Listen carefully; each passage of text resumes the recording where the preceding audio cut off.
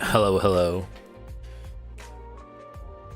I am gonna make some tea, and then we're gonna stream. I got some shit for you guys today. I hope you like shit. I like shit.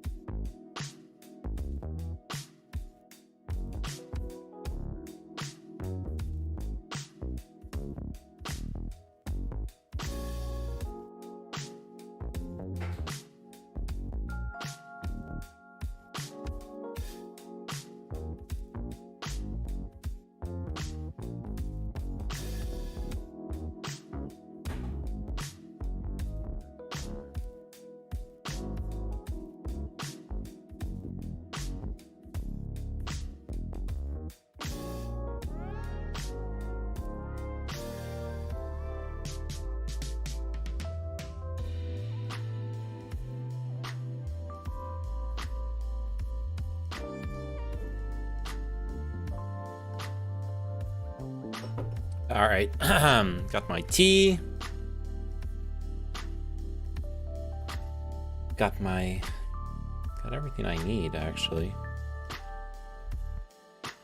Hello. How are you doing? What's up? Let's turn the camera a bit. Yeah, much better. Wow, wow. What's up? Tell me good things. Okay? I want to hear good things from you. Tell me everything's gonna be alright. Tell me that life is worth living. I think Anna is confused on the difference between soccer and football. Well, I can't really help you with that, especially since I know Anna doesn't actually watch me, so...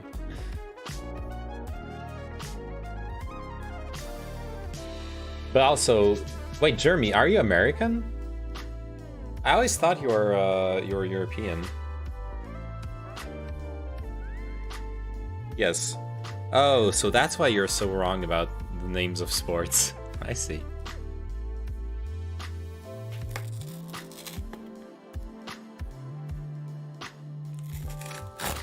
I see how it is.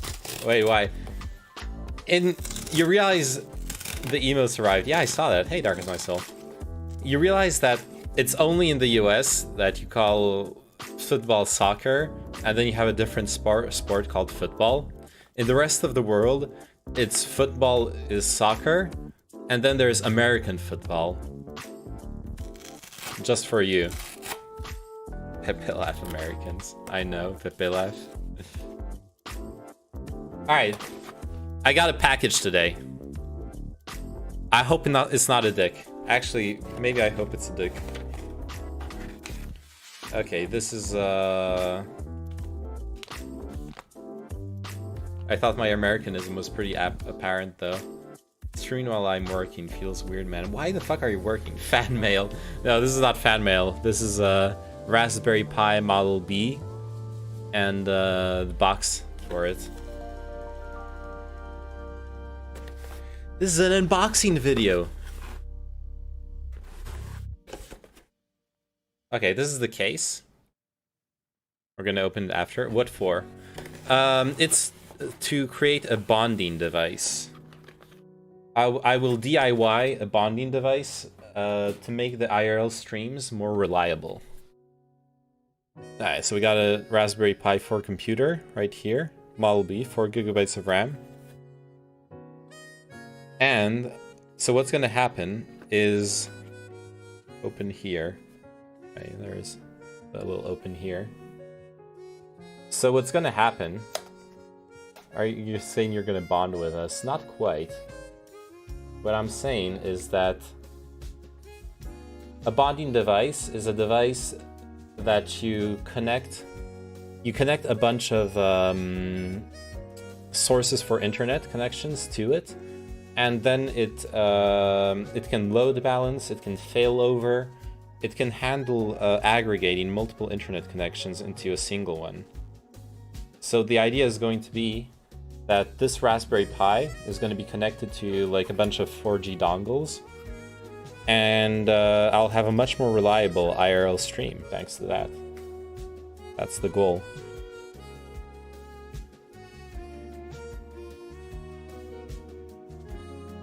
What the fuck are those instructions? Look at this.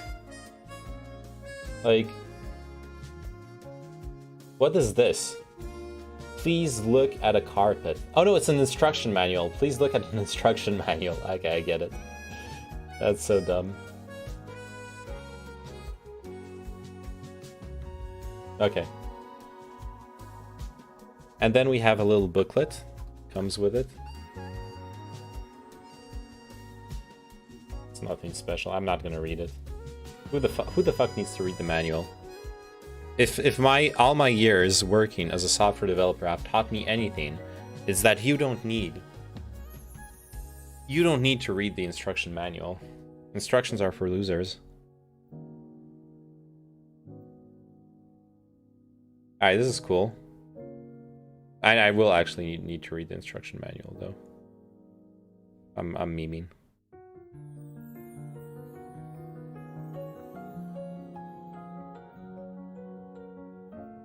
Look at this. Is this normal? There's like a bunch of plastic sticking out here. You see this? Underneath the audio jack? Is this normal? Ow, it looks weird to me. It's like scuffed. Ah, it's okay. It's a fucking $40 computer. Alright, let's unbox the case now. So I bought under the recommendation, I think it was Slugalisk who recommended this case to me.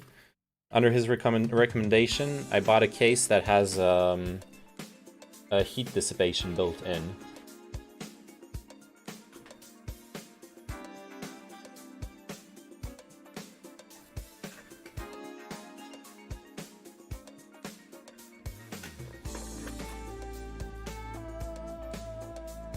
So it's nicely wrapped in this little whatever.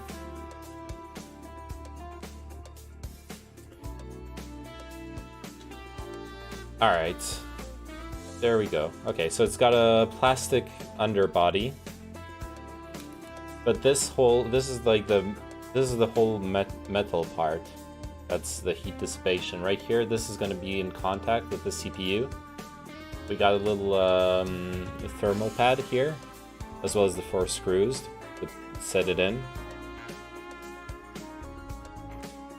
So just to make sure this all fits correctly.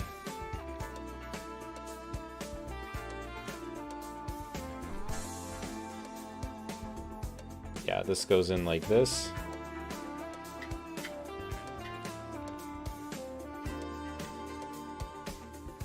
Yeah. And then if I close it, I should still have access to the...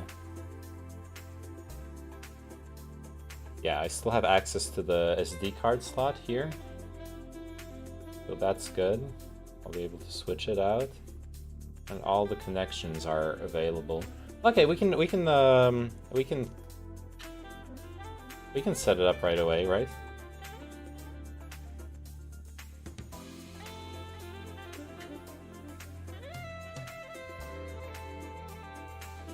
We can set it up right away. So I'm gonna take out the thermal pad.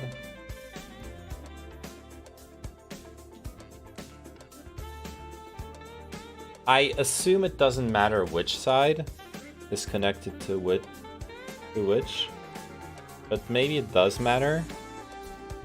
I mean, there's no instruction manual for this one, is there? Thermal pad and aluminum housing provide a built-in heatsink, which allows overclocking. Yeah, there's literally no indication on the box of what to do. Let me double check inside. There's no instructions, no. Alright, so let's assume the thermal pad, the direction of the thermal pad doesn't matter, right?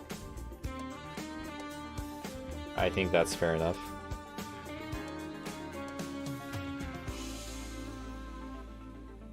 So, gotta remove one side of it. Here, gotta use my nails for this.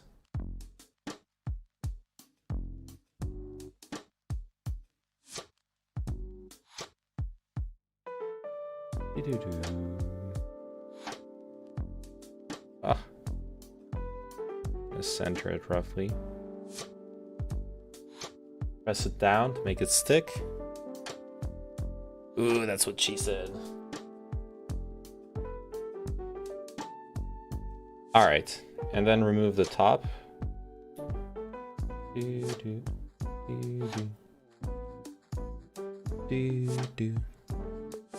And we just set it in, right?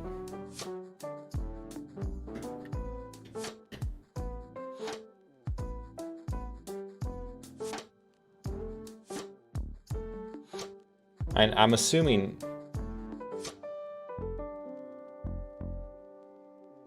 I hope it's like actually sticking to the... Let me use this, like, is this anti-static? I don't know if it's anti-static. I hope it is. Or let's just use paper. Paper doesn't conduct static discharge.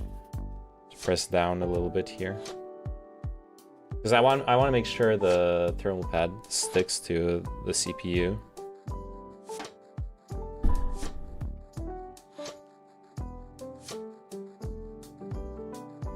All right.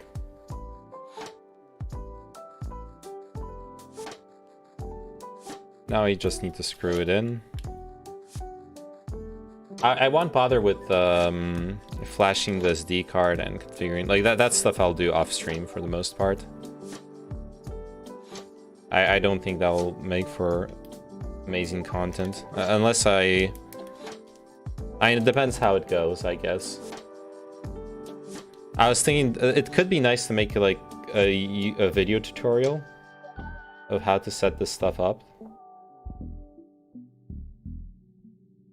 Maybe that would be a good thing to do. It could be useful for other streamers.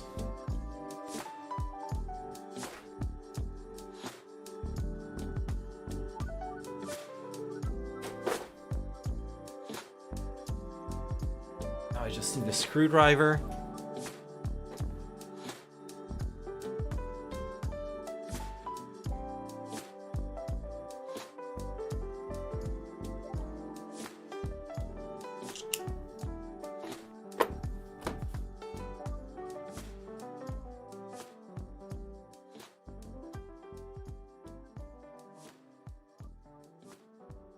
And there we go.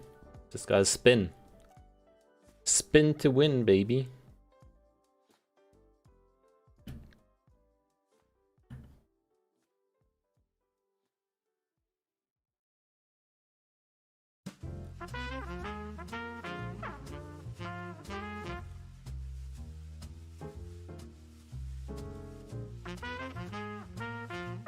Not gonna lie, this is pretty cool. Pretty happy to finally have gotten this. So I think I'll work on I'll start working on the bonding device tomorrow,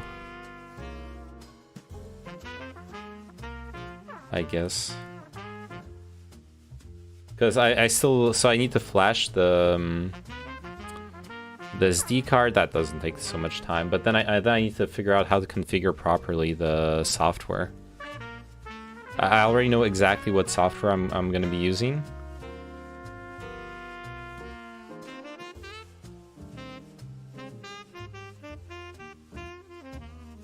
Which is Open MPTCP router with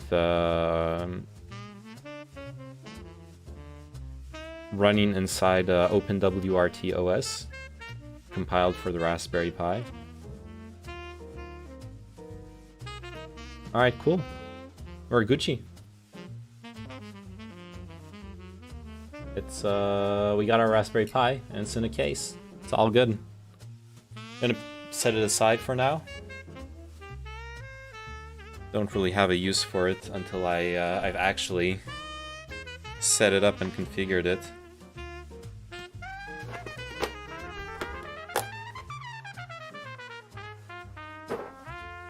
All right. Was that awesome? Look, it was awesome for me. I'm really stoked to have all this shit.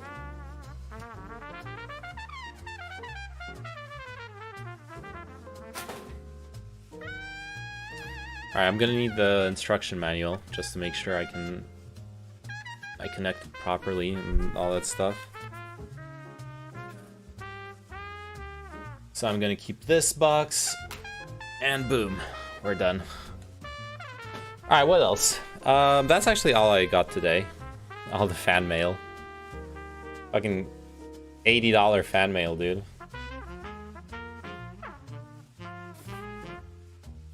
I thought fans were supposed to give me stuff.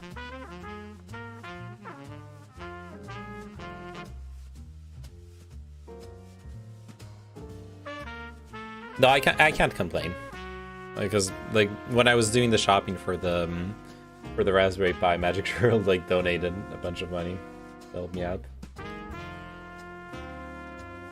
All right, that's done with the unboxing.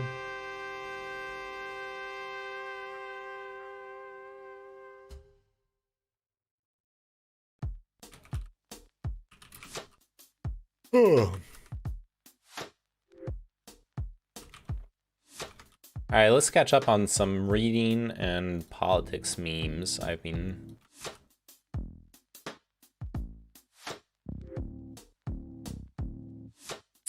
had. I was cleaning up my browser tabs earlier, and I noticed, oh nice, this is perfect. This is exactly what I wanted. I need to remember to verify the screen capture. I keep forgetting. Letting out the spaghetti.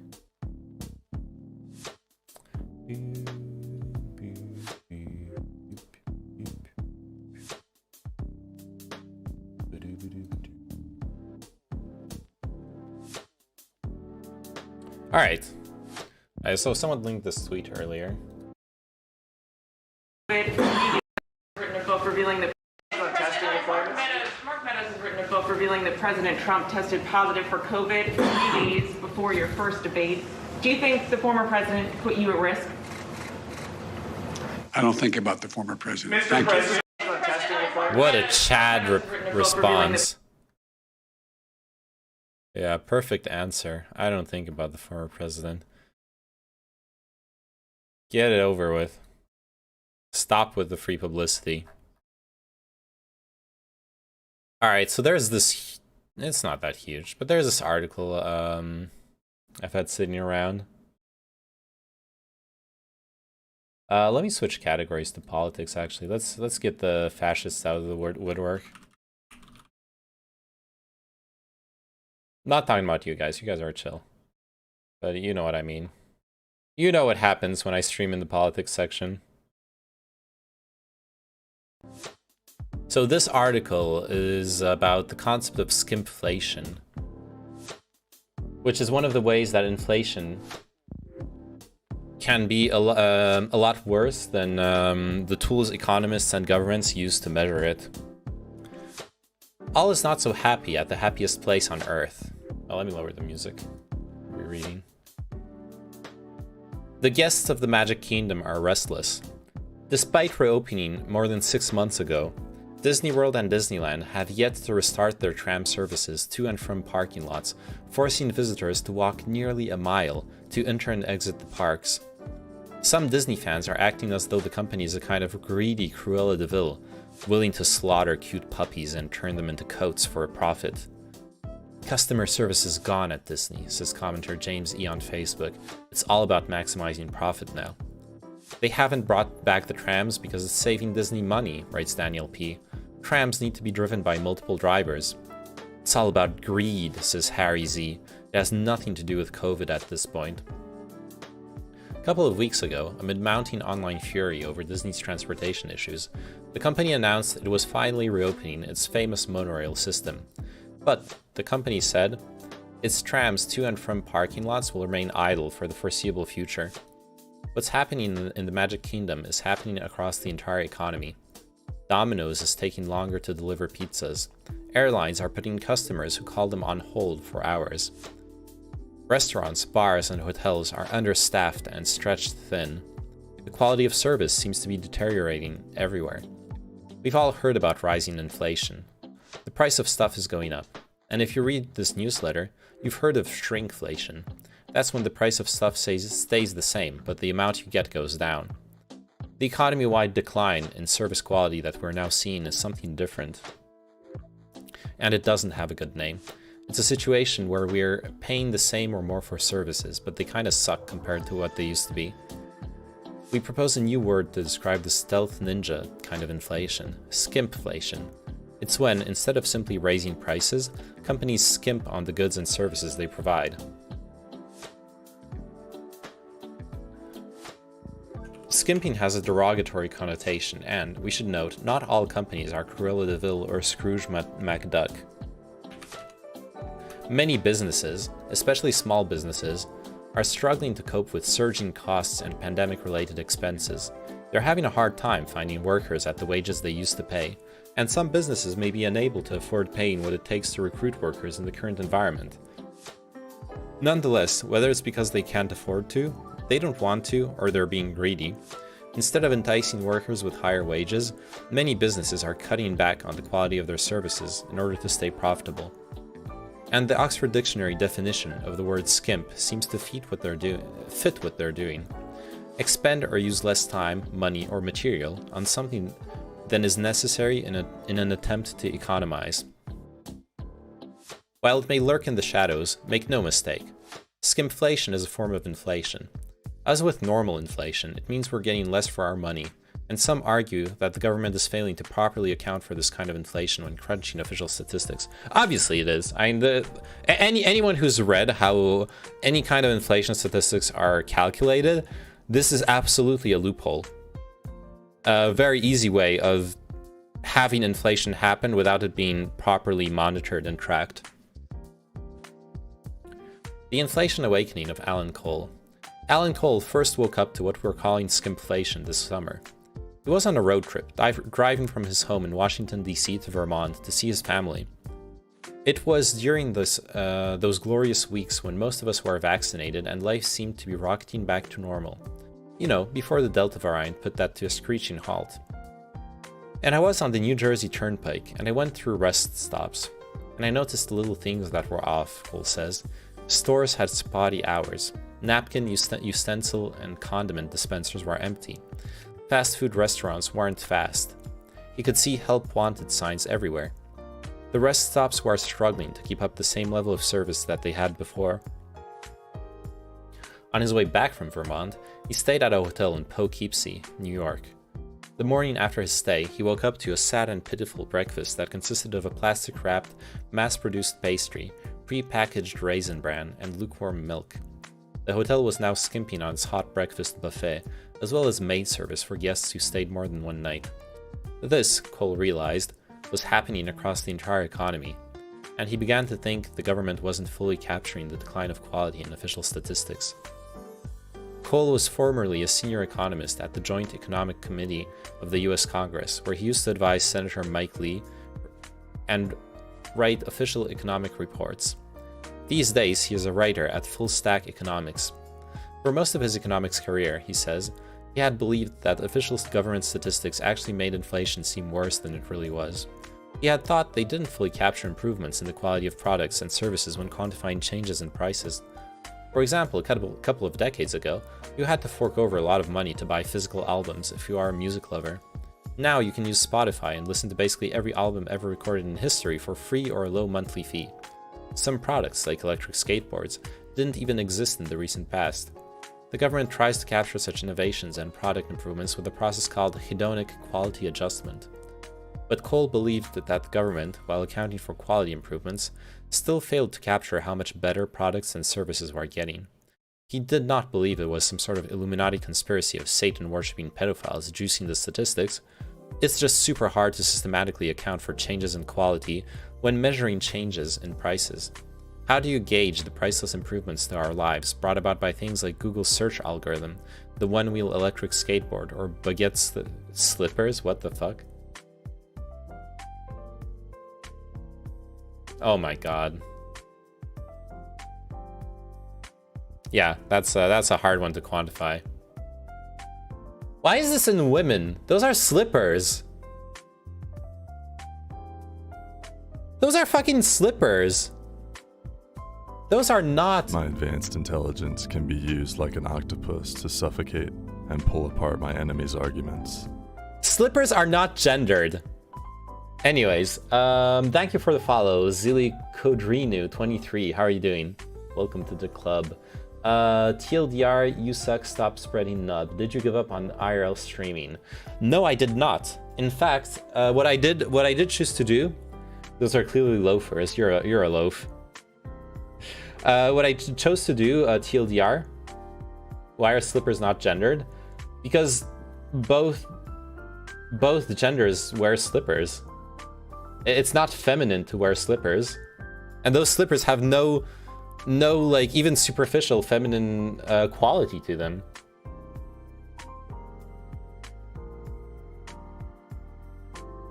Those could be my legs, you know?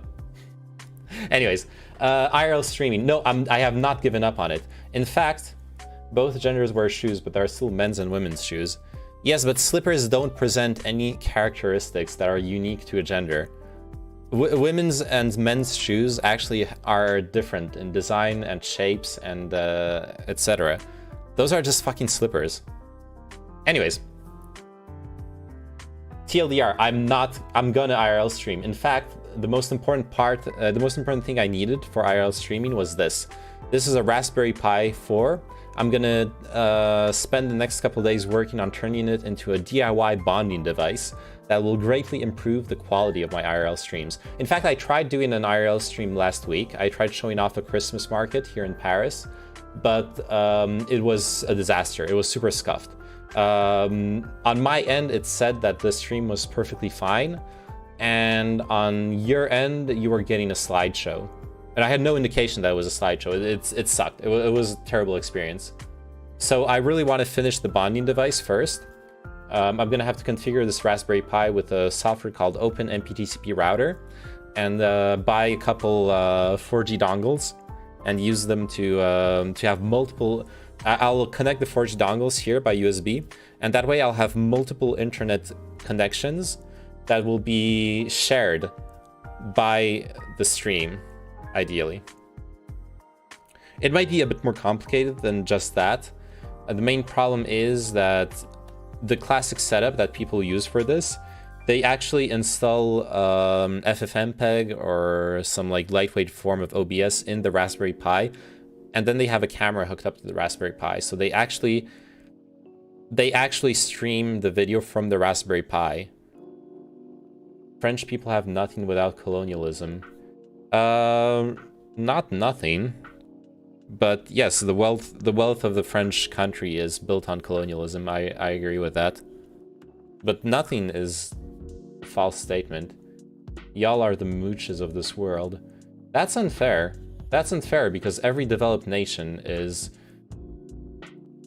Are you going to program the Raspberry Pi? Yeah. I'm going to use software that other people have developed already.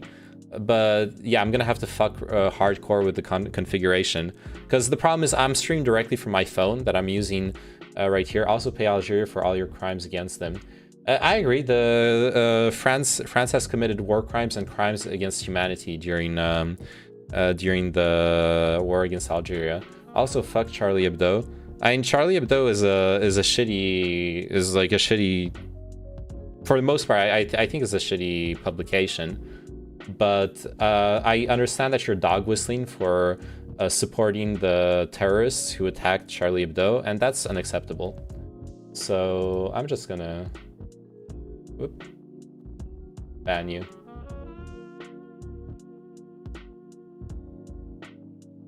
But yeah, France definitely is an example of a colonialist power that exploited a lot of huge parts of the world. By the way, are you fluent in French? Yeah, I'm fluent in French. I've studied all my life in France, even though I wasn't born here. So yeah, the Raspberry Pi. Yeah, I gotta program it, and the important part is I'm gonna have to figure out how to set it up so the Raspberry Pi acts as a proxy to my phone, right? Because my phone's gonna be streaming. I'm gonna have to connect my phone to like the Raspberry Pi's Wi-Fi or something. I'm not sure how I'm gonna do this. This might be. It might be a pain in the ass to configure. Or I'm gonna have to figure out some sort of software to stream the video from the phone, I guess. I don't know. It's gonna be a bit of an adventure. I'm not sure how I'm gonna be able to set it up.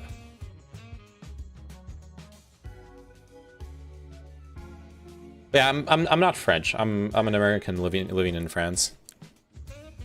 So I don't know what that guy was on about. He like wanted to trigger me or something.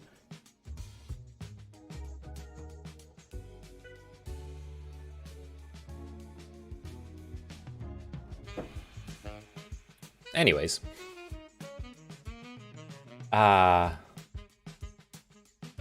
Dude, I feel so much better about streaming in the politics section now that I actually just ban people when they start going into some insanity.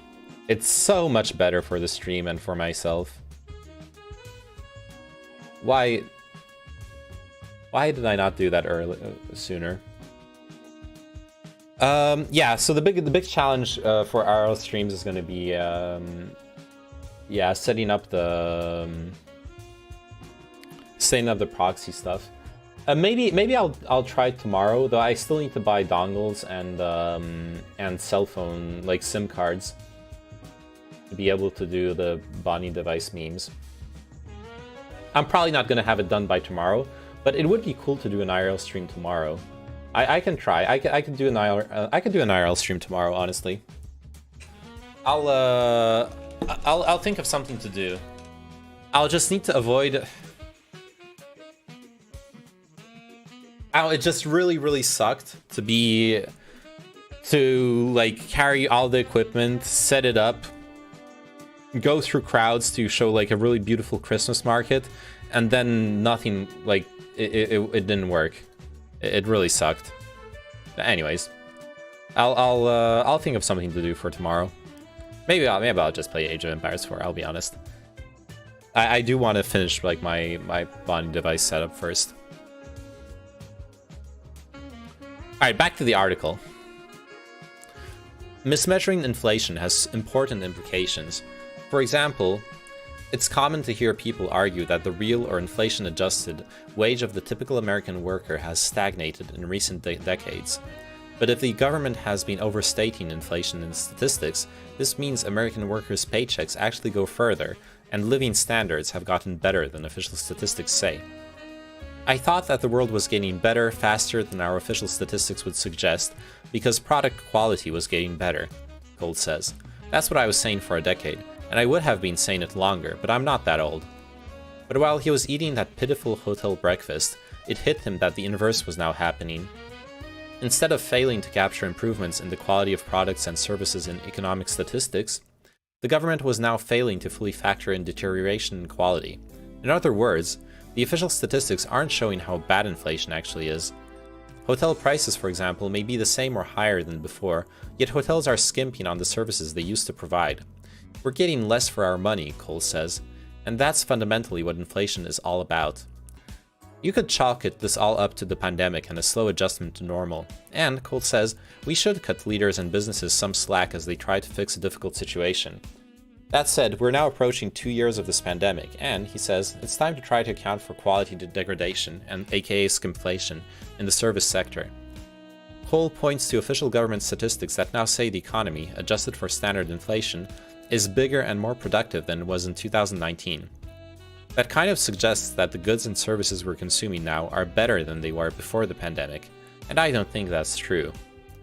Further apart, the Federal Reserve and the Treasury Department say the weird inflationary economy we're seeing right now is transitory. And they're probably right. We're just hoping that the visitors to Disneyland and everyone else irked by skimflation get their fairy tale ending soon. So, the one problem I have with this article is this is obviously hardcore anecdotal. We're hardcore in anecdotal land for this. The concept is interesting to think about, but I'd like to see a more methodical approach to measuring it.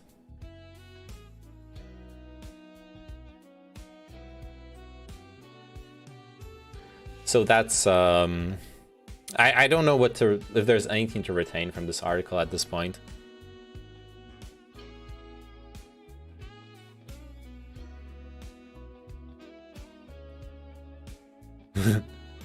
When the British go on a holiday anywhere in the world. Who would have thought, after all these years, I'd return to the scene of my greatest military disgrace as a tourist? Beans! Hey, Connor Quinn. How are you doing? I like beans too. Beans are pretty pog. It is generally thought that, in average, the largest amount that an ant could drink is about 35 microliters. Or is that picoliters? I don't remember anymore. Hello, good, how about you? I'm doing good. I'm chilling. Just reading some articles I've been putting off for later. Maybe gonna do some React content, or we're gonna hop into Age of Empires 4. I don't know yet. I really want to catch up on some reading and watching though, because I've been cleaning up my my browser tabs, and I noticed there was a lot of stuff I've been putting off for later. This is really cute. I know a lot of people get really weirded out by insects. I think most insects are cute, honestly, and this ant is absolutely being a cutie here, drinking the water and everything. How are you doing, Connor Quinn? Wait, I already asked you. That's why I said good. How about you? Fuck. Have you ever done that thing where you're like in the restaurant and the waiter's like, bon appetit, and you're like, you too. You know, when you just like reflexively say those fucking social norm type sentences that don't really have meaning, and then you say them like in the wrong context, and you're like, fuck. And to me, this is the same thing, right? I already asked you how are you, and you said good. How about you? And like, oh, someone asked me how I was, so I should ask them back. Hey, how are you? Just an infinite cycle of how are you? Good. And how are you? Good. How are you? Good. I was watching some Hearthstone the other day. He has this really funny series of videos. Is it Imba or do I suck? I've been really enjoying those. If you like StarCraft 2 or just whatchamacall RTS games in general, it's a pretty each time, yeah. Hey, Damdanet.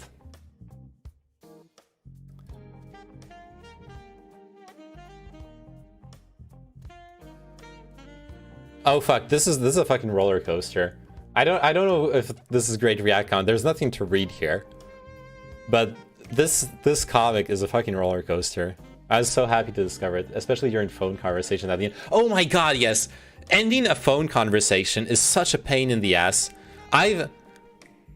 So what I've learned to do is once we're in that like situation where we the conversation is ending, but we both don't know when to hang up, I just hang up. I'm just like, well, okay, bye, and I hang up. And then I realize like I leave a bit of time for the other person to say bye, but I've like hung up on my mom, where it's like, okay, bye, beep. And I'm like, fuck. Did I just hang up on my mom? And I like write her, oh shit, I'm sorry, I didn't want to hang up, I didn't want to like cut you off or hang up on you. And I mean, social small talk things like that are good because it creates a calmer atmosphere. Otherwise, we'd be staring at each other awkwardly. Absolutely. It makes me cringe when I hear people do that thing of like, oh, I hate small talk, you know? Oh, well, really? We're gonna talk about the weather now? We're gonna talk about food? Come on, let's talk about real things. And it's like, dude. Society needs some lubrication. Social interactions need some lubrication. If you want every single second of every interaction to be deep and meaningful, then you're gonna either go insane or you're never gonna have any social interactions. You can't uphold social interactions to that kind of standard. If anything, you reach that moment where you actually have deep and meaningful conversations by first going through the more superficial ones. And there's nothing wrong with being superficial. There's nothing wrong with talking about the weather. That's something we all share. Bonding with other human beings, in my opinion, is really based off of what we have in common. Not based off like figuring out some differences or having a deep like philosophical debate.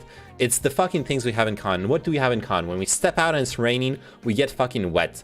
When we're hungry, we all have to eat or we're gonna die. Like, those are like the basic shit that we all need to go through. Weather, food, work for the most part.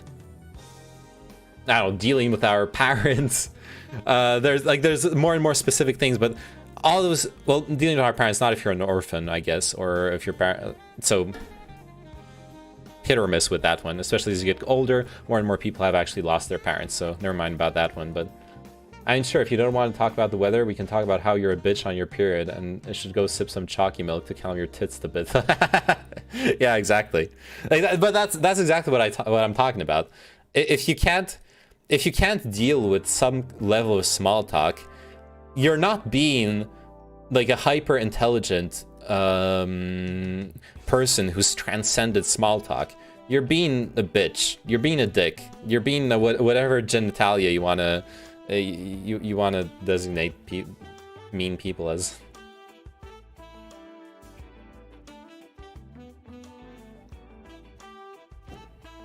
Hey, go up. This is a really fun comic. Everyone knows the meme of the lady yelling at the cat. I'm autistic and bad at small talk. You're a bitch. I am a bitch. You're being insert genitalia. Yes. Gotta keep it gender neutral, you know? Luhi, I don't know. Honestly, I don't know if I'm autistic or not. My brother thinks I'm like slightly on the spectrum, not very strongly, but just like slightly. The reason I'm mentioning that is because I found coping mechanisms concerning social behavior. The story I have on this subject, I'll just go full screen. The story I have on this subject is when I was a young teenager, like 13, 14. I basically realized that I felt uncomfortable looking at people in the eyes. Your being a genital is completely gender neutral. True. That's fine, but if you can't say hello, then even that's small. Yeah, just saying hello, a greeting. A greeting has no meaning other than having someone acknowledge that you're talking to them. It's basically small talk. It's the start of the small talk. Anyways, I was unable to like look people in the eyes, and what I said earlier about the being like an edgelord who thinks that small talk is shitty, I was that too. I was like a teenager who thought they were way more intelligent than they actually are. I'm sure many people can relate to that, thinking back to their like cringe teenage years. I realized that so I read stuff on the internet about social interactions, and I saw that people are saying that if you don't look people in the eyes, then that's bad for empathizing. That's going to actually limit, make people feel weird about you. So what followed that discovery was I spent a year, whenever I would talk to anyone, I would force myself to just look them straight in the eyes. Like, I would blink, but that would be it. I would just look at you the whole fucking time, the entire convo. I didn't realize eye contact was a thing until my 20s. Yeah, I feel you. I feel you. Like, I realized early because just because I was reading stuff on the internet, honestly. I didn't realize because I realized I was making people uncomfortable. I realized because I read people like having guides about social interaction. So for a year, I was just like looking at people in the eyes like this. And then I realized, since I was paying attention to their reactions, I realized, oh shit, I'm making them uncomfortable. I'm looking too much. So then I learned to like do it less and have pauses, etc. For the most part, it was a very conscious, active thing. So like we would be talking, but I would be thinking like, okay, I just spent 30 seconds looking at them. Let's look away. Let's talk a bit while looking like at the street, and then look at them again. I was making those decisions consciously. But what's amazing with the human brain is that when you practice something, it becomes unconscious. Even when you practice it as a teenager, as an adult, you can still make it so it's no longer in the forefront of your consciousness. So after a year, 2 years of consciously thinking about eye contact and trying to understand and like thinking about how to balance it, at some point it stopped being a conscious process. I would just talk to people and it would be natural. Sometimes I would make eye contact, sometimes I would not make eye contact. It depends a lot on the level of intimacy as well. And I feel like I learned to do eye contact. It started off very artificially, with a very conscious effort of like calculating effort, I would even want to say. But the reason I'm telling this story is because you can actually do that too, right? No matter how autistic you are, no matter where you are on the spectrum, you can learn to, and it starts off by, you can fake it until you make it. You know that expression, fake it until you make it? You can start off by learning, like, kind of artificially, like what things make people comfortably. And I could be in pain and like breathing, like spitting my lungs out. Thank you so much for the follow, Luffy. So you can learn artificially, but if you keep on practicing, if you stick to it, you keep on practicing, and I could be in pain and like thanks so much for the follow. Spitting my lungs out. If you keep on practicing, it will become a reflex. You will at some point, it might take a year, it might take 2 years, it might take a while, but at some point you will be just as comfortable as like other awkward ass non-autistic people. Yo, thanks for the like, Kyle.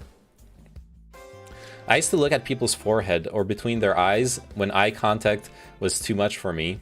A trick like another. That's a good trick too. If you feel overwhelmed by eye contact, but you want them to feel like you're looking at them, that's a really good trick, Damdenet. Absolutely. Let's get this man's affiliate, lol. I've qualified for affiliate a year ago, honestly. I choose not to go affiliate for a very simple reason. It's because affiliate means I allow Twitch to put pre-roll ads on my stream, and I still don't think that it's worth it. The problem I have with that is basic marketing statistics.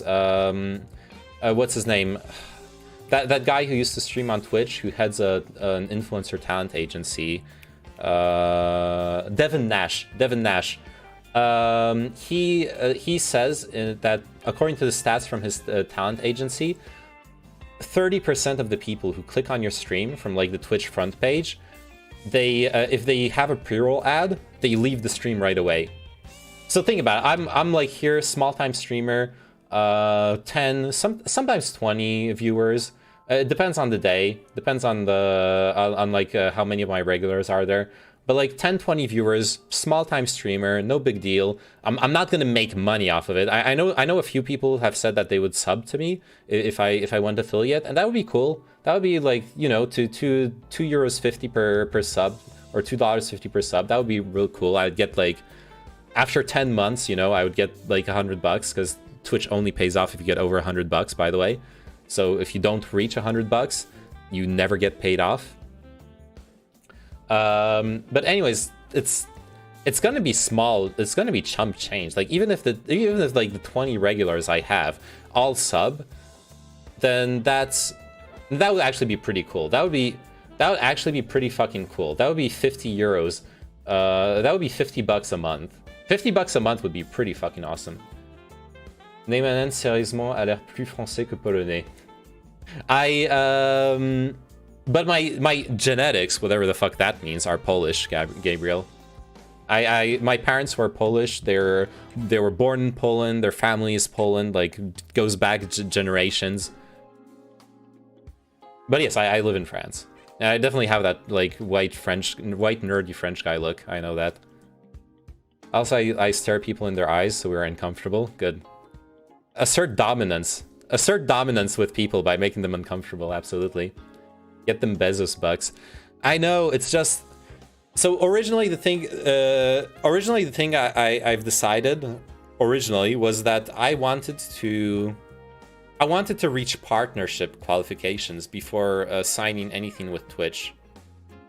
Because like partnership qualifications, what if I get like 80 viewers average, 80 plus viewers average, then it's much more realistic to think about, okay, I might be getting like 20, 30 subs a month.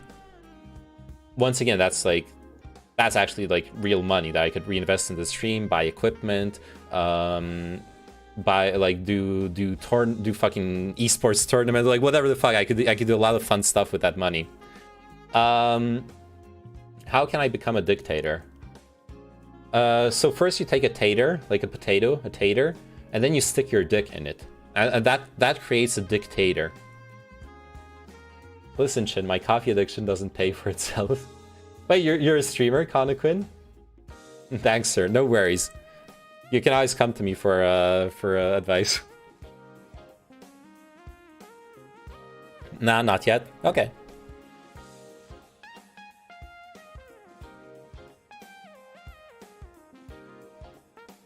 Ah, fuck. I just lost my train of thought. What were we talking about?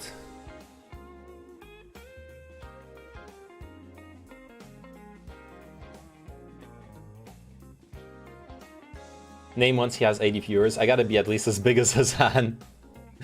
What tea today, main? It's just green tea. It's nice little green tea. I want to, but I'm not good with software and shit. Hardware, no problem. Yo, OBS is not that hard to use, honestly. Like the real difficulty with streaming is not the software. Like you can mess around with it for a couple hours and figure out what you need to figure out. The real difficulty with streaming is finding viewers. I mean, seriously, I'm so fucking grateful that I have the viewers I have, and that I'm not stuck in like 0 to 3 viewers land where you're like just talking to yourself and kind of like. And like in the back of your mind, you have that voice being like, what the fuck are you doing with your life? You're sitting here talking to yourself, playing fucking League. Like, what the fuck's wrong with you? At least I like what I really enjoy with streaming is the interaction, and we can like talk and chat and go back and forth, and yeah. Ever had red tea, rooibos? Yes, I love red tea. I love rooibos. Absolutely. That shit stank. I've been on that green tea tip, mostly because that's all I have at home. It's I haven't gone shopping in a bit. But yeah, about eye contact and autism, I think I've said all I had to say on that subject. Ever had Barry's tea? No. What is that? I'm gonna Google that.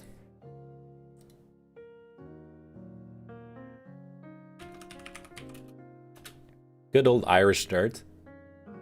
Barry's Tea is an Irish tea company founded in 1901 by James J. Barry in Cork.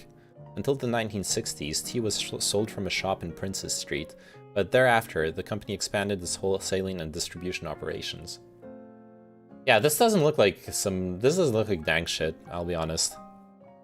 It's probably okay, but you saying that it's, you see it as Irish dirt probably makes me feel like, probably makes me think that it's not that good, right? Kuzmi is awesome. Kuzmi is really good, yeah. It's kind of like expensive and fancy, but it's really, really good. Tetley or 8 o'clock. Yeah, those are basic. It's leaded as fuck. Nah, it's good. Okay.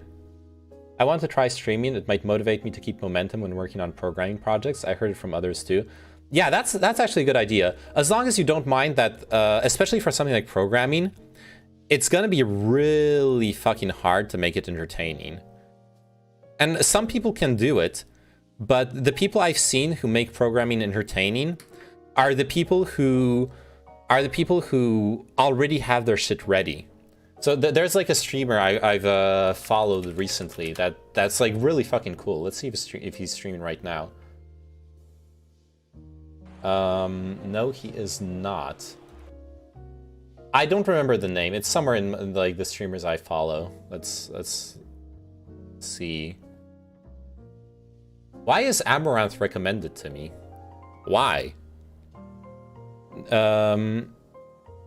But what if we're just all fake name? Did you ever consider that? We live in a simulation. Elon Musk, Milfcoin, Sasibaka. Good one. If you like a dark tea, it's great. Okay. Yeah, I like dark tea. I mean, it depends on the mood, right? Sometimes you're in the mood for a lighter tea. Sometimes you're in the mood for a darker tea.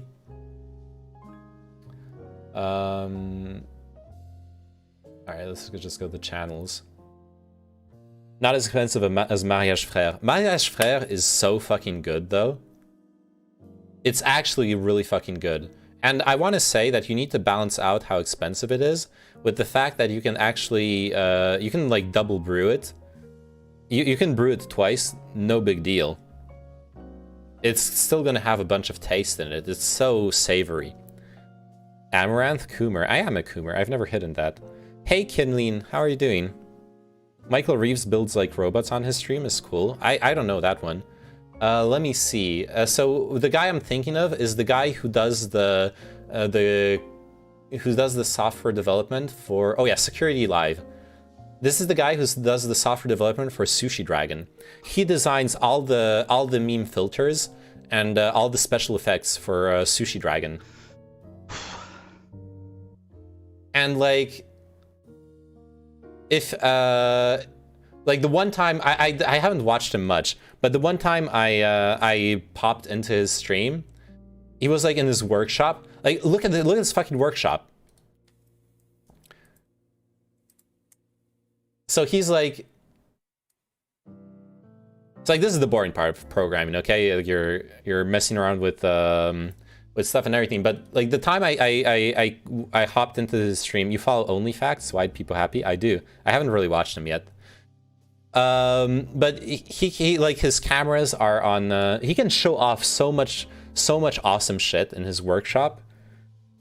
Because that's the problem, that's the fundamental problem. I could masturbate, and I could be in pain and like breathing, like spitting my lungs out. Thanks a lot for the follow, Kinlean. Love you, buddy. Programming is fun. Actually, it is fun. It is also super painful. It's simultaneously really fun and fulfilling and amazing when you've put in work, and to see the product of your work, to see something like actually function and do what you aspire to accomplish. And it's also an activity that'll make you want to Minecraft yourself every time you're pursuing a fucking stupid ass bug and Like you spend hours and hours reading documentation, trying random shit. It's oh my god, fucking hate it, and I love it. Sushi Dragon is next level, absolutely. Kind of fell off though. I remember like his peak viewership was a long time ago.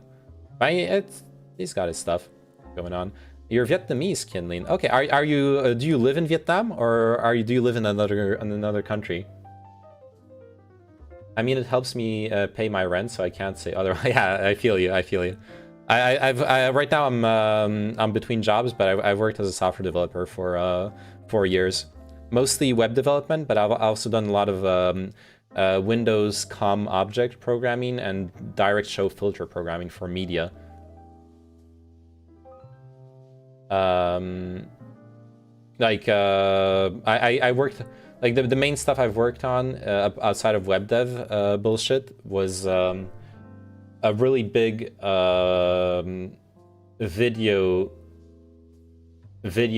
not editing but video processing software for with like filters and synchronizing stuff.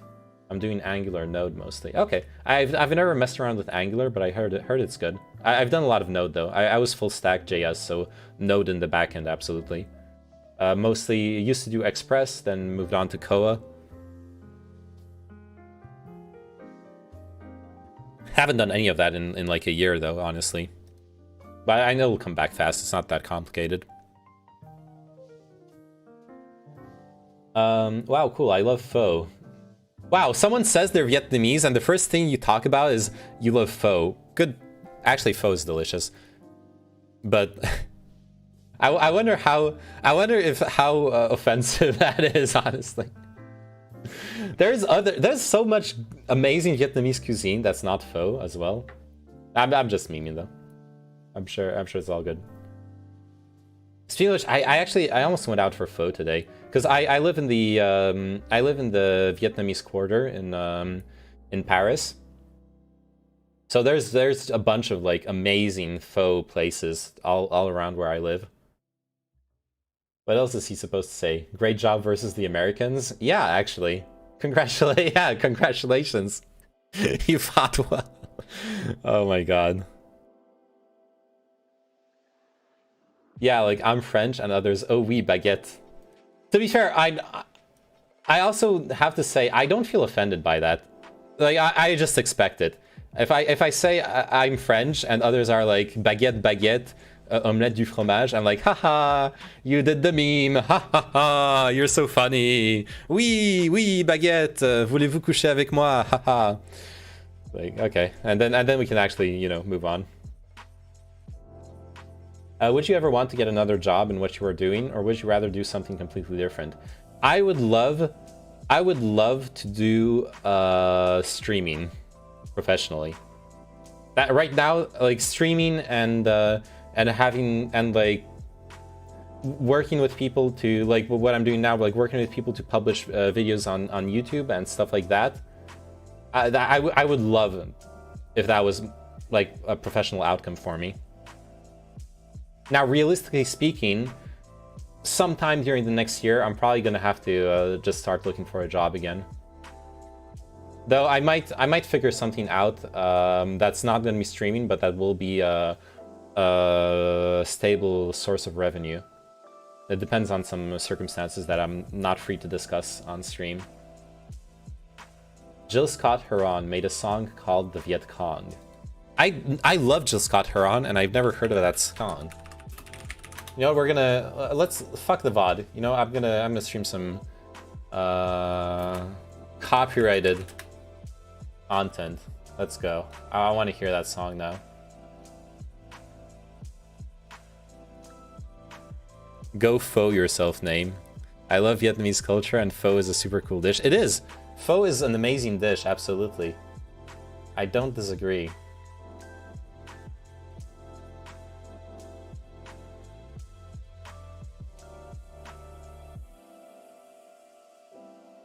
Sex work? No. What the fuck? Employers should be required by law to post salaries and job applications for every single job, period, no exceptions. It is ridiculous that we're still going through weeks of interviews only to find out what our salaries might be in the end. Transparency is key. If no one's applying because the salary is too low to live off, then they need to increase the salary. If they can't, and they can, don't let them fool you, then they're a company that doesn't deserve to exist. I 100% agree, yeah. Honestly, to be fair though, if the company it doesn't post a salary, that's a question you got to ask right away. Right off the bat, you're like, "Hey, what's going to be the salary range for this job?" Because I can't spend hours pursuing the like interviews and tests and whatever if I don't know what the pay is going to be. Just get a remote job and have Geheimtjog do all the work. I don't think I would be able to do a job Neyman would get hired for. Yeah, Geheimtjog and mine specialties are actually different. So, like, I would be incapable of doing what Geheimtjog does. I would need to do like a shit ton of research and studying and work for probably like at least 6 months to be able to be like a junior in what Geheimtjog does. Because he's in like a super specialized shit. Yeah, compilers and language design, which I know very little about. All I know is that book he recommended me, the Dragon book, and I read it and I worked a bit on it. Even I can't do the job I'm doing, but so far nobody has realized that. Yo, look, shut up with your imposter syndrome. That's the bullshit that every software developer tells themselves. And they still do their job, so like, fuck off. Is Geheimtjog capable of doing your job? I mean, with enough... That's the thing also with software developers. Software developers always never know what the fuck they're doing. You always learn stuff as you're going through it. I've never been put on a project where I knew all the technologies and I knew all of the problems, how to resolve the problems that I was going to deal with. I've never had that experience of being put on a project and being like, okay, I know how to solve all of this. I just not need to implement it. Every single project, I had to spend at least a week, 2 weeks, 3 weeks reading documentation, doing tutorials, researching on Stack Overflow and in forums, running into plenty of unexpected problems and learning to deal with them, etc., etc., etc. Every single time. I believe that's the experience of all software developers at this point. Do you know what the word video means in your bio, apart from video games? It just means video games. I guess it depends on how big of a project you're getting. Yeah, sure, if it's a huge project, obviously once you're onboarded, once you're familiar with the technologies, then it's a different thing. It's a Sanskrit Hindi word for knowledge. Really? Oh, vidya. Ooh, that's fucking awesome, Etern Viking. I didn't know that. Thank you so much for teaching me that. I love languages. I love etymology. I love learning stuff like that. Thank you so much. I'm actually really grateful for that. Collect drones and start a delivery service. I would fucking love to mess around with drones. Drones are so fucking cool. Why are you able to find Yohimbe? I'm not sure what Yohimbe is. Kat is coming here in December. Maybe she can teach me about IRL streaming. Actually, Kat is dropping by here too in next week. Yeah, next week Kat is gonna drop by here too, and we're gonna IRL stream as well. I need to finish my bonding device by then. That would be really cool. You studied Sanskrit in school. That's fucking awesome. Why did you study Sanskrit? Are you Indian, or what, are you like into archaeology or history? I'm really curious.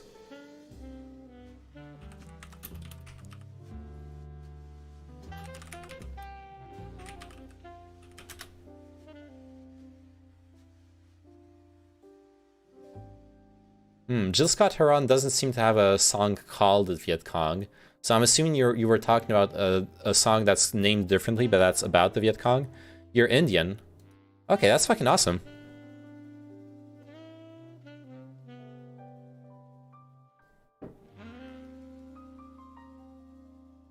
I mean, you must be really good at like Hindu then, right? Because I imagine herbal erection stimulant. Oh yeah, I remember you were telling me about that. Yes. No, I didn't look it up. For now, what I did is I interrupted the antidepressants I was taking to make sure that that was where the side effect was coming from. And I'm gonna start taking them again because they actually improve my quality of life quite a bit. So I'm gonna start taking them again, but I was also taking a second medication, so I'll see if it was like the combination of both medications or something. Possibly I'm not gonna have like erectile dysfunction with just the antidepressants. I'll see how it works out. Am I allowed to say that I like Indian curry after my comment about pho? Yes, I allow you to. I fucking love Indian food. Indian food is one of my favorite cuisines in the entire world. Hindu is a religion, Hindi is the language. Oh shit, sorry. Sorry, I got them confused. Etern Viking, my bad. Yeah, I meant Hindi. Yeah, Hindu like Hinduism. It makes sense. I'm being dumb.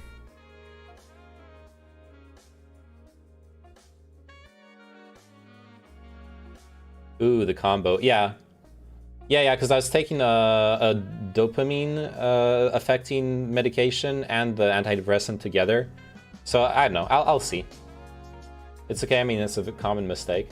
Yeah, I imagine it is. And yeah, mistakes are no big deal, of course. Do I want to read this? My worst public speaking experience.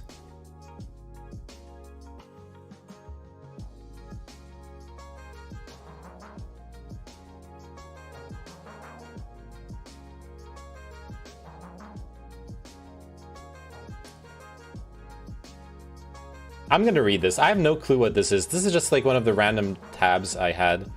Bed early, estrogen up, dong up. I know, Kino. I know, but I can't go to bed early. It doesn't work with my streaming schedule. It just really doesn't work. I really like right now, it's 9 p.m. I'm gonna stream for another like 3-4 hours at least. This is the stream schedule I like, and this is the streaming schedule that works for my audience as well.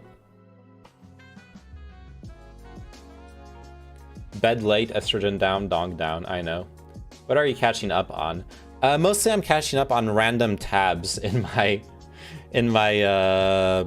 browser.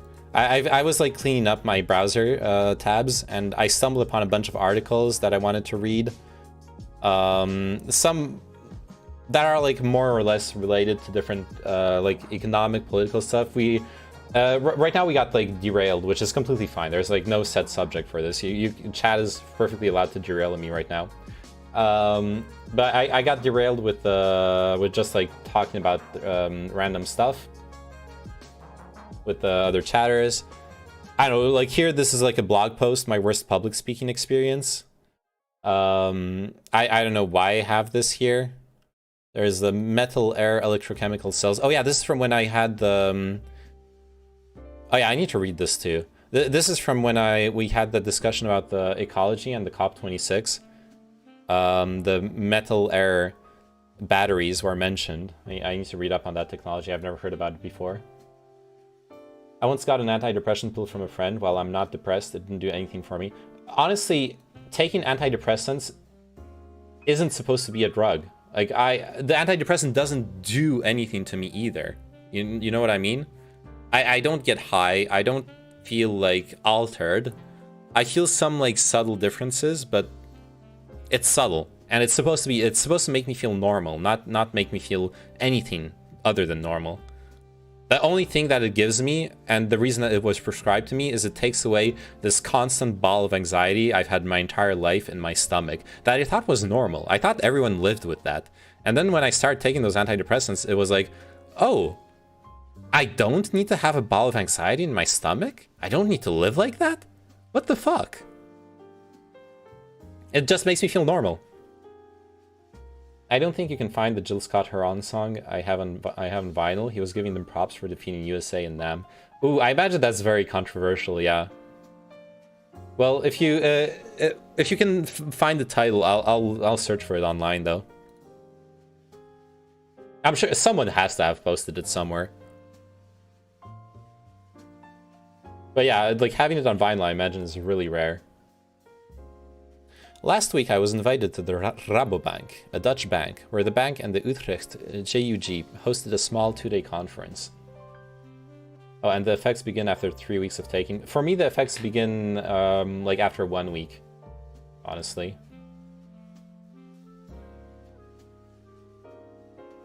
Yeah, honestly, after like 1-2 weeks, I had the effects.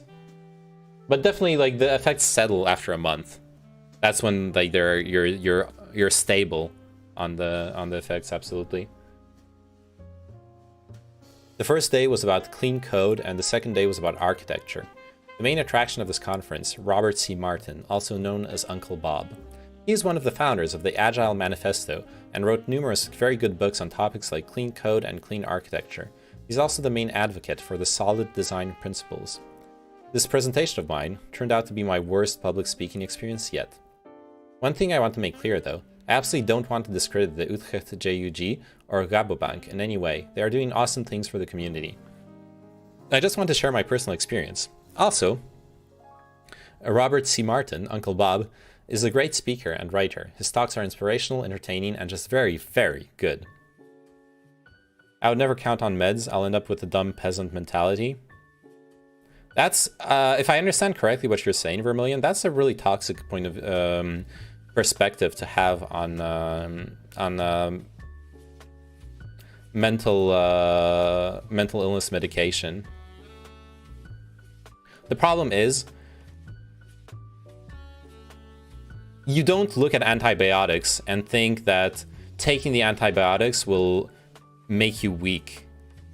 That would be really fucking stupid. So it's just as stupid to look at illnesses that can be helped, compensated, assisted, whatever it is, with medication, and be like, I don't need that. No one should take antidepressants. It's fucking dumb. And honestly, it's toxic. Like you're creating shame for yourself in case if you ever need those kinds of medication, you're less likely to take it to pursue the medication properly, and you'll also make people feel ashamed around you when you spread those kinds of ideas, and make them less disincentivize them from seeking out the help that they need. There's nothing wrong with getting help. No one resolves problems by themselves. It goes, sure, he was a strong man. The Viet Cong might have won the war. Okay. Pronouncing Dutch stuff, lol. Am I pronouncing it well or not? Shalom. Shalom, 3-3. How are you doing? Shalom Shabbat. I don't know. I don't know any Hebrew. Okay, my grandma speaks Hebrew, but I don't. Fun fact: we Indians, basically the whole Indian continent, are eating curry for the last 4,000 years. I don't know if we're boring or just our curry is actually that good to last for such a long time. But there's so many different curries. There's such a variety. Like people say curry, but there's so many different curries. Like South Indian, North Indian curries are different, and then within the South Indian and North Indian cuisines, you have like different kinds of curries.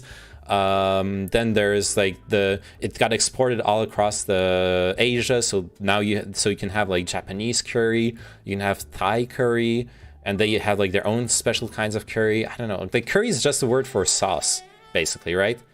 And there's nothing boring with being like, I eat all my food with sauce, because there's a million different sauces you can eat it with.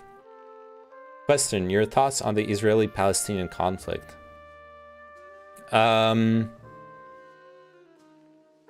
They're ambiguous. It's like hummus. Yeah, absolutely. I fucking love hummus. God, I want to go to a hummus bar again. So, right, you're looking at a situation that was created by neither the Jewish communities nor the Arab communities because of colonial interests. So that's how it starts off. And then you have the issue, continents aren't determined by their tectonic plates, come on. And then you have the issue of dealing with what's the... where do we go from where we're now, right? Israel, on the one hand, I believe Netanyahu is at best adjacent to religious extremism and supremacy. If he doesn't actually believe in it, he constantly dog whistles the superiority of the Jewish people in Israel, and I think he would like to turn Israel into a religious state, which is really fucking cringe and terrible. I forgot the name for it. When you have the settlers encroaching in Gaza and stuff like that is very, very ugly, and the Israeli government needs to do more to stop them from settling in the first place. Now, on the other hand, Hamas is a terrorist organization. I'll say they do fight for Palestinian freedom, but they also strike at civilians. They are ready to accomplish their means through terror, through inhumane actions, and that is I cannot side with them either. Is Israel an ethno state in your opinion? No, it isn't. But there was that moment where I believe intelligence can be used like an octopus to suffocate and pull apart my enemy's arguments. Thanks for the follow, Etern Viking. There was that moment where I believe that Netanyahu was maybe going to take Israel into an ethno state or like a religious state direction. It's when he changed the phrasing in the Israeli constitution. Let me look it up again, because that was like 3-4 years ago already. Israel Constitution rephrasing. Let me look at like...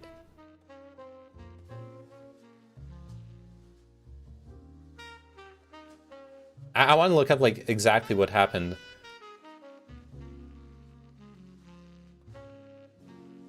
Oh, those are recent articles. Apparently there's a constitutional crisis. That's not what I was thinking of.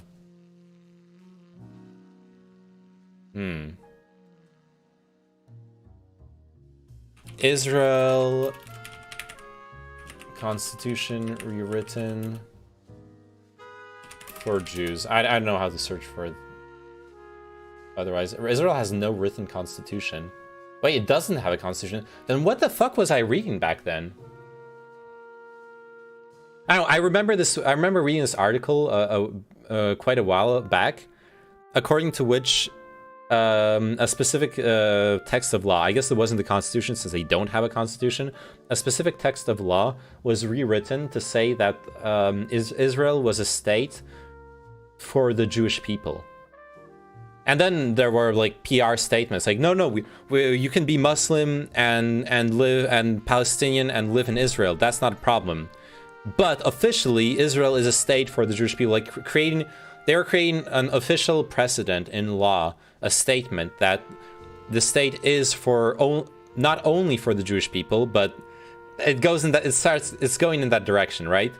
The way we Westerners think of democracy is based on very specific ideas, and one of them is neutrality as far as freedom of religion and is concerned, and obviously neutrality as in regards to any kind of ethnicities, etc. Those are things that we expect from democracies. So to see Israel go in the opposite direction was very worrying. I don't know where it went after that. It was just a symbolic gesture and it stopped at that for the most part. I do also know that there are members of Netanyahu's party that have some very, very, very worrying public statements. There was this statement from a few years ago, maybe even like 10 years ago, during Netanyahu's during elections. One of Netanyahu's party members was speaking publicly. They were speaking in Hebrew, but there was a video with a translation of it, where they were basically saying, speaking of East African workers that migrated to Israel in order to, well, work, more or less legally or illegally. So the Netanyahu's party member was saying, we will put those illegal immigrants in trains. They're all like black people. We'll put them in trains and carry them away to camps. I'm looking at that, I'm listening to it, I'm like, what the fuck? Do you have any fucking awareness of what your people have been through? And then you turn around, even if the camps are fucking flowers and sunshine, and we both know they aren't, why the fuck would you say that? Why the flying fuck would you say that as a Jewish Israeli politician? It might not have a constitution, but it probably has a document that's pretty much along those lines, like the Magna Carta for the English. Yeah, probably. I think the reason for India being a subcontinent is basically it has every physical feature for it. It covers an expansive area of land that includes the Himalayan region in the north, the Gangetic Plain, as well as the Plateau region in the south. And honestly, I don't know, it's always weirded me out that Europe is considered a continent and Asia is considered a separate continent. When, like, if a continent is just a large landmass that's connected, then it's the Eurasian continent or the Asiopian continent, whatever the fuck you want to call it. You in India and me in France, we're living on the same continent by that definition. But for some reason, there's this arbitrary line that's drawn somewhere in Western Russia. That's like, okay, that's where Europe stops. Would you be in the European Union with China? Well, considering the European Union has standards for Western-style democracy, China would not be able to join it even if they wanted to. The Eurasian Union, yeah, I guess you would have to rename it. Unironically, though, I mean, imagine a Eurasian Union where we like take in countries like Iran, Vietnam. The Philippines are being a bit weird in recent years, so maybe not them. South Korea. Japan, maybe.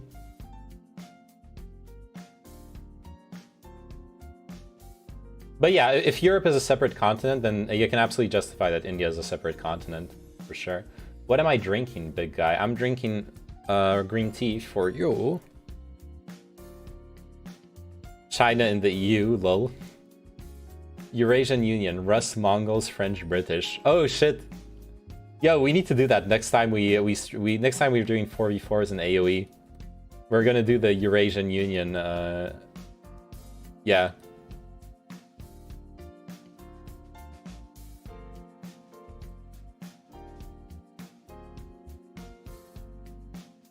Alright, do we finish reading this?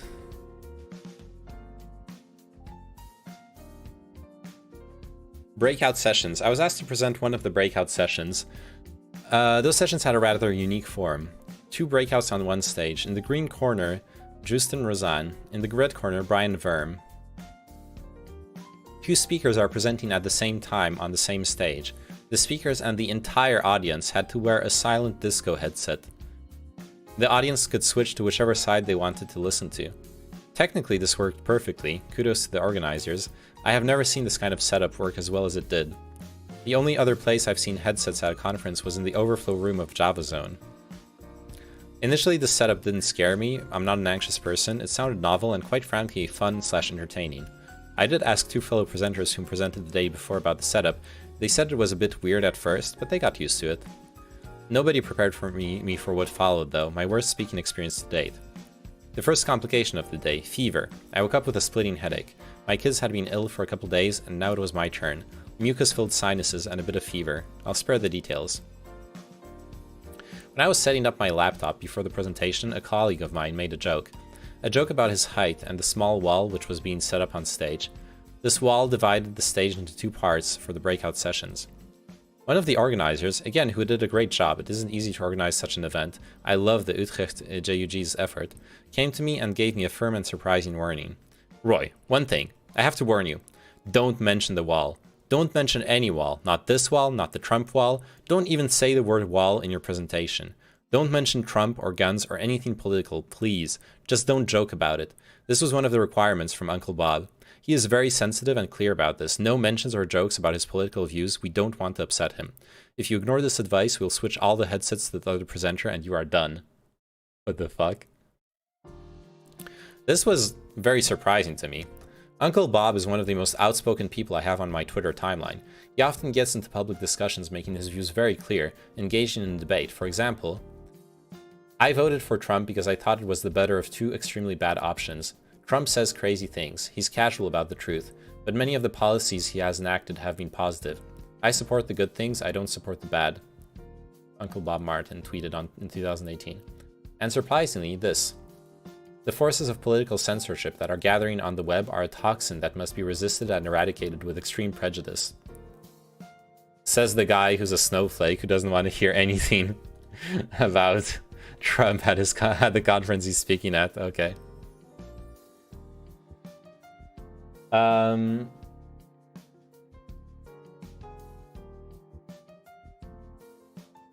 So countries within the Caucasus have applied for European membership. Go off the Ural Mountains, Kazakhstan is European. Most people would consider Kazakhstan Asian, but yeah, you could argue that.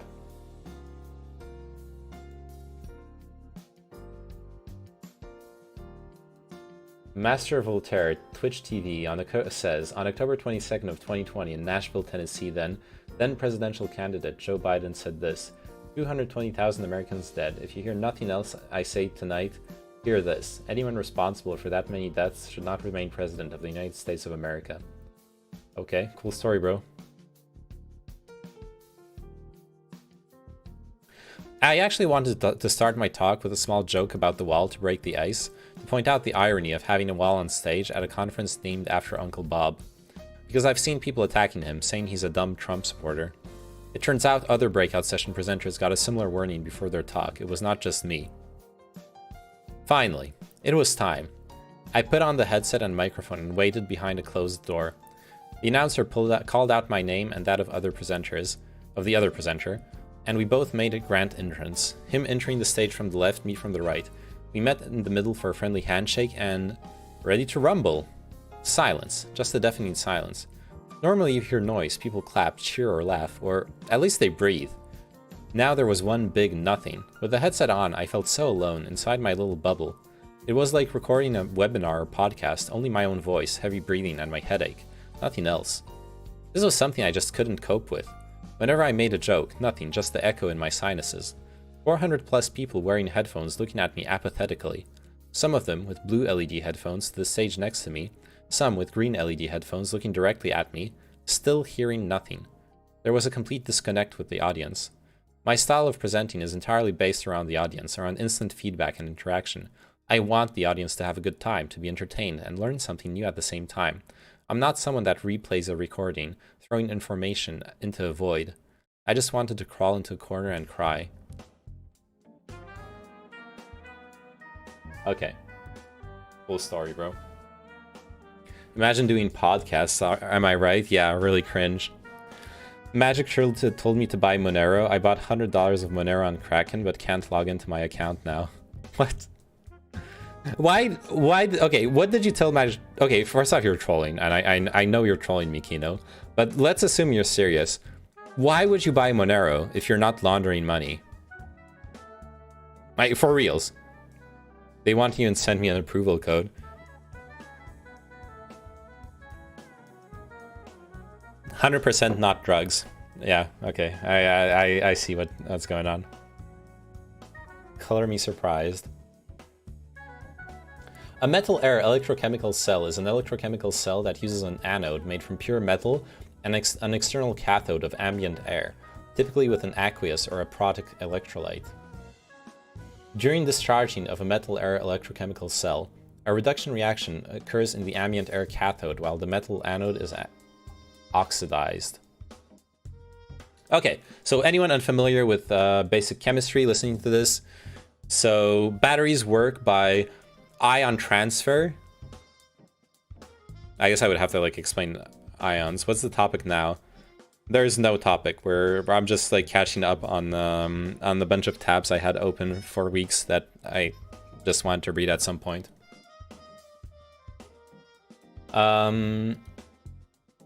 Yeah.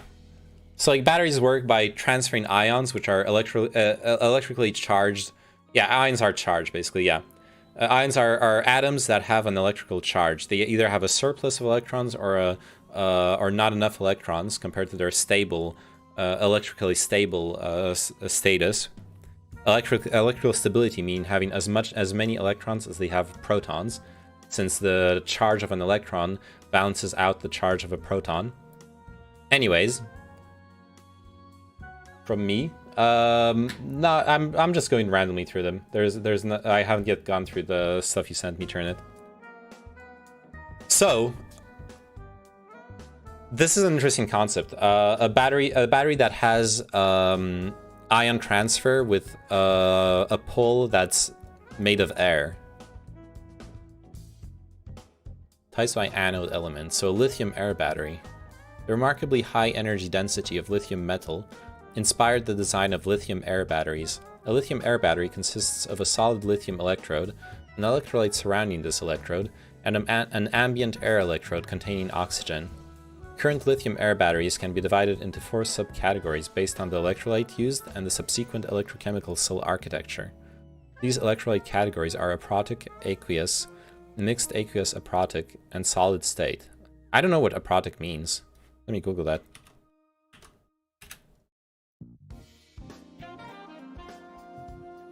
Incapable of acting as a proton donor. It's a solvent, so it's like usually a liquid, right?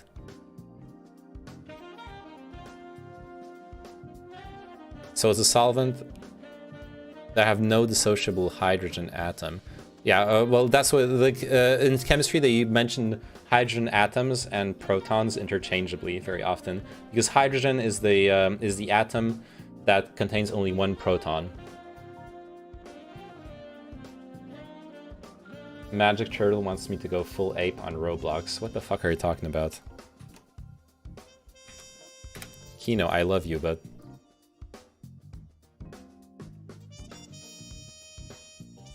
Some Morgan Stanley analyst prices Roblox at 150. I'm updating my guidance to DCA approved. Did you ape into Roblox? What the fuck? There's a Roblox stock?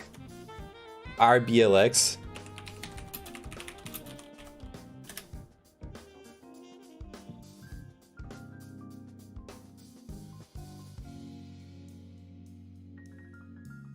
The heck? Yeah, H atom or positron, I guess. Oh, I've never heard the term positron used for that.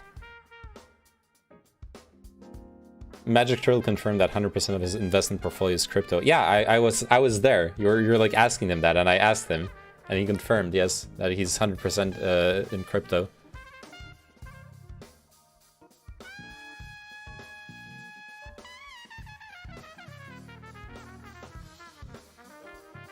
Wait, why did Roblox spike from 70 to the hundreds?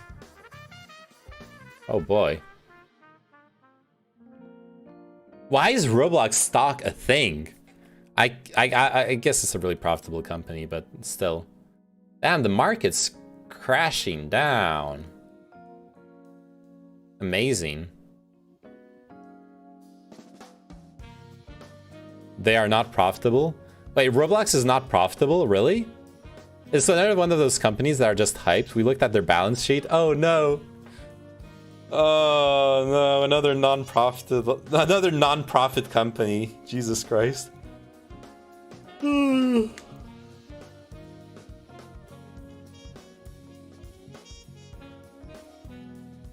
Alright, dude. I'm gonna go all in on the S&P 500 and just ride it back up once it hits the bottom. Positron, is that like a new Autobot? Good one.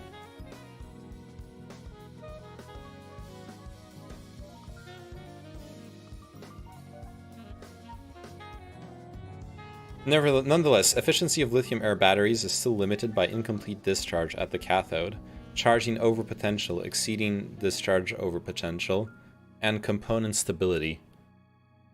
What does that mean? Incomplete discharge at the cathode, so incomplete discharge of the current, I guess.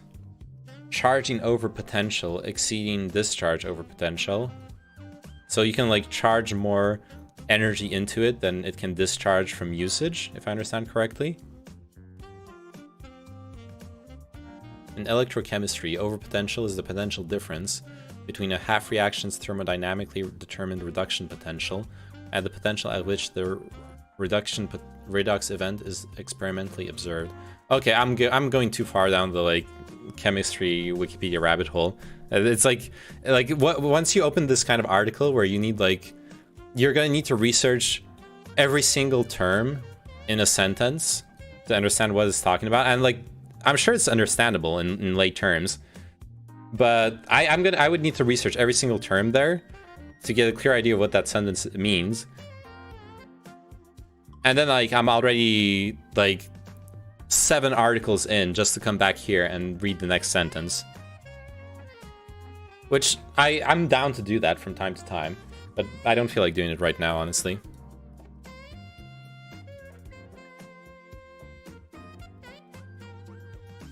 Iron air rechargeable batteries would be fucking dank. Iron is literally the most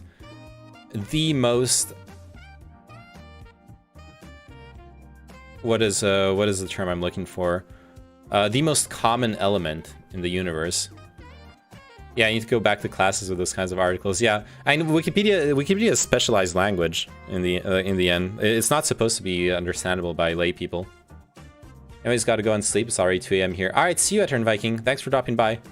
Yeah, I'll try to stream earlier, okay? So you can catch me next time. I want to get them them late night Indian viewers.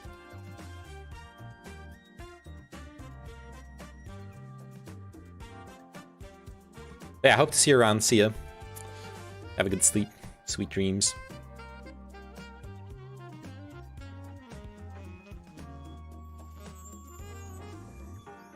Iron air rechargeable batteries are an attractive technology with the potential of grid-scale energy storage.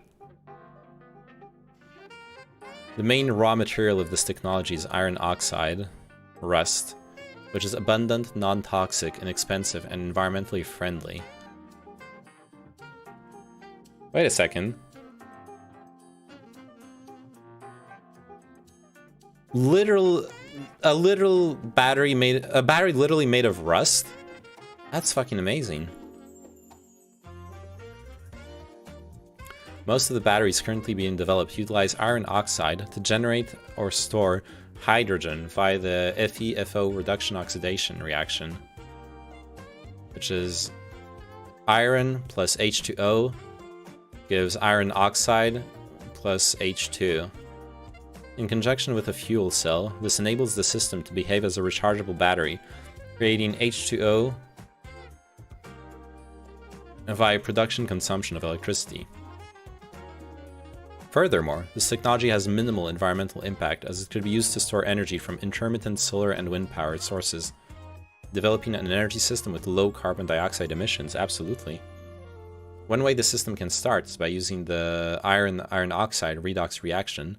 Then the hydrogen created during the oxidation of iron can be consumed by a fuel cell, in conjunction with oxygen from the air to create electricity. When electricity must be stored, hydrogen generated from water by operating the fuel cell in reverse is consumed during the reaction of the iron oxide to metallic iron. The combination of both of those cycles is what makes the system operate as an iron-air rechargeable battery. Limitations of this technology come from the materials used. Generally, iron oxide powder beds are selected. However, rapid sintering and pulverization of the powders limit the ability to achieve a high number of cycles, which results in diminished capacity. Other methods currently under investigation, such as 3D printing and freeze casting, seek to enable the creation of architectural materials to allow for high surface area and volume changes during the redox reaction. Okay. They make lithium iron phosphate batteries, which are cheaper but a bit heavier. Yeah, like, the thing is, we need to move away from lithium. Lithium batteries are unsustainable. Why is France so rich? Want to do some React content? I'm down for some React content. I don't know who sent me this, but this was like one of the tabs I had open. Bonjour! France, the country known for crispy crusted baguette, saying ooh la la a lot. Tour de France. No one says ooh la la, okay? No one. Maybe a boomer when they like see something weird happening, they're like, ooh la la. No one fucking says ooh la la here, okay? Stop. Dome Cathedral, Eiffel Tower, the third biggest economy of Europe, and as the 7th largest economy in the world by GDP. If you are French, the place to write ooh la la is in the comment section below. No! Don't write it. Paris is the second most expensive city versus Tel Aviv, which is #1, but that's because the shekel is inflating. The country's economy has 4 major components: immensely strong businesses, immensely strong trade unions, Okay. This is hilarious. Look how this guy censors. I'm sorry, I'm reacting to like the dumbest shit, but like, what do you want me to do? This guy is censoring the name of the store, and then you can literally read the name of the store down here. It's Tara Jarman or something like that. Tara Jarman. But he censored this. Like, come on. Come on.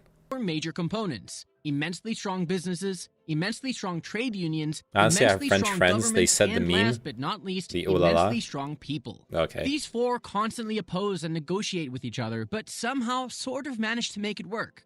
Due to their constant opposition, any real long-term changes happen slowly, but the government, trade unions, businesses, and the people do share common grounds. The people of France have a free education, a 35-hour work week, 6 weeks annual vacation, paid parental leave. Okay, first off, 35-hour work week is kind of a myth in France. A lot of jobs are structured, even legally, in a way where overtime is just expected.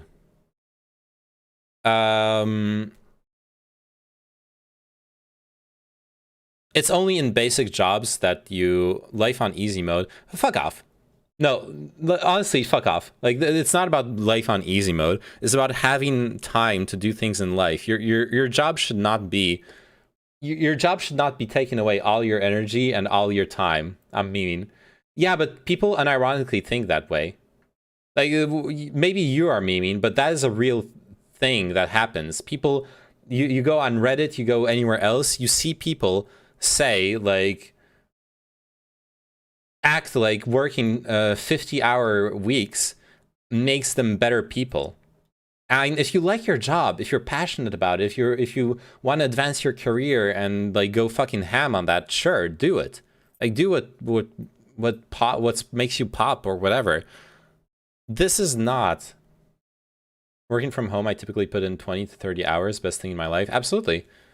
The first off, yeah, the thing is people need to spend a certain amount of time at work, but that's not the amount of time that they actually work. Absolutely.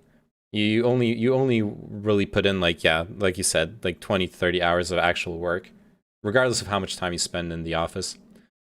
They have their typical French braids, however. They don't like their job. They need to cope with the fact that they're doing 60-hour weeks every day.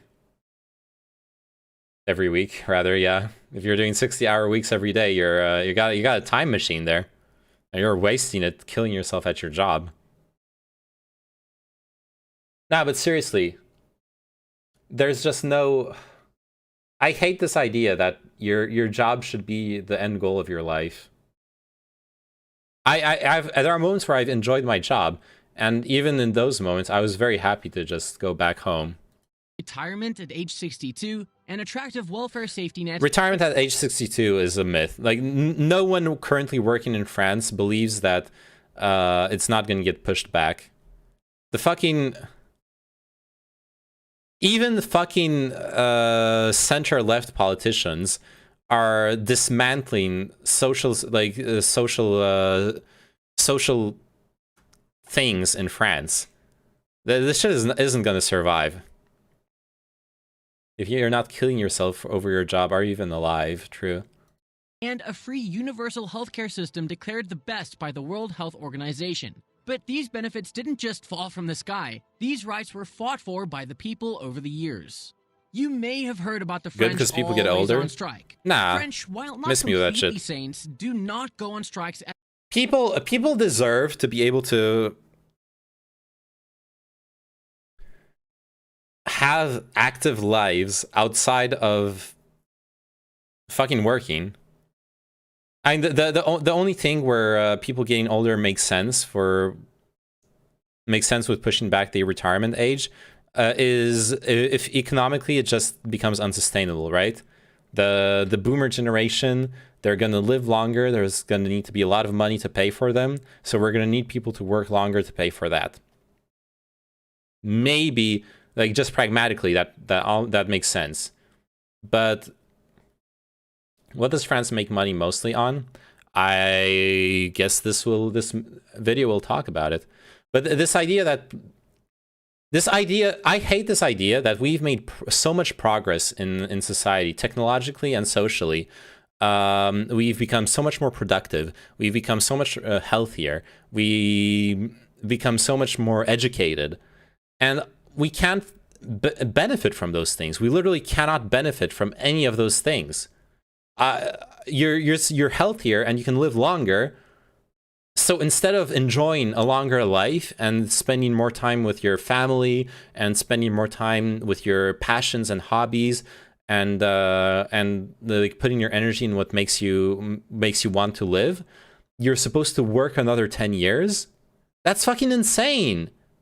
We haven't achieved all this progress just to not enjoy it. The thing about progress is that it also increases the extremes. Sure, I mean, maybe you can argue that, but that's not even what I'm talking about here. As much as other countries. In fact, a lot less than how it's projected in the media. But the reason this stereotype exists is that when they do go on a strike, they make it very visible. Whether farmers and tractors dumping vegetables in front of the French parliament, or truckers driving at a snail's pace to halt major roads, or wearing the yellow vest making it a movement, French protests are vibrant and they make it heard. And somehow, it seems to work for France. This French spirit cannot be understood without maybe understanding the French Revolution. This is like a very a French dance, no space. Step one, start la révolution. No, this is a very stereotypical view of what protesting means in France that I honestly fundamentally disagree with. Because there is most definitely such a thing as protest fatigue in France. As well as the reality that I've mentioned several times already, that France is on a watch list. France is on a watch list for repressing the right to protest by Amnesty International and other international organizations. France is not this world where this country where fuck, they had to censor her tits. Look, normally she has her tits out on in this painting. They had to fucking censor her tits. I'm so fucking tired of this bullshit American puritanism where we have to censor our fucking art. It's a fucking painting. It's not porn. Tits don't hurt you. Tits don't like burn your brain out. If you're a 12-year-old and you see some big fucking tits in a painting, your brain doesn't fucking melt, okay? It doesn't damage you. We need to fucking stop with this. I'm so fucking triggered. Here in Brazil as well, it's been the worst that's ever been in Bolsonaro presidency. There has been no protests since like 5 months or something. It just doesn't feel like it's going to do anything, so people don't bother. Yeah, people get tired. At some point, people get tired of protesting. It's not that effective. Someone has never gotten tit slapped. Go off, King. Tell us about cancel culture. Fuck off. Tits of revolution are so controversial, yeah. Click name man broadcast client. Shouting tits on the top of his lung. Yep, I'm staying. Yeah, welcome. It's because they fucking censored the revolutionary tits in this painting for this YouTube video, which is good, I guess, because Twitch would also ban me because they're fucking dumb about this. Dude, the protests that always work here is the truck driver strikes. That should always work. When cities stop having necessities, politicians go sweaty real fast. Yeah. No, protests don't work. Strikes work. Protests are not effective, but striking actually does strike fear. Of which we won't go into the details because it was messy and bloody, except for concluding that despite fine wines, delicious cuisine, high fashion, and hundreds of different cheeses to choose from, the French are les miserables. Revolution, fighting for their rights, and the soul of Napoleon Bonaparte lives in them. Or, as they say, this is 100% not a protest. This has to be like people fucking celebrating a football win or something. Is a paradise inhabited by people who believe they're way too happy to be protesting. While the French have a lot to be grateful for, not everything in France is ooh la la. And people in a music show. Well, no, they wouldn't have the flags for a music show. That's why I'm saying sports. The topic of the French economy goes untouched without talking about its high unemployment rate. More importantly, unemployment among young individuals. While it's not as bad as some of the other countries like Spain and Greece, it's still one of the highest in the European Union and among the nations that are described as developed. Wicked, yeah. It is to be noted that the unemployment rate in France is different from other countries because it does not include mini-jobs, unpaid work, etc., which is the sort of data used by many other countries to inflate employment numbers. Oh, interesting. That being said, France struggles with a structural unemployment issue. The total unemployment rate has not fallen below 7% in over 3 decades. On the other hand, the employment rate, which is a measure of the extent to which available labor is used, is around 65%. This rate is lower than the OECD average of 67%. Compare this to their neighbor Germany. That uses over 75% of the people available to work.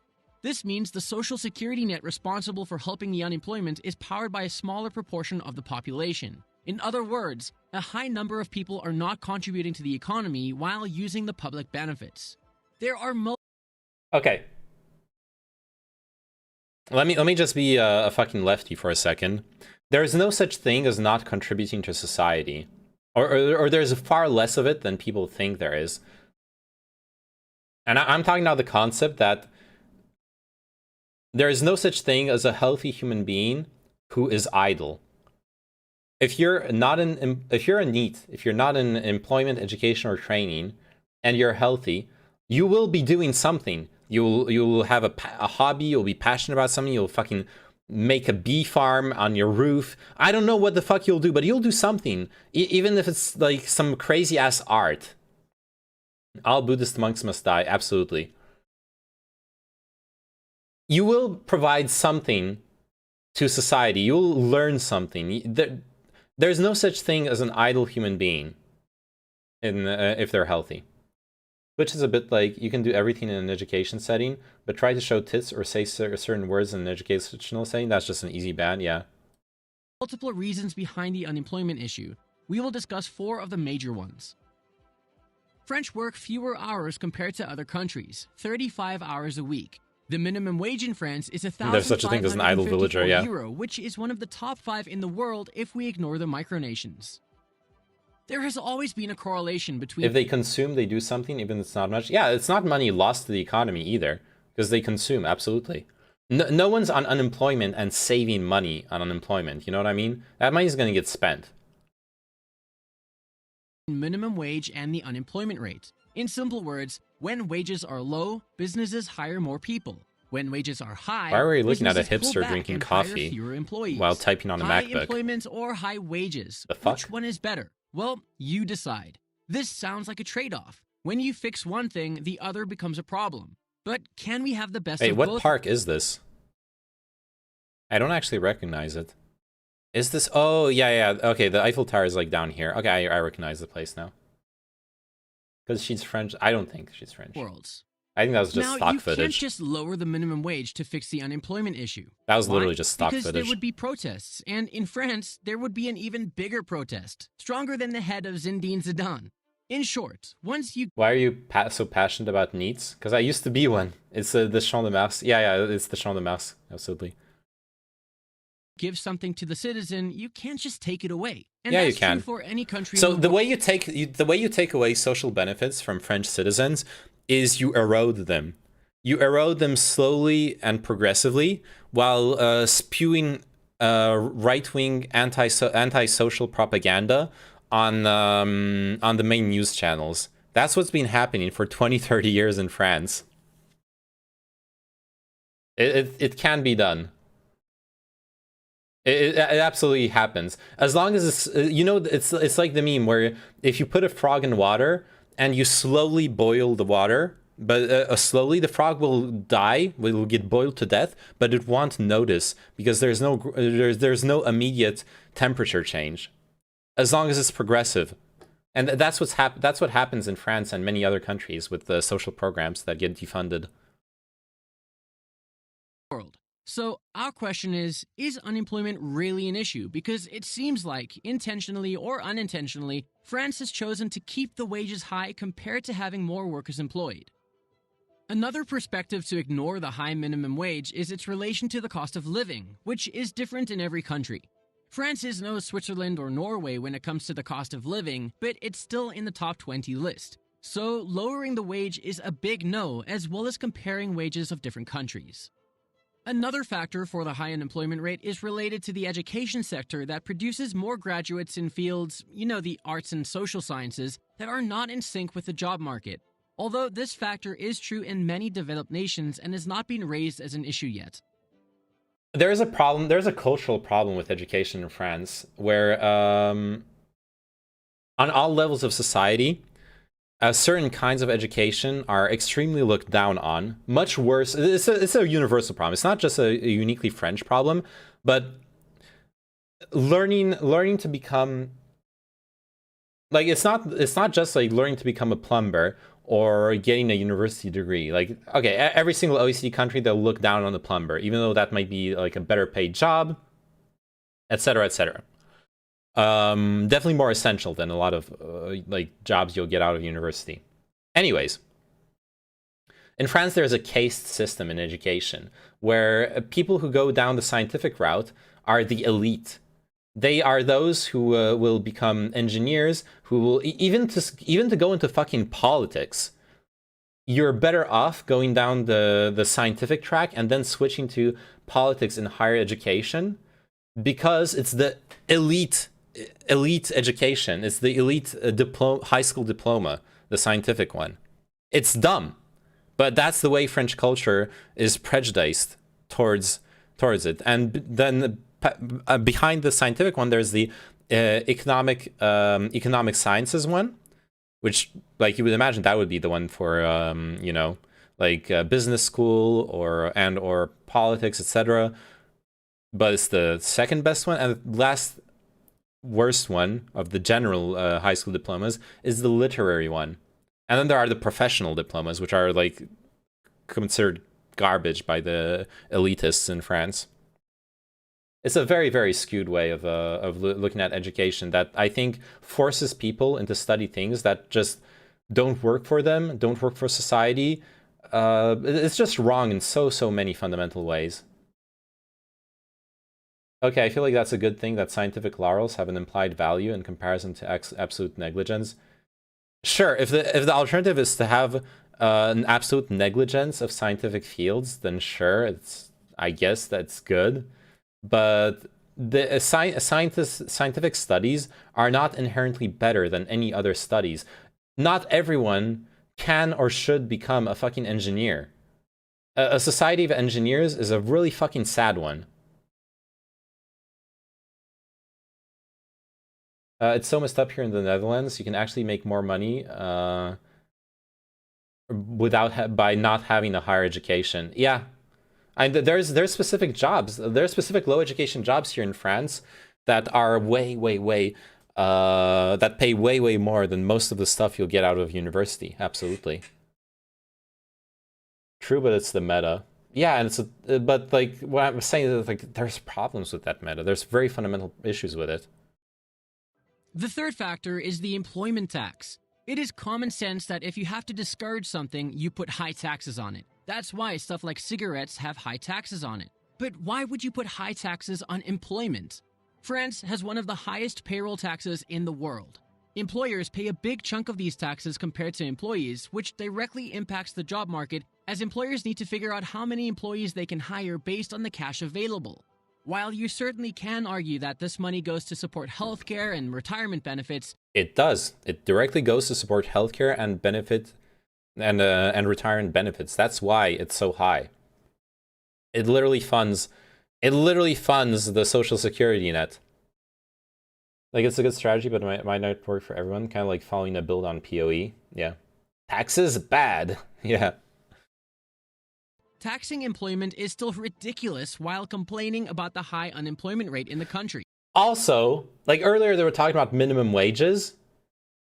Employers who pay minimum wage almost don't pay any payroll taxes. This graph that he's showing is an average across this thing is very disingenuous because this is an average across all pay brackets, but it's a progressive tax. Payroll tax is progressive in France.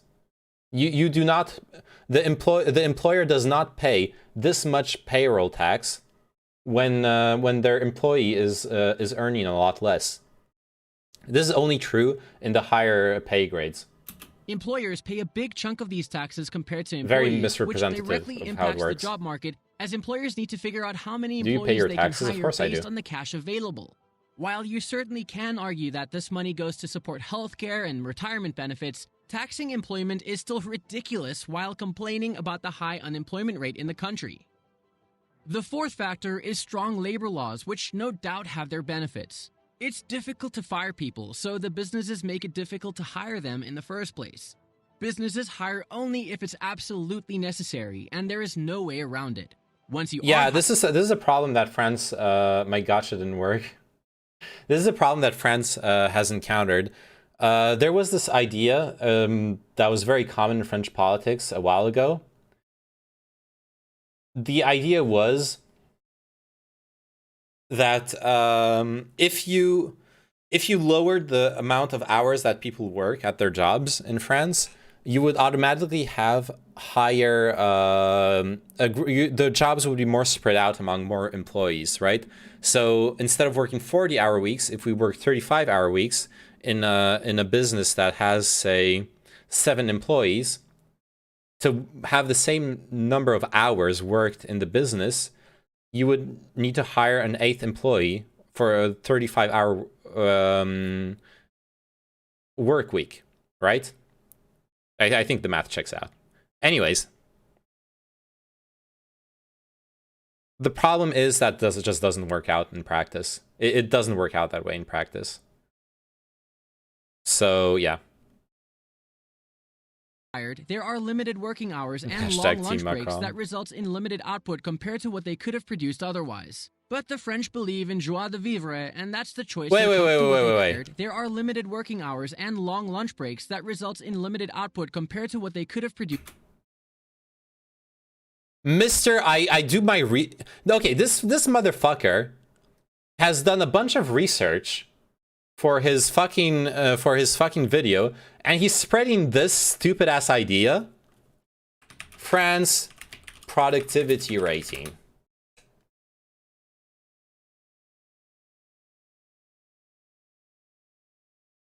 Let's see, how does French productivity measure worldwide?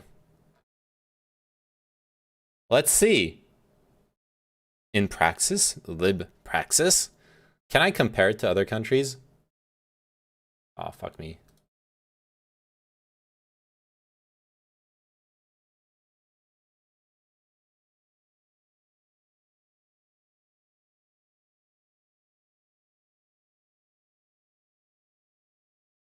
Alright, this is like methodology, blah, blah, blah. Okay, France productivity comparison. Other countries. Oh, never call a French person lazy. Oh, fuck off.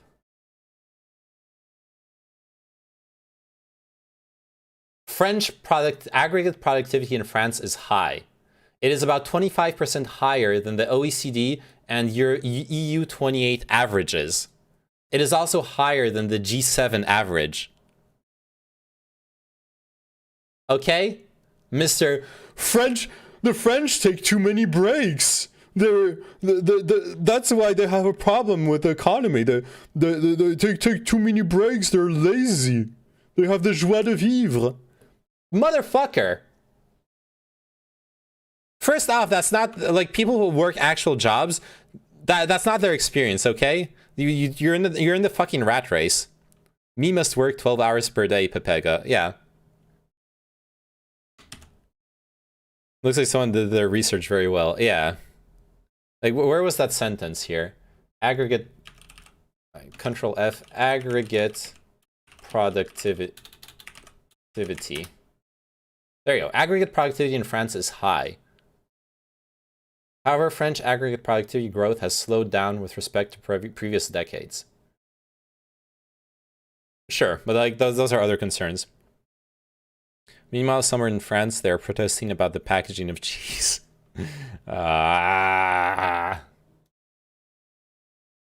Used otherwise. But the French believe in joie de vivre, and that's the choice they're comfortable with. If you sum up all these factors... Dude, I'm gonna publish a fucking react video to this. This is bullshit. It's still less of a problem for big corporations compared to small businesses. Small businesses hesitate to create new jobs to avoid considerable penalties for laying off any employees. They are turned towards other options that include outsourcing work to foreign entities or resort to offering temporary contracts instead of full-time employment. That is true. That is a problem in all countries that have strong worker protection. That makes it more risky or more expensive to hire workers. Employers try to go around that by abusing temp workers or contract workers. It's a problem in all OECD countries. It's not unique to France. Is that a bad thing? Yes, it is, because it's getting around the intention of labor laws. Labor laws are there to protect workers in the unbalanced relationship they have against an employer. It's supposed to balance out the scales so that with no protection, the employer has all the power in the relationship. With protections, the power is either equal or it's like more equalized. Having temp employment makes it more flexible as well, no? Well, the problem is you lose access. You lose access to the social protections. You fall through you literally fall through the cracks when it comes to social protections. For example, a lot of the French, for example, to French unemployment relies on how much time you've worked. So if you have temp employment and then you struggle to get another contract, you might not get the number of hours worked necessary to get your unemployment payment. And there's like other circumstances that are problematic around this. Like basically the thing is, there's a good reason why you have so many such harsh payroll taxes, right? Uber drivers, like on paper, they might look at this and be like, "Oh fuck, I'm earning a bunch of money driving around," but in practice, they're losing out on money because the money isn't going to their retirement fund, the money isn't going to their social security, the money isn't going to their unemployment, and they're going to miss out on all those benefits that they probably are going to need at some point in their lives. Or using internships. Yeah, abusing internships, but that's also not a specifically French problem. All companies in all countries abuse internships. Like one person signs a company name just for himself so he can work for people as a temp contractor in Brazil. Less to none benefits, but a job is a job. Yeah. Yeah, that's something you can do here in France too. Incorporate yourself in order to do your work as a temp contractor, for sure. But yeah, you miss out on benefits, absolutely. And it is fucked. It is fucked because people have fought tooth and nail to gain those benefits. And companies basically found loopholes to get around them. That's not how it's supposed to work. Although only a little above 10% of the employees are members of unions, they do have too much power. This makes the governments of any political leaning give in to the union demands to keep the popularity and stability. The country has taken some reforms in recent years by lowering the tax burden on businesses, but it will take a few years to see any significant results. All right, this guy really likes his like right-wing economic policies. You know, less taxes on corporations. You know, unions bad. Unions have too much power. You notice how like a bunch of the statements here in this video were like supported by graphs, supported by actual documentation, and then he's like, the French are lazy because they take long lunch breaks, not supported by the facts. The French are some of the most productive people in the world. And then he's like, unions bad. He doesn't explain why unions would be bad. He doesn't give examples to explain why the balance of power would be too far in favor of the unions. He hasn't researched that. He just says it. The law needs to be more game theory-ish when it adapts, when some game-breaking glitch bug happens in the industry. I agree. That's a good way of putting it. Yeah, this guy's a complete dumbfuck. I wouldn't go that far, but I'm being disappointed by this video. Yeah, too much power? Question mark. Yeah, according to this guy, apparently. In general, I would disagree. Unions don't have too much power unless we're talking about specific cases. There are specific types of negotiations, specific cases. Unions protect the evil workers from the poor, innocent capitalists. Exactly, yeah. you got him. There are some niche cases where you could argue that unions are detrimental to the benefits of society, but even in those cases, unions are doing nothing else than protecting the interests of the workers. So, like a typical example that I would see from more left-leaning people of like what is a bad union would be the police unions. And here in France, the police unions are extremely right-leaning, even far right-leaning. Majoritarily, like they vote Marine Le Pen, more than 50%. I forgot the actual statistics. It was like 60-70%, but we can look it up after if you want the exact number. So the police union is far right-wing. That means like Islamophobic, anti-immigration, pretty much like French supremacist. Bro, what the fuck? Hey, it's the reality. So obviously, that would be a very offensive union to lefties. But the reality is, it's representative of who the workers are. The French police force is extremely right-leaning. A lot of them support, at the very least, the right-wing party, and even more of them support the far right. They actually support Marine Le Pen. The union is just the representation of who the workers are, and it defends their interests, or what they perceive to be their interests. Even though I disagree with their perception of what their interests are and the political leanings of the union does its job, and that's what a union is supposed to do. And the problem is not with unions having power. The problem is with the societal, I guess, infrastructure that creates an entire police force that is really close into leaning into, like, I want to say almost fascism. That's the thing I never understand. The population is very free-spirited, right? So why do you have like an Omega police force? It's very simple. It's not that simple, but some of the most obvious reasons for the French police force being extremely right-wing is they are in contact with the worst aspects of society, criminals, for the most part. Just as in the U.S., the socioeconomics are very correlated with ethnic lines.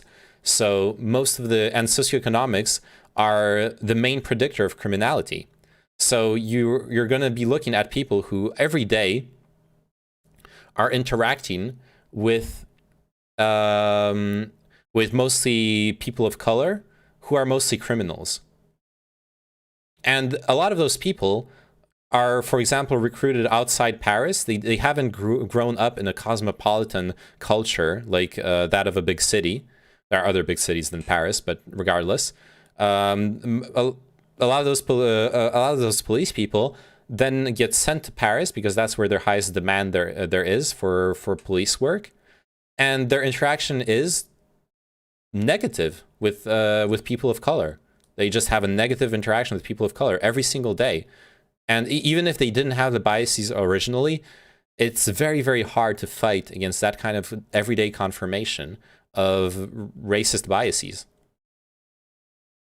Plus, add to that, who is it who speaks about security, who speaks about reinforcing the power of the police, who panders to the interests of police people? It's not the lefty parties. It's going to be the right-wing parties. The right-wing parties are the ones that are going to talk to the police and be like, please do your please do your job. We're gonna support you, whatever the fuck you do. That's the reality. I like a disparity in perspective where they're looking at the mostly negative part and the rest of society are clueless to it and they react to that disparity. That as well, yeah, for sure.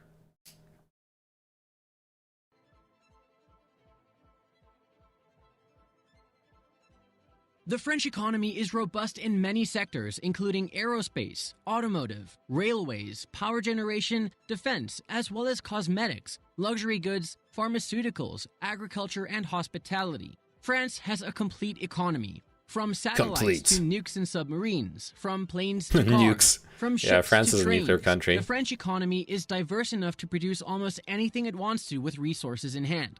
Only a handful of other countries can profess this capability. That's true. France is the 5th largest exporter country in the world. The country sits high on the Innovation Index and has the 4th highest number of Nobel Prize winners.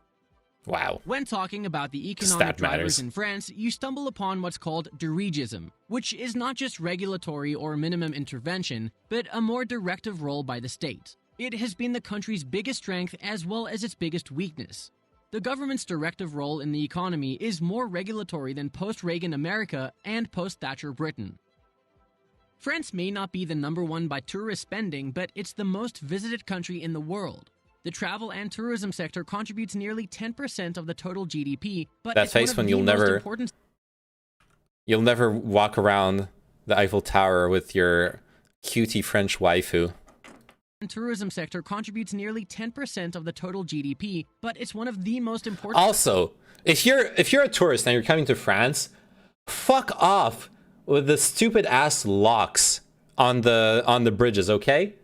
This shit, like, there are bridges that had to be renovated because the locks were getting so heavy they were gonna tear down the barriers of the bridge. This shit is so fucking stupid. Please stop, okay? If you see someone doing them, tell them they're the dumb fuck. I think France is also #1 or #2 in head of state assassinations. I did not know that. But that honestly wouldn't even surprise me. France is extremely active as a neo-colonial power in Africa. So that could happen. That could be true. But I would be surprised if they're #1. Like that would have to be the US, right? You would think so. But what if someone comes and steals the bridge if it's not locked up? True. I'm coming over right now. I got my locks ready. Uh-oh. Sectors as it creates a soft image of the country. The influx of tourists is also of great importance for the French luxury market that has a huge fan base among Americans and Chinese tourists buying those fancy designer bags and footwear labeled Made in France. The charm of the City of Lights, Paris, makes your social media profiles look good with those dreamy photos. If you don't mind the cold-shouldered French waiters, tourism also contributes to the food industry, including the snails. French waiters are rude. Let's throw in more fucking stereotypes. Jesus Christ. Or not so popular frogs' legs. The culture, the snails fashion, and frogs. The landscape Let's has fucking earned go. France an international repute as the world's most popular tourist. No one in France. Look, you can eat snails and frogs from time to time in France. Sure, it's like a dish among many others. No one in France fucking eats that shit. Like, every day. Ratatouille is a based movie, don't at me. I've never watched it, but Ratatouille is a based dish. That's what it is. I fucking love Ratatouille. Tourist destination. France has not recorded a current account surplus in over a decade. The country has been witnessing a current account deficit since 2006, which means the country spends more on imports than it receives on exports. More simply, there is more money going out of the country than there is coming in. France has a high debt that was nearly the same as their total GDP, although it went even higher during the COVID pandemic, crossing 115% of the total GDP. One of the reasons for this debt is government spending. The country's government COVID spends stimmy a checks. lot. Like a lot. The government of France is the biggest spender of money among OECD's 37 member countries. This debt France is a big proponent of deficitary economic policy. It's really big on it. is made possible with the lower interest rate, which is okay for now, but it could get stinky in the future. More than the stinkiest French cheese. A good case can be made for the presence of economic nationalism in France. Their innate capacity to support local products. The industries like AXA, Renault, BNP, etc. are closely interlaced into politics. Foreign companies trying to compete, which is not a great thing. BNP has a bunch of scandals of like laundering money for African warlords, and some really fucked up political shit. So I don't know, when he was gonna talk about French products, like people in France don't think about subscribing an insurance at AXA or taking a loan from BNP as consuming French. That's really fucking dumb. What you do when you're a French person and you want to consume local, you consume stuff that is or looks like it is artisanal. There's a huge artisanal industry in France, and that is the most important national industry when it comes to from a citizen's perspective. If you want to spend French, if you want your money to stay in the country, you spend artisanal. Fuck AXA and BNP and Renault, like fuck those big companies. No one cares about buying those companies because they're French. This is a big problem here in Brazil as well. The agricultural industry runs the government so much. Ooh, yeah. Lower your debt. 60 to 70% is the ideal number of debt. Fuck that. Zemmour projected to win. I'm from the future. I don't believe that's true. But that's French names in France are matter. That's okay. Zemmour has said a lot of dumb fucking shit, but him talking about French names is the dumbest fucking is one of the dumbest. It's not the dumbest. It's one of the dumbest fucking things I've ever heard him say. God, I fucking hate him. These industries have a difficult time getting into the same markets. France has historically higher corporate tax rates. The high corporate taxes was one of the many reasons for high unemployment, as the businesses ended up exporting the jobs, outsourcing manufacturing to low-wage countries, and offshoring. But in the last few years, they have managed to lower the taxes on businesses to make the economy more business-friendly. France, being a member state of the trickle-down economics, struggles against competitive markets offering high-quality products like Germany. On the other hand, Eastern and Southern European countries compete against the country with lower prices. They do. While French companies are facing issues to gain market share internationally and somewhat struggling with competitiveness, the country has seen an increase in foreign direct investment in recent years that makes it a more feasible place for foreign companies to do business. The country's energy demand is primarily fulfilled by nuclear energy that accounts for above 3/4 of the total electricity consumption. Heavily focused on the nuclear energy sector makes it one of the smallest carbon emitters among the top industrialized countries. France is the third largest weapon exporters in the world. The country has received criticism for selling weapons to war-torn regions which have witnessed human rights abuses. France, despite having no gold mines, has the fourth biggest gold reserves in the world. The Bank of France also stores gold in Paris as a custodian on behalf of other central banks. The country has also been accused of obtaining some of its gold reserves and wealth from the African countries it had colonized. As discussed earlier, the legal length of the working week in France is 35 hours. But before you call the French lazy, you should know that they are highly productive. Oh, now you're going to mention it. OECD. So, 10 minutes earlier in the same fucking video, well, more like 5 minutes earlier, in the same fucking video, he says that French are lazy because they have long lunch breaks, and now he mentions the fact that they're fucking among the most productive. Holy 35, that sounds like a dream. It's pretty based, yeah. Though, like once again, a lot of jobs are gonna expect you to work way more than 35 hours a week. It's not a real thing. Ugh, that is dumb. You can have high taxes without having a corporate tax. It's so weird. Yeah, like, there's a bunch of weird stuff going on in this video. They have the central banks of many of their colonies in Paris. Ooh, yeah, French gold, yeah. We should peg the euro to French gold. I agree.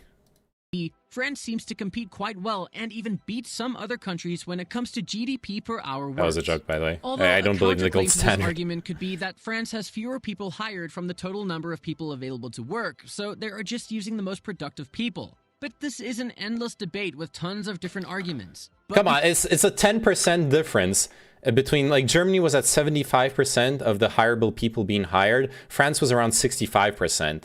A 10% difference isn't going to magically make everyone you hire more productive. And anyone who lives in France knows what I mean when I say that the people you meet when you're going around doing stuff at work are not the most productive people in the world, okay? Or like you meet a bunch of people who are just there to like coast around on their job. And that's fine. I don't have a problem with that. But just like chill. could certainly deduce that the French are not as lazy as it looks to the outside world. It could have something to do with how they value the quality of life. There is a French proverb too that says, if working hard made you rich, donkeys would be covered in gold. True. That's actually a based one. I didn't know about that one. Its issues, and it's not perfect. Like anything else in life, France has a lot to be grateful for. If we ignore the people's general pessimism and the passion for complaining, France and its economy are quite ooh la la. Oh my god, I'm cringing. We hope you have enjoyed the video. No, I did not enjoy this video. Fuck off. Enjoying life is pretty productive, if I say so. I agree. Enjoying life is pretty productive. Ah! Sorry, I had to yell. Okay, so there was some cool stuff in the video. I'm exaggerating, but I like ending it with the fucking ooh la la had me cringing so fucking hard, okay? Let's take a look at the comments.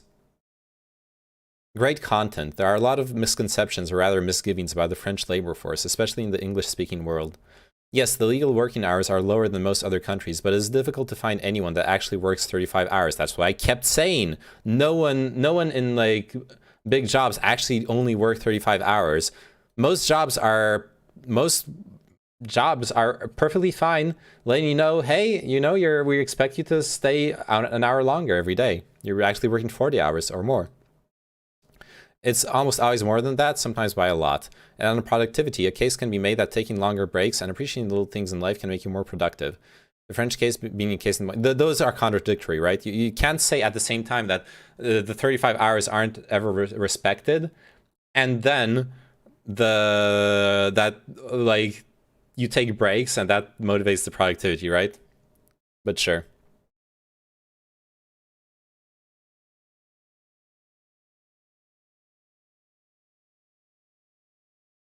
Oh la la, I fucking hate this video.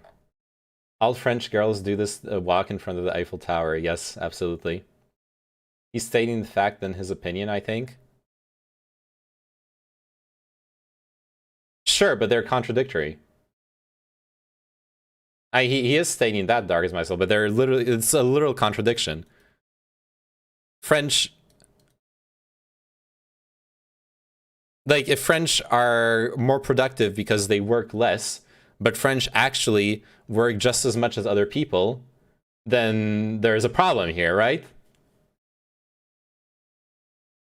Only when the bridge railings are closed for lock-related repairs, absolutely. Do French women shave?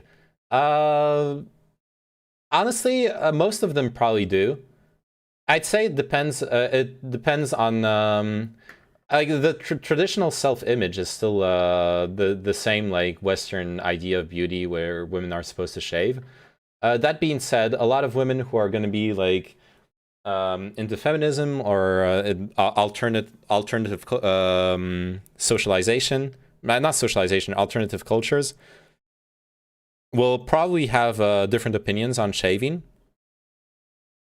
Look, I'll be honest with you. I've never been disgusted. Okay, no. As an adult, I've never been disgusted by any kind of body hair on women. Maybe if a woman had a mustache, that would maybe make me feel a bit weird. Depending on like what kind of mustache. It better be like an actual, like a real fucking mustache, not like a couple like hairs here on the edge of the mouth. That shit's weird. But if you have a full mustache, I think that's fine too. But Name, what about French waiters? They seem pretty based. They are pretty based. Now, most French women shave. Anyways, what I was gonna say, I've been with women who have hair on their legs, who have hair on their like armpit hair, whatever. It's fine. Like if you like someone and if you enjoy their body, then you enjoy all of their body, right? Their hair as well. It's never disgusted me. If anything, the one thing that I do find disgusting, if you've ever been with a woman who has a shaved pussy, I imagine it depends on how it's being shaved, but you might end up with little zits and like little like red spots of irritation. That stuff's not very sexy. Like I'd rather have a woman have a beautiful full bush of hair down there than like plus I don't feel bad. I don't feel like disgusted by it, but there is a little weird component of like, oh, so now I'm being turned on by like a prepubescent vagina, which like it's never stopped me, to be honest. But like after the act, I've only been with a woman who like shaved her pussy once, but I remember like at some point realizing and thinking about like, yeah, like I'm okay with it. Like it's because it's her body, you know, it's her body, whatever. Isn't it biological? My only issue in that regard is getting hair stuck in my teeth, back of my throat. Yeah, that's really annoying. When you give oral sex and you get like a pubic hair stuck in the back of your throat, that's really annoying. Then you like have to stop. She's like, oh yeah, continue, go on, and you like, okay, sorry, I have to go fish out a fucking pube from the back of your throat. I'd be like, sorry, I just had to like get this hair out. But hey, that's what happens. Classic Name, making a geopolitical a statement about the shaved pussies of the girls of the country. Absolutely. That's that. Look, this guy pretends to be like an economics content creator, and he didn't even mention French pussy once in the entire video. How 500,000 views, almost 450,000 views. And he didn't mention French pussy once. 91k subscribers. What are you doing? We are a bunch.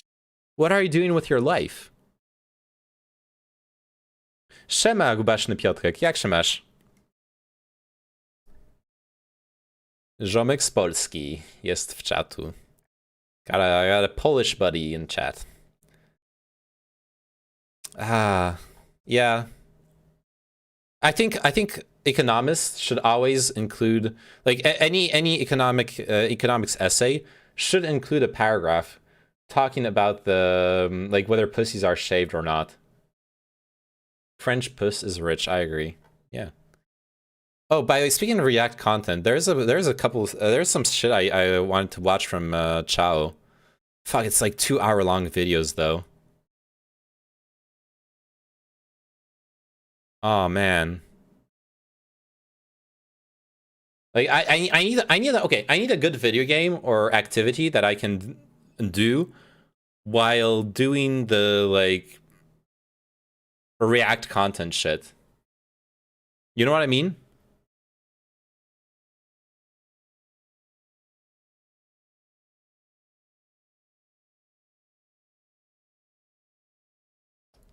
I need to figure out like what's my activity to watch with which I can watch or listen to a 2-hour long debate. And I'm not sure what it is. Maybe let's look up on Steam. There's this one game that I've been wanting to try out. I know I'm like months late to the whole meme. I've been wanting to play Loop Hero for quite a while. Your games are all very hard or story focused. Yeah. I need to have like a chill idle game. Play something like a building game, like City Skylines or something like that. Oh yeah, SimCity would be pretty cool. I don't have City Skylines, but SimCity would be cool. I want to play this honestly, because I remember Tyrant was playing it at some point, and he streamed his screen to me, and I was like watching him playing. It's like really chill. I also watched Destiny play it. Oh, it's like a chill game. I want to try it out. It's a little bit expensive. I miss the sales, but yeah. I mean, 15 euros isn't bad. It's time for balloons. Oh, I do have balloons actually. But, I mean, balloons is fun, but it's not that fun. What about Abzu? First of all, I don't think I have it. Is it on Steam? Oh yeah, it is. It's also, Abzu is not, even though Abzu doesn't have like gameplay, it's still a game that you're supposed to focus on, right? You're supposed to like be in awe at the beauty of the sea and swimming around. It's not a game you play without really paying attention to it, because that's what I'm looking for. I'm looking for didn't you get it on Epic? It was free on some weeks. Oh yeah, I need to figure out my Epic games launcher login again. I don't know what my login is anymore. I have like a million games on it too. But no, Abzu is not the kind of game I would like to play while listening to a 2-hour debate. You know what I mean? That's the stuff I'm talking about. Whereas Loop Hero is like, you know, it's just, you're looking at the dude going around the loop and automatically fighting stuff, and you're just clicking from time to time. There's other games like this that work really well, I think.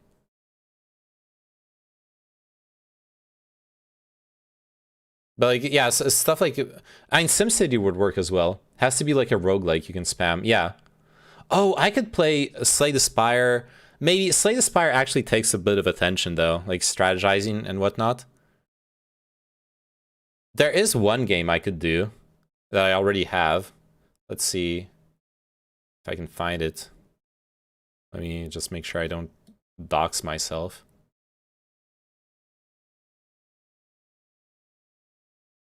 I think it's in my documents. Oh yeah, there it is. I showed it off the other day.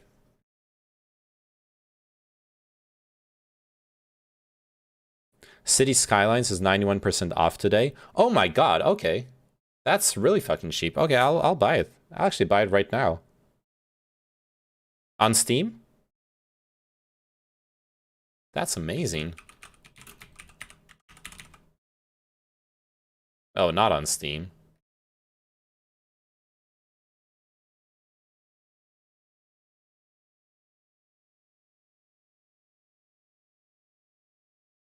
Steam reseller is called the Win Game Store. Legit though? Is this really legit? Is it like?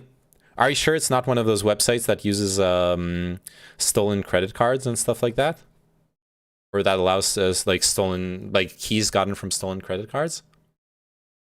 Yeah, I was thinking maybe of this game. This game would be pretty chill. Like it's a roguelike. It's I guess it's a shitty stream experience though, because like visually speaking, it's hard to tell what's going on unless you've played it. There are some things in games where it's like the end game grind and you only need to spend time on. Yeah, absolutely. Like if I was playing an MMO, if I was playing World of Warcraft, I could just like farm stuff and watch and like watch a debate at the same time. Absolutely. That would work perfectly fine. But I don't play World of Warcraft anymore. I have a Violet Potion.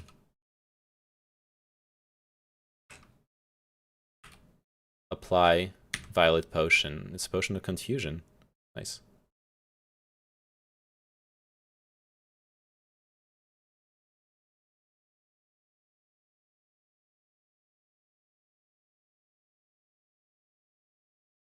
Like I do that a lot in on Monster Hunter right now, but there's some other games like RPGs and stuff Did you ever play XCOM? Yeah. XCOM would work as well, actually. XCOM is pretty slow and grindy. Doesn't require attention. I think I have XCOM right here? Question mark? Yeah, XCOM Enemy Unknown. I finished it. I played a lot of the Long War in it. I could do XCOM 2. XCOM 2 would be pretty dank. Yo, Magic Trill, how are you doing? XCOM. XCOM, give it to you.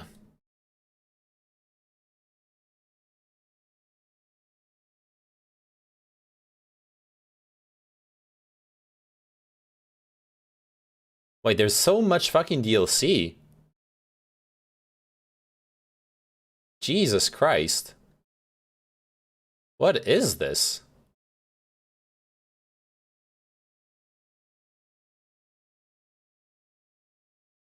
I'm good, just finished streaming for a while, played Fight Night. Oh yeah, I saw you were streaming. What is that game? I want to check it out. And after you're done with that, you can play Warhammer 40k Mechanicus. Oh, that's another one I wanted to play, yeah, actually. You only need War of the Chosen if you want a budget experience. Okay.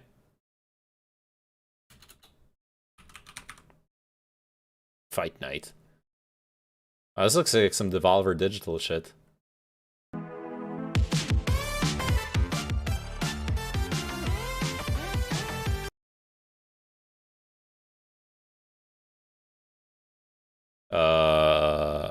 It's glitched out. Why is the full screen glitched out?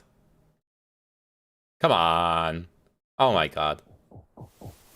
Let's look at some gameplay. I could masturbate, and I could be in pain and like breathing, like spitting my lungs out. Yo, thanks for the follow, Tricker. Thank you so much. Welcome to the club. Chimera Squad is a spin-off game. Missed the sale. Yeah, I missed the sale. I was thinking about it today. I feel dumb for missing the sale. Because I fucking would have bought a bunch of games.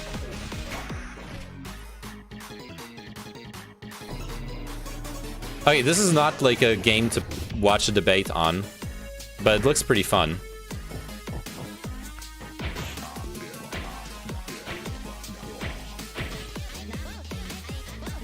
It looks weird as fuck though. No, definitely not lol. Yeah. I like this, the art style. Debate with your fists game. Yeah. Debate me.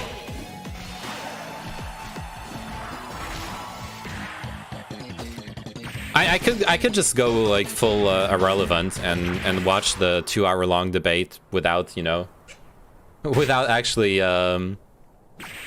without doing anything else.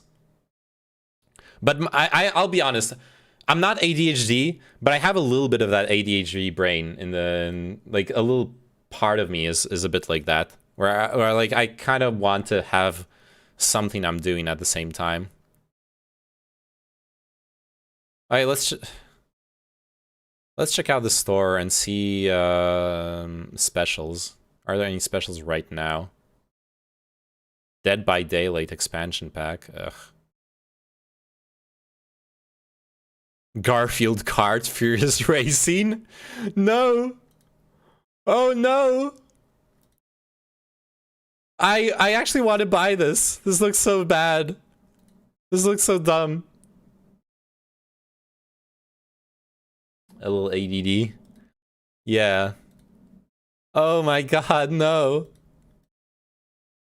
It's the ultimate Monday lasagna game. Garfield, the famous lasagna-loving cat, is back to take on John, Odie, and company in a no-holds-barred racing game. Oh, no.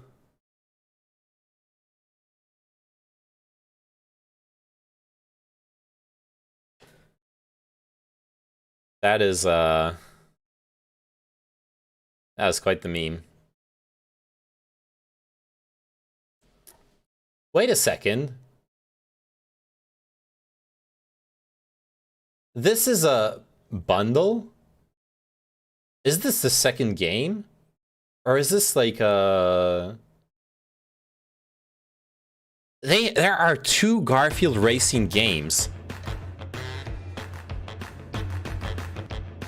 What the fuck?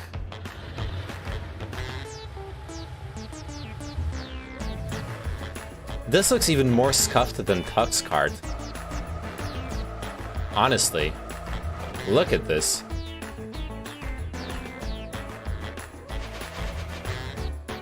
Okay, I'm getting so fucking sidetracked here. Oh, let's look at my wish list, actually. Oddworld Abe's Odyssey. Oh yeah, I've been wanting to play that for a while. That would be a cool game to stream. Binding of Isaac, Ikaruga, Darkwood, Dark Souls 2. Keep Talking, Nobody Explodes. I need to like someone to play it with. Plug and Play seems fun. Dark Souls 3, Black Wake, Final Station, Server. I don't know. Vampire the Masquerade Bloodlines 2. It's never gonna come out. Dark Souls. Outer Wilds. I really, really want to play Outer Wilds, but that's also not a debate game. The Messenger seemed fun. Riftbreaker, I don't know. Inscription, Alt F4. Oh yeah, I wanted to play Alt F4 too. Omori. And a random horror game. Okay. Outer Wilds DLC is amazing. Outer Wilds just looks amazing in general. I really, really want to play it. I will play it at some point. Someday. Right now I'm really focused on AoE4 though as well. So I don't know. I do not know what I'm doing.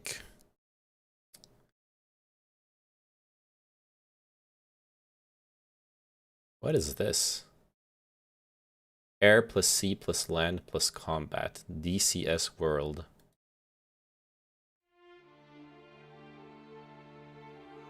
Free to play digital combat simulator world.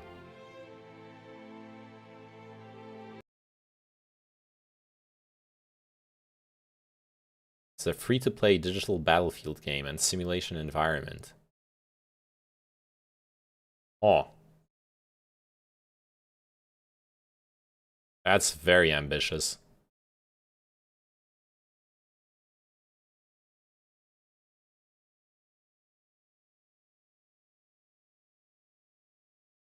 AoE4 duos? Hells yeah, you know what? Let's do that. I'll think about... I'll do some. Okay, I'll switch to AoE4. I'll do some Chow React content. Maybe like tomorrow or something. Right, tomorrow there's no Lib Praxis. It got cancelled. So yeah, we're gonna do some Chow React content. I'll like buy Loop Hero or something. Can I have 5 to 10 minutes to get into some comfy clothes? Absolutely. Go ahead. Get into wear that dress I like to see you in. Okay. The one with the really skimpy, you know what? He knows what I'm talking about. And I'm gonna switch title. What are we gonna call our Age of Empires stream?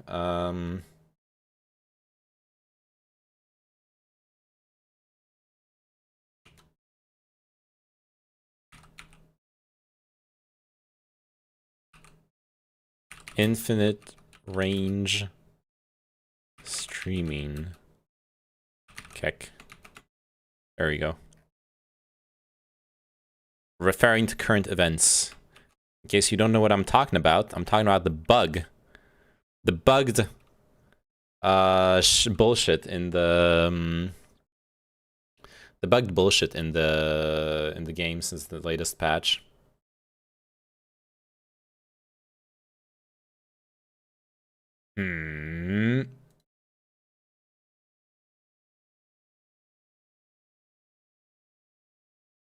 All right, so I think I originally I was gonna watch this one from Chow, the should you bring weapons to protests, a debate with who is it, Shark 300, but I've seen many like Twitch political streamers do the RGR versus Doe React content, and I have no fucking clue what that is about. Let me just explore this for a second while waiting for broccoli. Yes, you could say that she's a student in law, but she got a degree in philosophy. No RGR versus Doe, please. weird peso BS.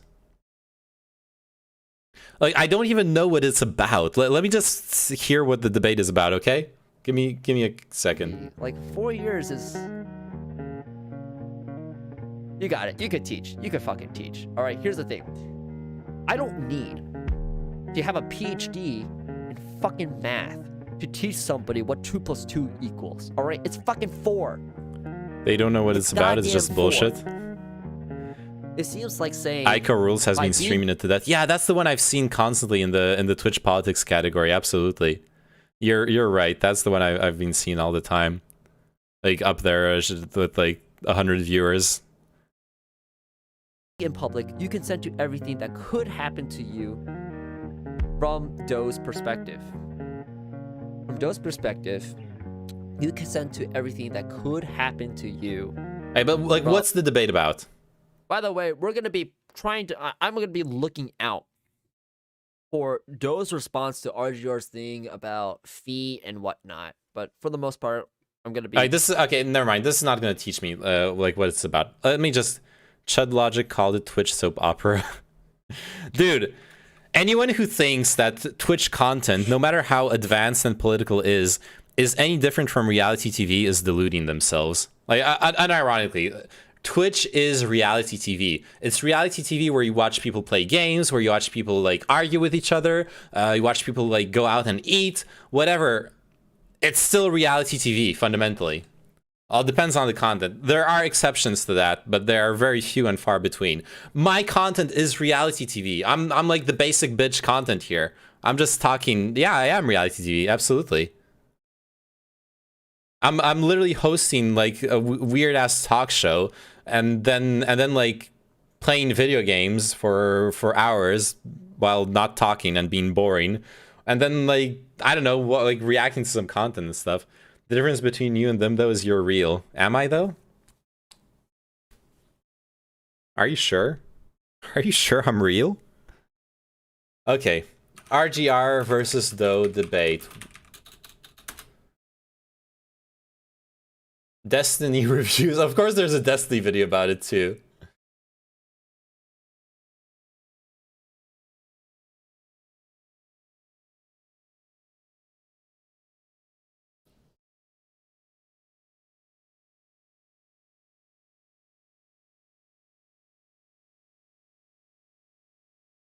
Oh, it's about sexuality in public?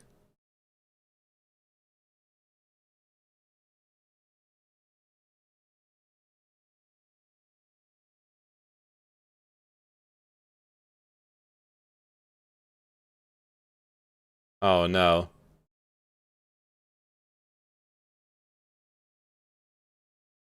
It's pedo BS.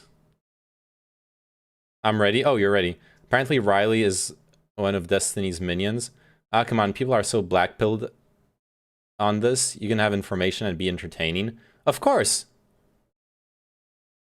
Reality TV can be informative and entertaining. There's nothing... I'm not saying reality TV is wrong, but what we're doing is reality TV. And it's good, because reality TV is fucking entertaining. I want to be entertaining. I'm in your general voice if you want to drag me in. Stop stun locking him, chat. Never. I will forever be stun locked. There you go. Activate the Discord. Boom. Need to switch here. Here. Boom. Hello, Broccoli. How are you doing? Hey, I'm really good. How are you? Good, good, good. I'll go look at this drama afterwards. Let's just play some Age of Empires. Sorry, I'm let's talking chill. to... No, you're good. I just got like what time is it? Like about an hour ago, I got my COVID booster, so I'm pretty psyched about that. Oh god, you're gonna like go pass out from a fever while we're playing. it like last on the first 2 shots, it didn't start affecting me until like it took like 6 to 8 hours, so I think I'll be all right. Okay. We'll see though. So you don't have any muscle pain or any of that stuff yet? Well, not yet. Like, cause I literally just got it, but I'm sure it'll set in a minute. I went to this like, you know, now that we're so much further into the pandemic, they've gotten really good about, I guess, setting up clinics and so on. And yeah, it was at like an elementary school, and there were like a million screaming children. It's sort of- Nice. yeah, That's always fun. Like one kid got his shot and just like was like screaming like an absolute banshee. It's like I remember being like that. Yeah. Yeah, I fucking hate... as a kid, I fucking hated shots, like vaccines. Wow, now I'm playing with this loser again. Oh my god, Bukra. Damn, You Bukra. bully. After our conversation last night. Worst headache of my life after my booster the following day. Yeah, that shit's rough on your body. You'll be immune to stun lock after that booster, hopefully. I scheduled my appointment for the booster shot on I think it's the 15th of January or something. I need to look it up again. That's progress in America. Kids getting the right kind of shot in school in 2021. Oh my god.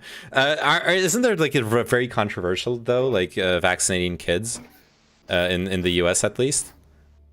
I imagine there's a... I'm not sure. Because like the anti-vaxxers yeah. are fucking gung-ho about it. Like, you know, they don't vaccinate Yeah. kids. It's terrible, blah, blah, blah. Yeah. Yeah. Yeah, I'm not totally sure, I guess, like what the progress on that is, because I think it's open to like ages 5 and older now, so. I've been like grinding Chinese really hard. Okay. They're really fun, I think. Yeah. Did they fix this dumb game? No, they're fixing it next week.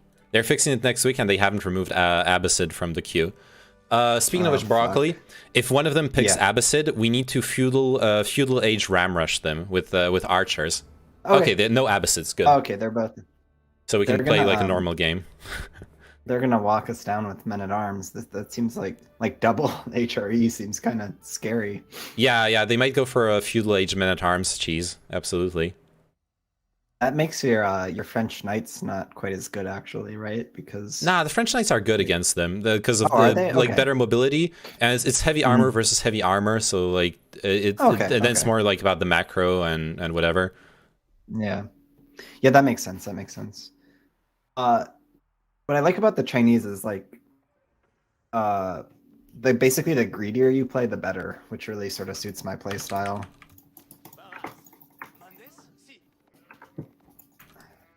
Oh fuck! Fuck! I need to not forget to set up my my control groups when I'm Oh yeah. doing shit. What do you do? What do you do, by the way? Well, if you need to concentrate, you can tell me later. But Yeah, no problem. like, if you I've noticed that if you put like a bunch of different production buildings on the same control group, it just sort of randomly selects what you get when you tap that control group. So I've been putting like barracks are on one control group, archery on another, which is just a huge pain. It like eats up like a lot of control groups. I don't know. There's got to be a better way to do it. Yeah, I think you can tab through a control group. I haven't tried with it until now. I've been mostly just using using different control groups. Oh fuck! I have too many workers on this.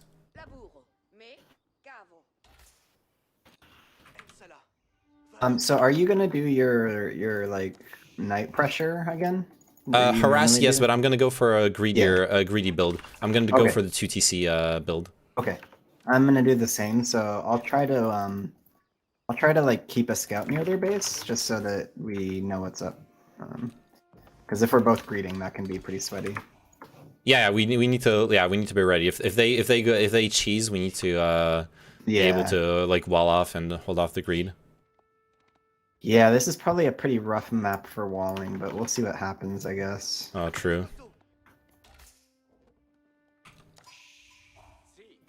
Okay. Okay, I'm getting a lot of sheep, so that'll be good for greeting. Yeah. My economy yeah, will be really sure. nice. I found, I think, like 6. I need to like loop back to my base at this point. Right, honestly. yeah. Oh, I learned this little trick from Grubby with the sheep. Mhm. Like, it's really hard to click on units in this game in general, but when you bring all your sheep, back to your like town center or your mill or like wherever, You can click on the building and then that herds them to the building. But if Yeah, you select all absolutely. the sheep, but there's a better way. So if you select all of them and then right click on a villager that's like already there doing sheep, Yep. they follow it. Oh, and yeah. then they always stay as That close makes as a lot of possible. sense. Sure. Yeah. It's not like a huge bonus, but it's something, I guess. Yeah. I don't know. Oh, if I have too many workers on gold. Actually, that's Yeah, me okay. If I'm too. gonna make some knights, I can have an extra worker on it.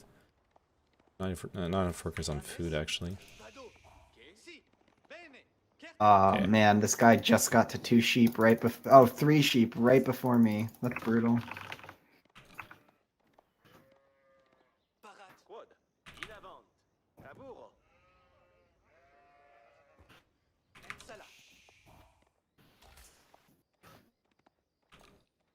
Yeah, I guess I'm going to really greedy build, like 4 on gold, 4 on wood. Okay. Yeah, no, that sounds good, I think. What am I trying to do here? Okay, we'll just do it like that. Oh yeah, I have too much on gold. This is dumb. I'm like I have Way too 300 much on gold and I'm wood. not aging up.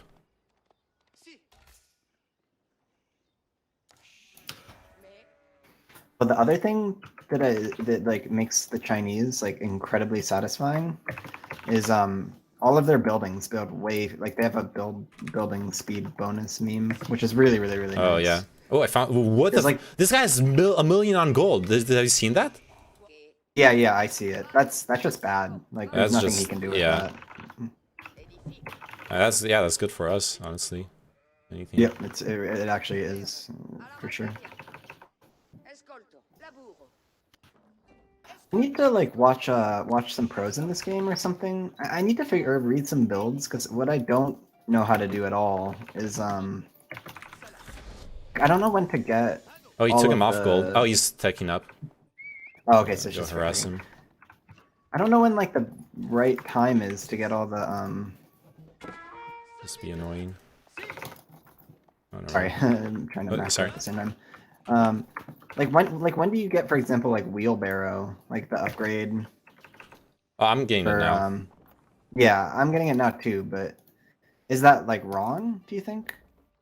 No, I don't know. I'm far from like being that optimized, regardless. Yeah, me too. It's just something I'm thinking about, I guess. Like how do I do a better job of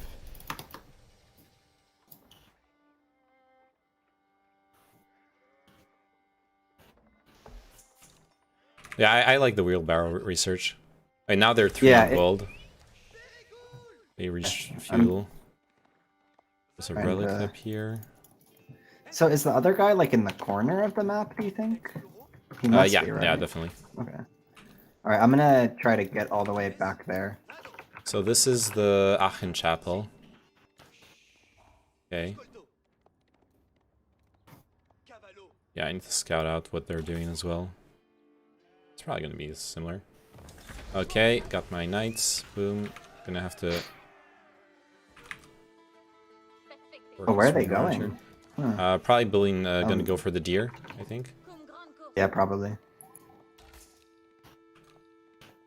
Or something else. I'm gonna follow them in a second.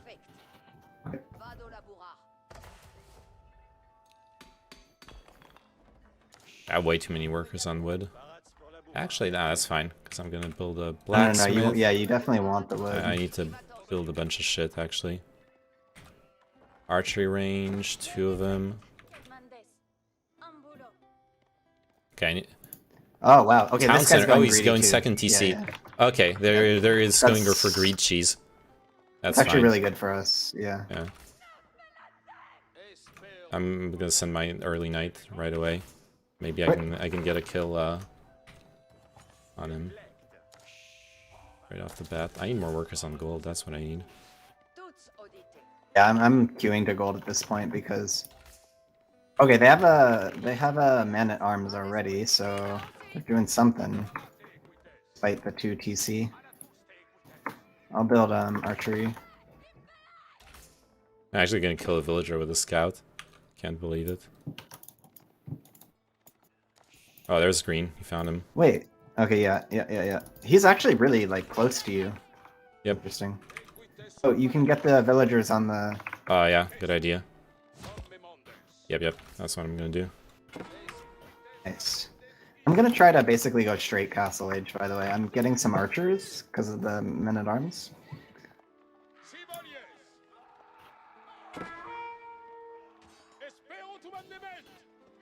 Yeah, I see how the men-at-arms, they like barely do anything to me. Okay. Once you get the healing also, you'll be in really good shape. Yep, absolutely. Speaking of which, I'm gonna research it now. Oh, fuck, I lost my scout. I'm an idiot. Okay, I can go my second TC. Where am I making it? I think I'm for like a wood line, right?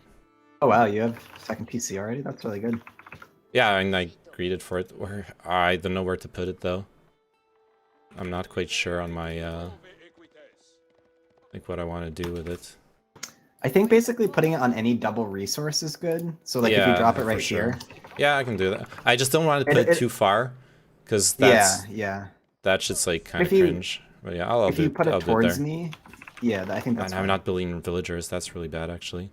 I know. I'm incredibly bad at that in this game, and I don't like. You think I would have, I guess, some experience doing it from StarCraft, but I really don't. Like I'm really bad at it. I don't know what it is.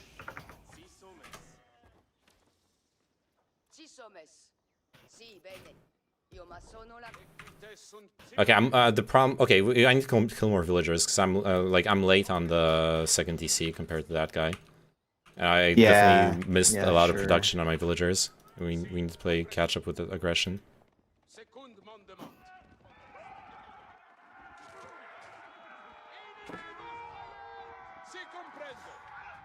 Oh, you're bullying him pretty hard though. That's really good. Yeah.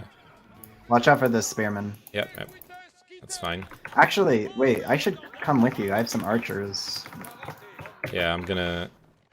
It's not much, but we can bully them a little bit, I think. Do some archers as well. Okay, that's gonna be enough wood for now. Oof. Producing way too much gold. Yeah, me too. You guys go up on the wood here.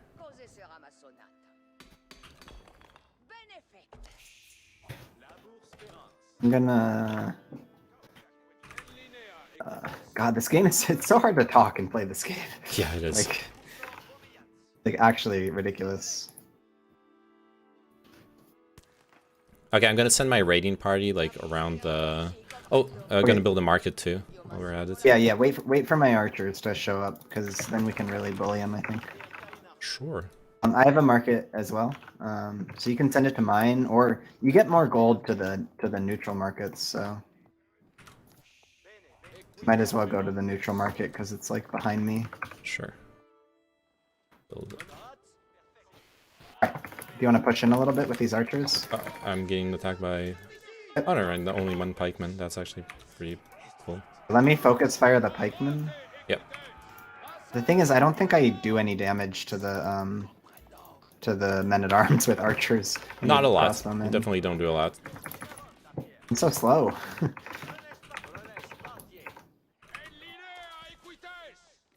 Oh, you have some archers already as well. Yeah, I do. This is really good. This is really good. Yep. I just need to not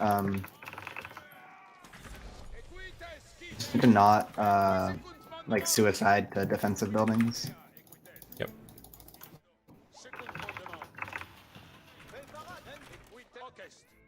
Kill hit his gold line here. Yep, coming. Oh fuck, lots of pikemen. Oh, that's a lot of spearmen. Yep. That's fine.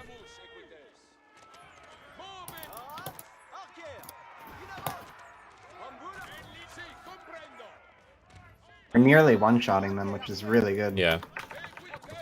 We don't even, yeah, this is really good. We don't even like. Okay, I'm holding. I need to macro a bit. Sure, no problem. Do this. I think I'm actually, fuck. I have a second TC and I'm not using. This is kind of bad. Should I drop my second TC? The map is kind of fucked. Like,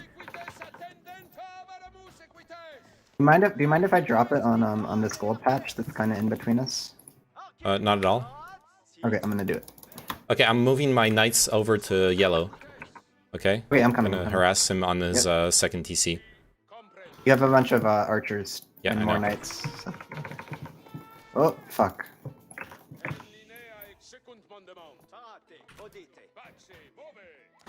Yeah, until I get the RAM research, we can't really. Oh, I'm almost got it. Never mind. Then I'll build a.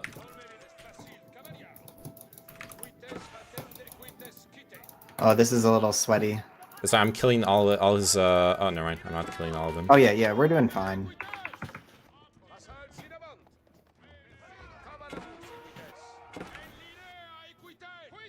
Oh fuck. Okay. All we have to do now is like build villagers, get upgrades, and just like chill. Okay, he got one of my knights. That sucks. I need to.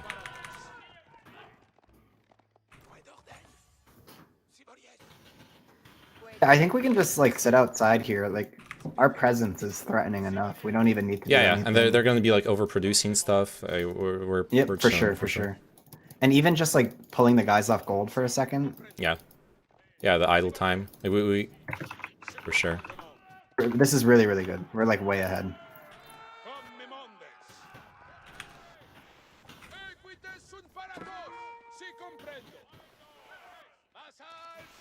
Oh, nice seer rating.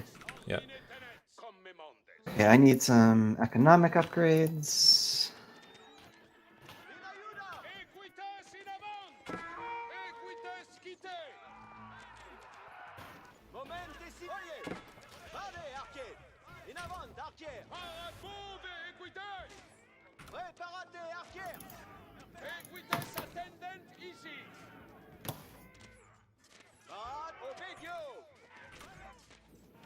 I think we win this with some micro. Yeah. Okay.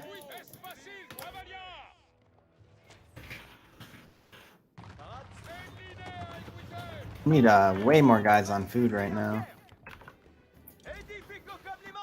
Okay, I'm building a RAM. It's Wait, RAM ranch nice. time.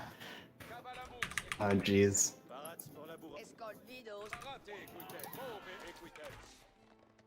I'm very slowly starting Springald production.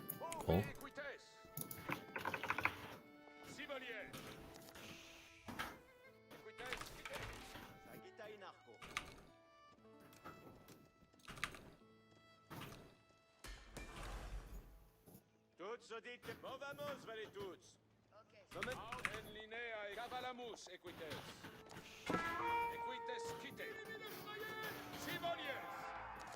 It's fine.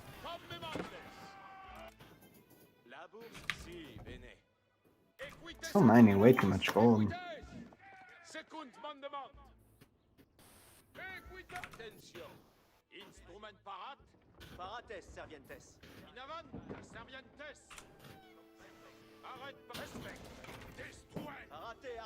Alright, we're pushing. Yeah, I'm building a second one. Wait, what? Pull your first one back. Sorry, just... Yeah, fuck. Yeah, let's build a second one. Okay, do you have the research as well? What's that? Oh, I don't right now, sorry. But I have a bunch of units at home sitting doing nothing, so once I bring those across, I think I'll be chilling.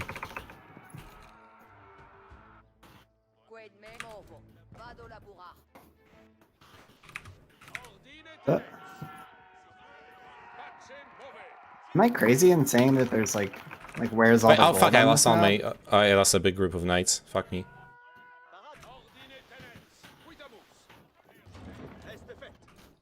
Oh my god, I don't have a single blacksmith. That's Okay, I can like, so go bad. tear up the castle and then we can like castle drop. I think that's Wait. what I'm gonna do. Let's do this. This. Okay. Can you just wait for a few of my units? They're coming. They're almost there. Not really. Okay, I can. They're about to be there. Like a spring. Oh god. Okay, I see what you're We're mean getting about attacked. not really. Or not. Yeah, Yeah. We can't wait. We need to fight. That is a lot of men at arms. Yeah. We need to switch to crossbowmen, right? Oh, when we can't reach castle, we don't have crossbowmen. Oh, I do. I'm Oh. building them. Oh yeah, it was Springold. Holy shit. Way too dank. I went like 8-minute castle, like insanely greedy.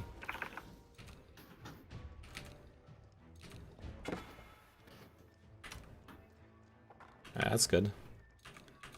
Oh, I need to save this. I lost all my army, so good luck. Yeah, me too.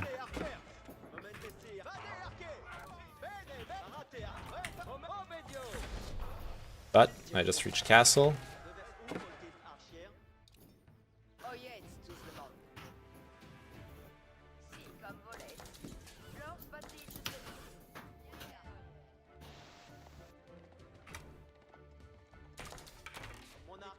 Just letting my springolds like do some work.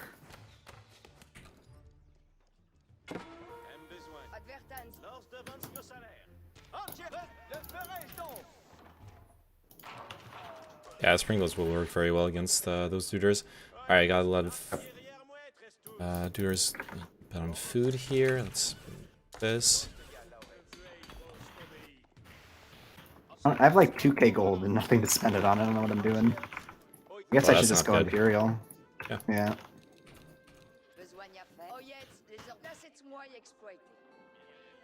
Oh, no. I'm so stupid. I need I'm to, gonna castle drop in the middle. Oh, you have an outpost here.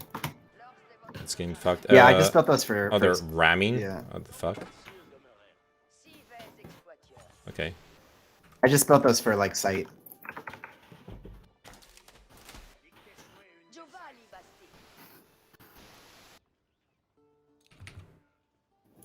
God, I need food production so badly. This is like kind of bad. Oh, I have so much wood, actually.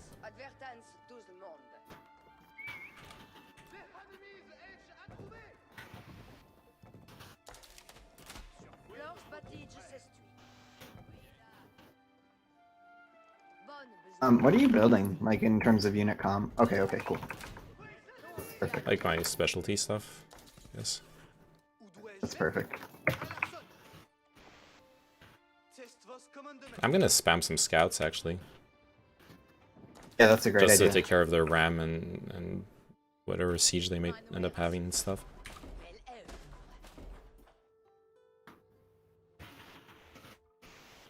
I only have, like, 78 villagers, which is just feels so bad, like... Yeah. I'm I feel behind like on by villager this production 20 as well. 20 minutes, right? We should have, like, 100 or something. Yeah. Especially since we've I don't got know- I the don't know. early TCs and stuff. Yeah, I don't know why it's so... Oh, I also don't have a single blacksmith upgrade, so that's not ideal. That's not good, yeah. Not Are you on top of them at least? Yeah, I'm I got my all Nice.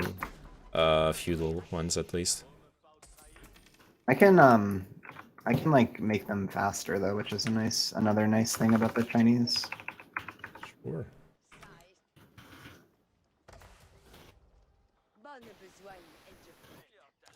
Your army looking like should we push in a little bit maybe? No, I'm macroing. I really need to get Okay. back up on that No problem. crap.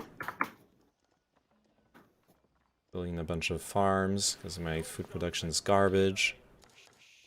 Yeah, mine's really bad too. I don't know Building what that's villagers. about.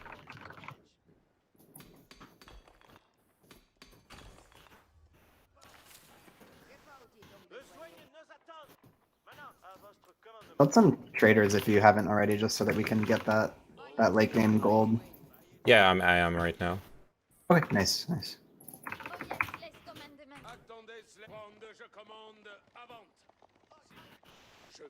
I'm gonna build a scout just to see what they're up to. Sure. Bunch of archers. Extra ones. What are we looking at here? Stacking up food. Oh, I need the monastery. Fuck. Still don't Oh have my one. god, I Gotta could have get had the a relics. I could have had an 8-minute monastery. Yeah. Oh, that they're is so late on the bad. castle age. We need to go fuck them up because we have the castle age. We need to like castle drop them. Yeah, let's just go attack them a little bit. Like I have like 5 springolds or something. Oh, nice. That's pretty dank. Oh, population capacity reached. That sucks.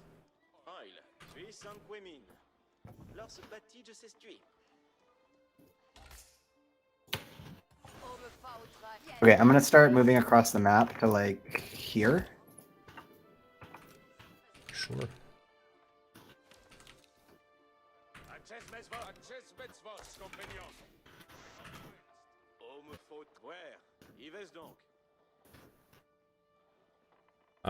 I need like to pull a bunch of villagers for the. Let's pull them from here actually. Oh no, I need the gold so badly though. I'll do it anyways. For like a castle drop. Oh yeah. Alright, yeah. let's see. Let's get Yeah. back control of the middle of the map for sure. Yep. Oh, and I need those to be control 8. Here, Springles, yeah, Springles. Oh, they're so good. They're absolutely dirty. Yeah, it's dumb. I fucking hate the Springle meta. You know. I can't kind of beat like 'em. it just because I actually like using them, which I know is. Don't judge me too hard, okay? That's all I'm saying. I'm judging you so fucking hard. Alright, I'm sending a scout in just to see what's up. Sure. We can absolutely fuck them up though. We can. Mission capacity reached. It's not good. I'm going age 4, I guess. Super late, but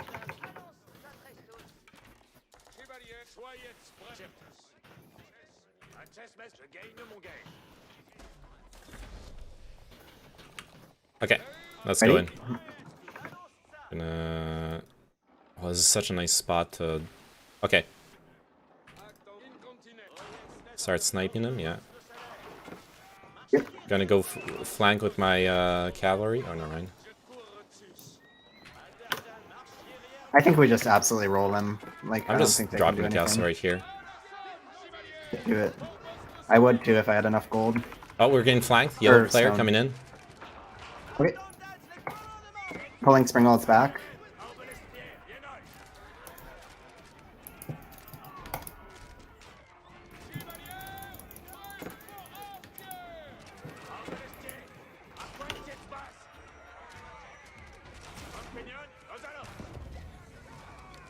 Got the castle up. It's nice. Can I put units in your castle? Oh yes. Yeah, yeah, I can. Okay. I'm gonna get some like unit upgrades.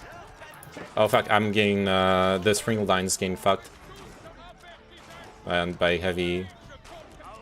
Oh, yeah, I can't need your units out of the castle. Your units aren't. Okay, sorry. I can take them out. That's fine, but yeah. Why they're not? Okay, there they go. Okay, I'm gonna I mean, tear we out. still have way more than they do. Yeah. I'm just being greedy for a second and like, yeah, tearing up and. Sure. Yeah, I'll do that too. Those guys. I know those guys shouldn't be producing that here. Where do I have a bunch of villagers I can pull? I guess I can just do this here. Just gonna fucking drop a second castle here. I'm gonna they're gonna take forever to get there, but I'm gonna build some trebuchets because they're trying to castle up. I'm dropping my castle on top of their castle. That is so BM, but I love it. I fucking. Yeah, this is just over. I mean, it's rude to say, but.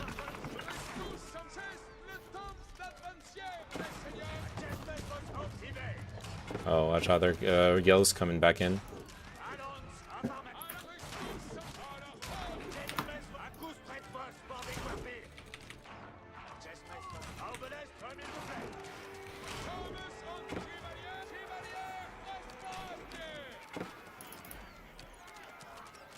Okay, yeah, I'm pulling back a little bit actually. Yeah, do it. Oh, speaking of which, I have a bunch of crap here that's not doing anything. Oh, these Springles are just gonna murder. Oh, that is so. That's hard to play against. I do feel bad. Like, look at how many we have between us too. Yeah.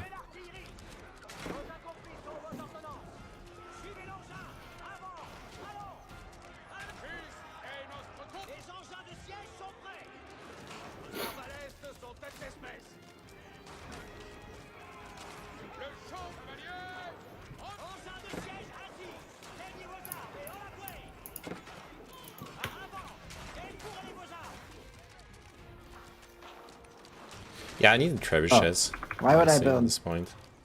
Well, if you're Or Imperial, cannons. get I'll the build some bombards cannons. or the cannons in it. Yeah. Yeah.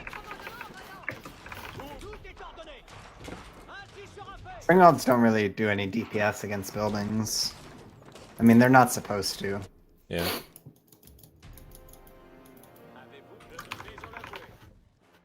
Oh. Grades. What else? I'm macroing a bit. Yeah, me too. Are 1, there? 2, 3, Okay. 4. Control 7.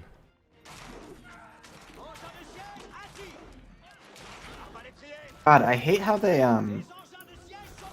the worst change, honestly, that they made was they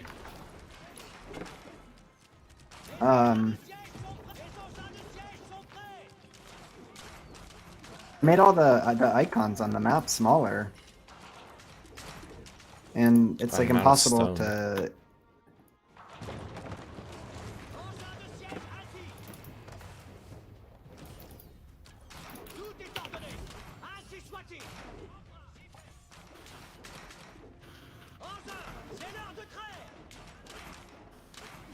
Oh, fuck, the castle finished. That sucks.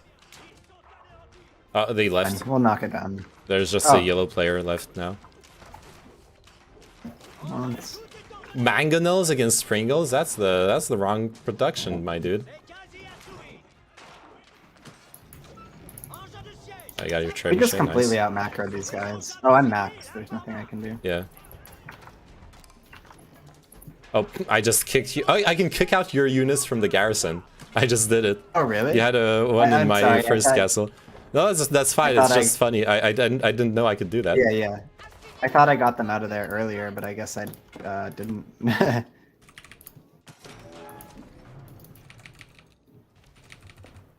I got a bombard right here. Oh, yep. Let me. What's that? Okay, so now we just have to spend like a while, like getting the second guy out of this game. Yeah, pretty much. Oh, Okay. like stone actually. I'm gonna suicide some units then, I think. Or maybe, yeah, I'll suicide a few villagers.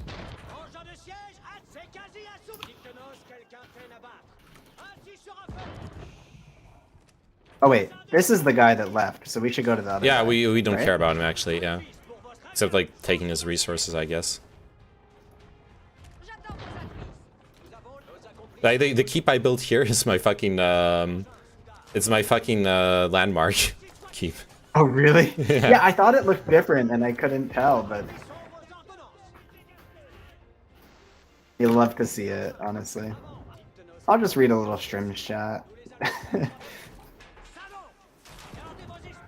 Oh, Sprinkled jeez. spam is so dumb. Yeah, it's pretty rough.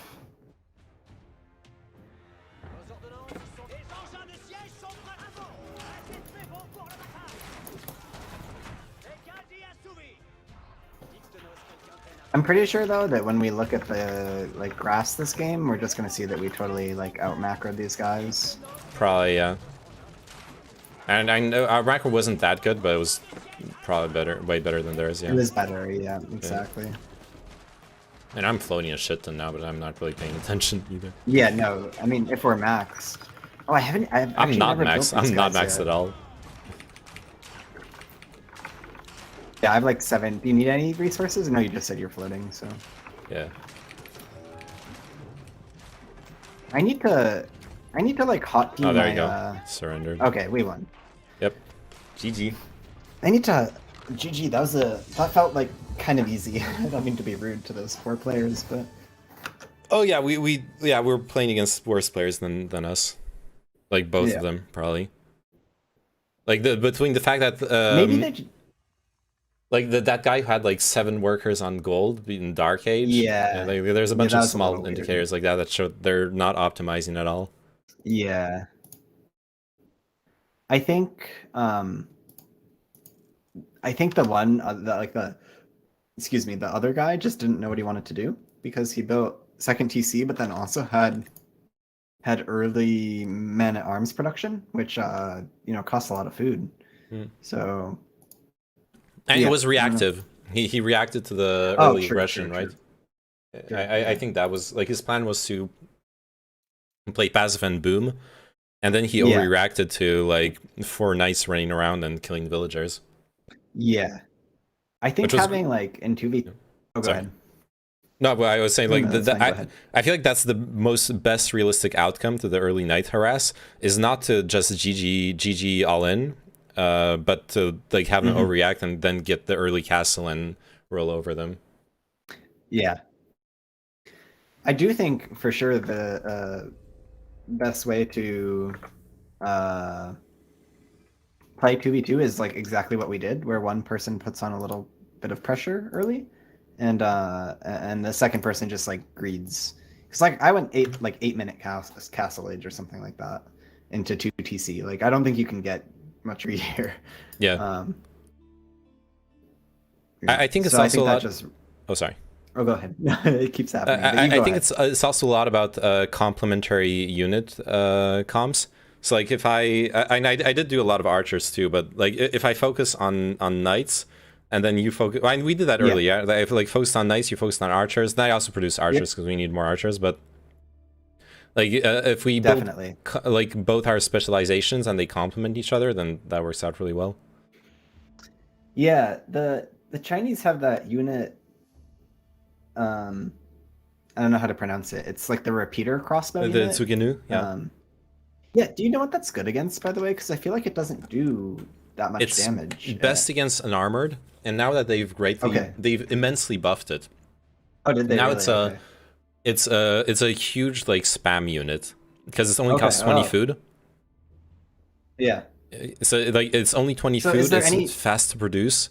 It does huge damage against an armored because it's a lot of like small bolts that don't do a lot of damage, but it's a lot of them.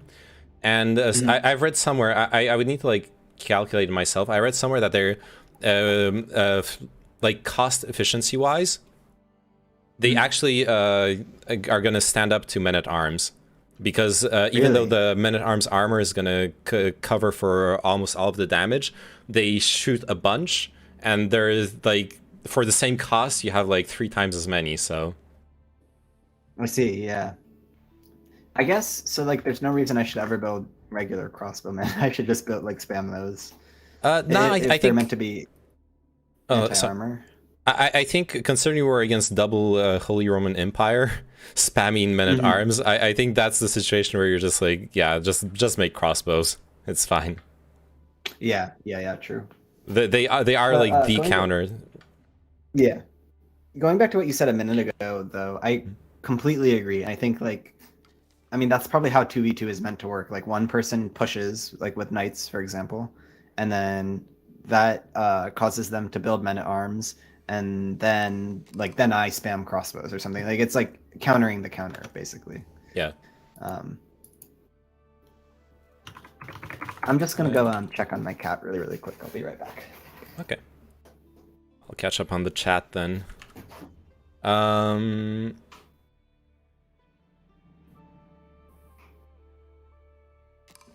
it's pretty controversial, at least kids of a certain age. Oh, the game timed out. Okay, that's that.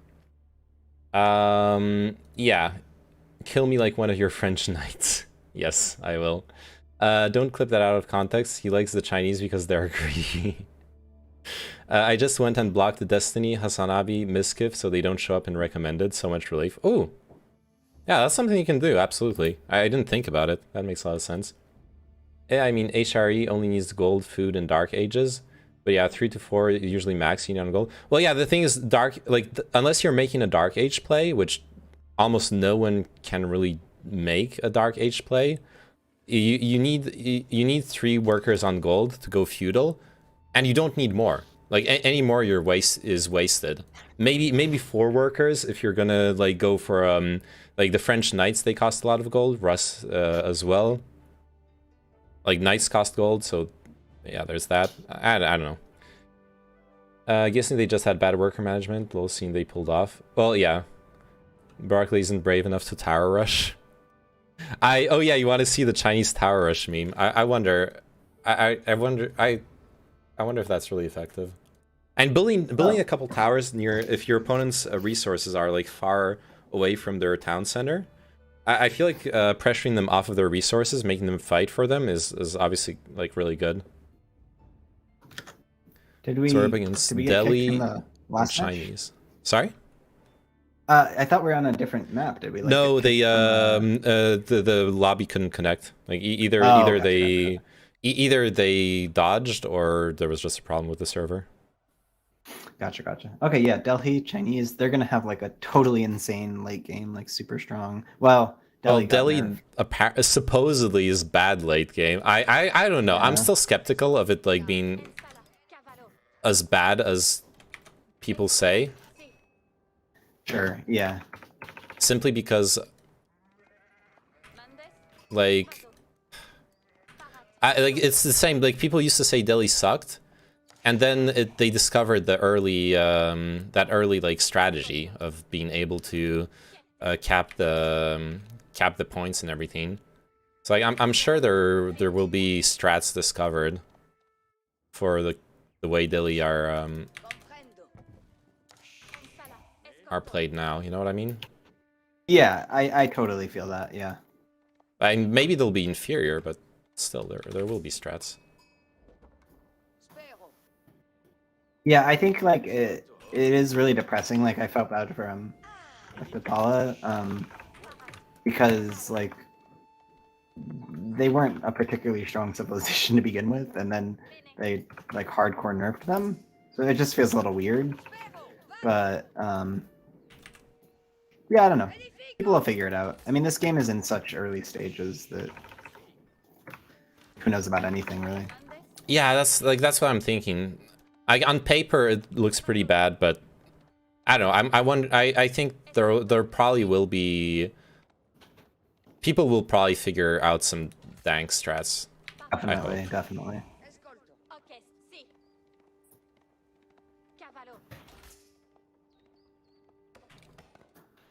Whoa.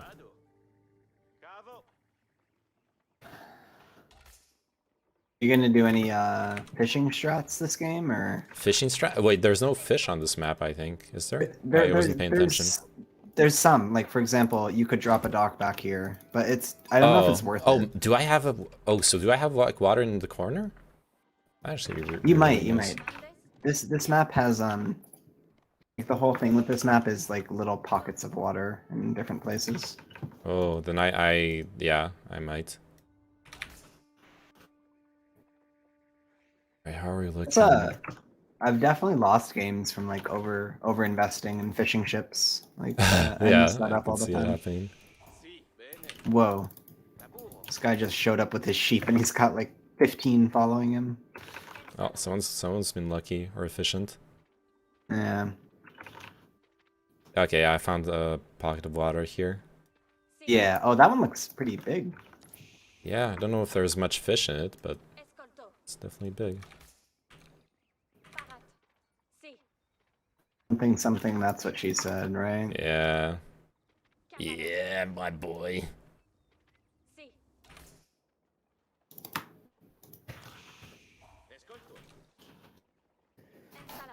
Oh no, I'm like missing out on food here. Actually, yeah, been on wood actually.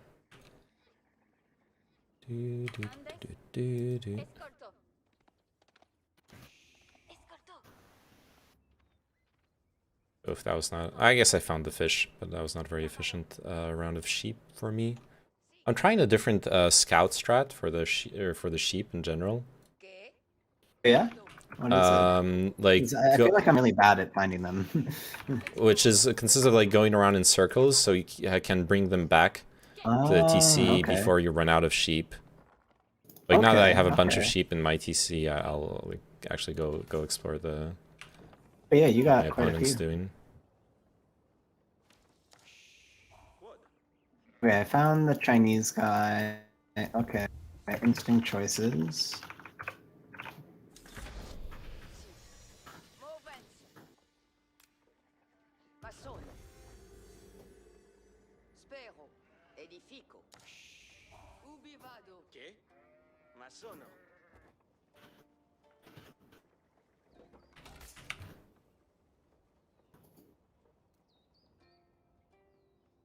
Can I go for more wood?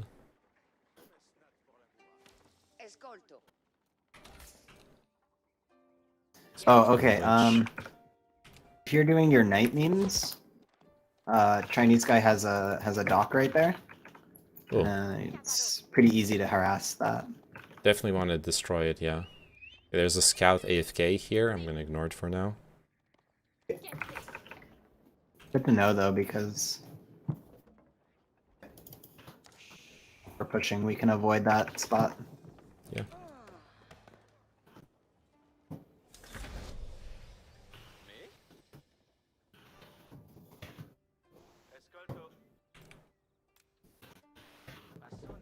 I'm gonna make my own dock down here.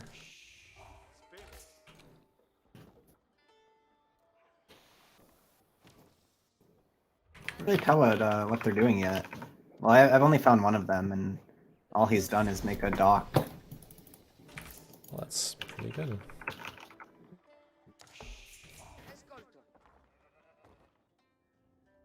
Okay. I'm making my own dock Delhi now. player has a barracks at least. I'm not sure if he has much else yet. Oh, I found blue. Oh, the stone line. He's making so much stone. Definitely second TC. Do you see how many sheep he has? Look right here.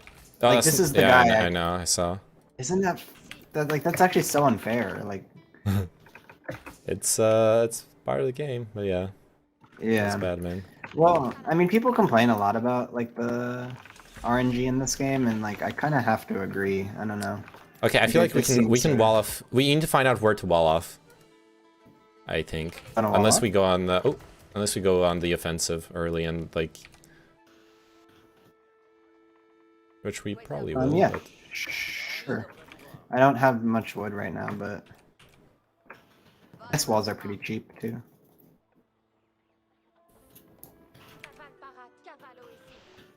This houses here. Ooh, barracks. Someone's gonna like already build pikemen. Get an eye on. Yeah. See what he builds. Maybe they're just blind countering.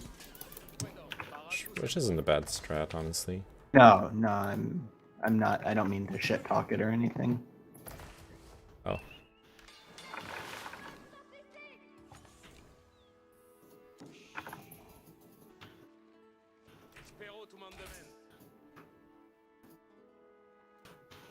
Okay, let me think. What am I trying to do? Oh god, I here? need so much more wood.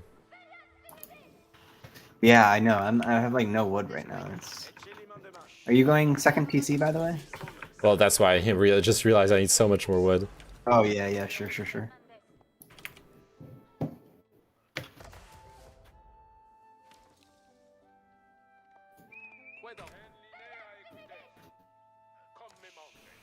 Okay, Delhi Scout is down here.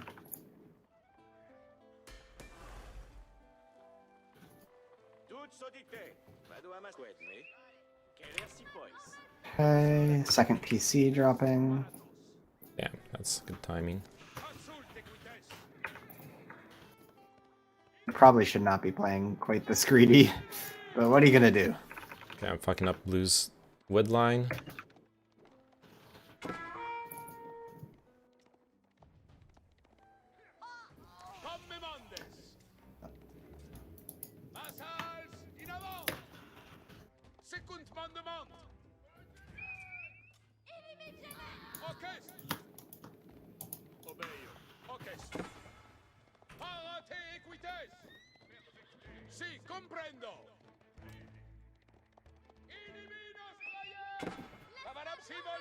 Oh fuck, yeah, pikeman. Oh, that's okay.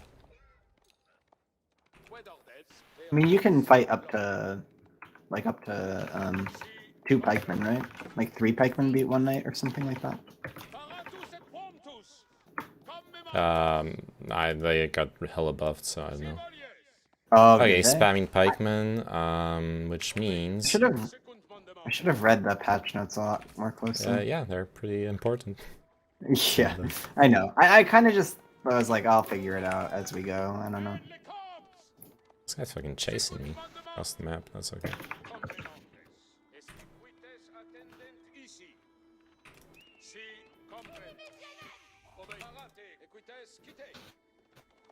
Okay, their Chinese guy walled off like really hard.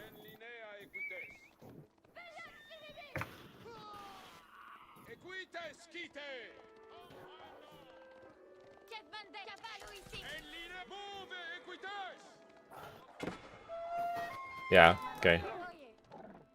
Possibly I'm could starting. be forcing an overreaction on... I'm not macroing, I'm doing so bad, sorry. Don't even worry about it. We're just playing for fun, like. Yeah, true. Who plays for fun? What a nerd. I know, right? Okay, I'm second TCing.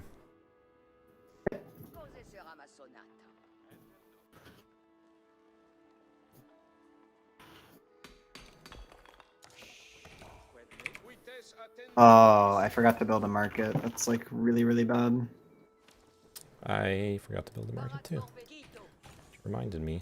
Here we go. Market. Like being something built. I do a lot because I have bad macro is like use the market to like figure out like whatever resource I'm fucked on basically. Yeah.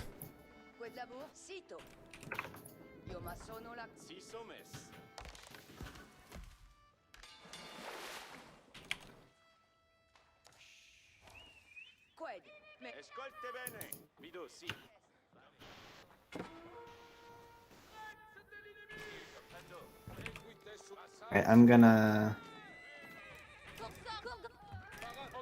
H3.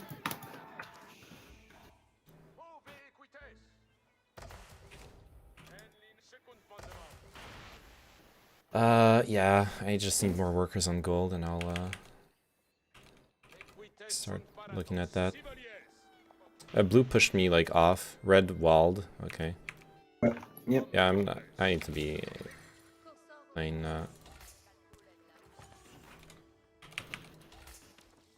I mean, they're not really doing much of anything, which like I guess could be concerning in the sense like maybe they out macro us, maybe you know. Blue made a shit ton of pikemen, definitely not like Okay. full on macro. Okay, that's good. That's really good. That's really good. Speaking of which, gotta build archers. I'm gonna build like 3 archery ranges and have that for the... Oh, that's a good castle age. It's a little late on last game, so I'm not super happy about it. But That's still really good though. it's alright. What I need to do is build villagers. I only have 51. Gonna transition to castle soon. Just need a little bit more gold. There we go. What's my... Oh, I need to go second dynasty for means.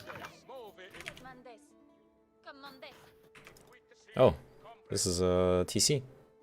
Gonna go harass Blue's second TC. Oh wow. Wow, they are like, they're just taking the whole map. Like they have this wall in the middle. This makes me a little worried. Yep, there's a hole in the wall. Was there really? Yeah. How do you think my scout got it? Oh yeah, sure. Sorry, I wasn't watching that closely. Oh, they're getting... Oh, they're going for relics, which of course, I mean, for Delhi, that makes sense, right? Oh, they're going for the sacred site. I might contest it a little bit.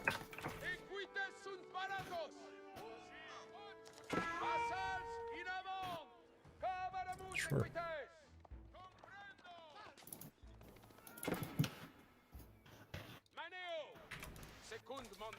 Oops. Oh, nice. We're getting all this harass. That's really good. I'm dragging his pikemen through your archers. I'm coming. I don't have very many, but I'll do my best. Oh yeah. Ah, that's fine. Okay, I'm pausing here. We need to deny this. Well, we don't need to, but it'd be good to deny this sacred site. Oh god, these supply blocks are killing me. I killed his priest. Nice. Oh, nice. That's really, really big.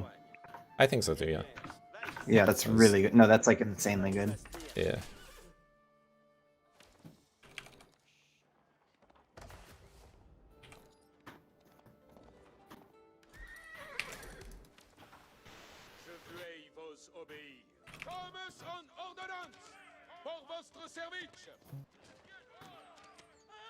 Okay, he's sending in the... Oh, he's trying to wall off. I'm just gonna keep killing workers. Watch out, your archers are pikemen on them. Yeah, got him. Thank you. That's a man-at-arms I have there, so he's tanking a lot of damage. Oh yeah, he's doing a lot. The Chinese men-at-arms are like... They do less damage, but they move faster, so which is really sick, I think. I'm not doing my research. Oh fuck, I'm an idiot. I haven't built my blacksmith. Oh yeah, I dropped mine like only a few minutes ago, and then I promptly forgot to like do my upgrades for a while. So yeah, this seems good so far. I don't know. I know.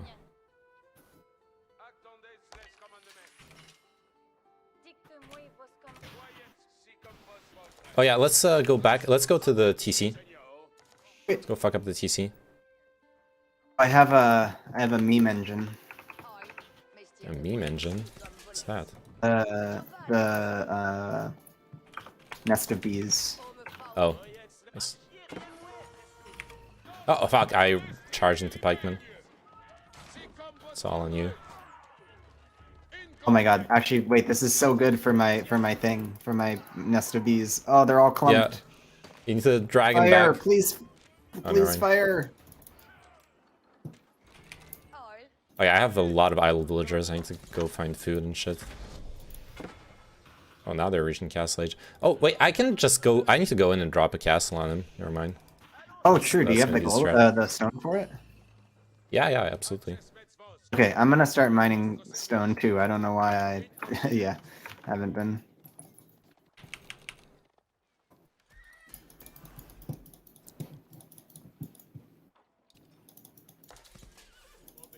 Oh, I do have a blacksmith. Where is... Oh, it's here. Okay. Okay, I have a bit of a...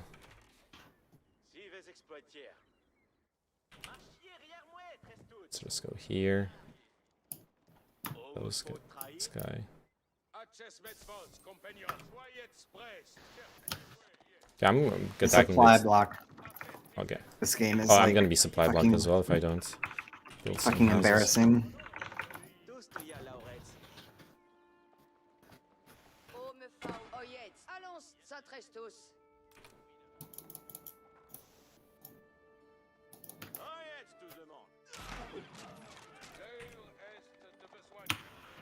I need a Okay, I'm gonna drop a castle here. I need a trebuchet.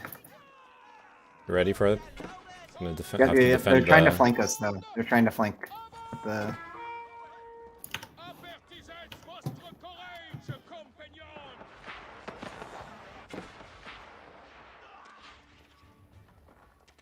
Shit, I'm like losing. I have 14 idle villagers somewhere. Oh, your nest of bees is gonna... Fuck up. Oh, Oh fuck, I'm sorry, I wasn't paying attention. it's fine. I think your castle will still get up though, and then we're like big chilling. Yeah. It's really good. Big chilling. Would you like some relics, by the way? Yeah, Or should I some- need to I build have a a- fucking, what's it called? A monastery. At some Okay, point. well That'll when be you do, pretty good. you can come get some from my monastery, because I'm going for my 5th. Fucking elephant? Alright. Your Springle's gonna have a have an good time. Yeah, let me focus fire it. I have no units. This is like all you right now. Okay, that's good to know. I mean, I'm trying. I just am.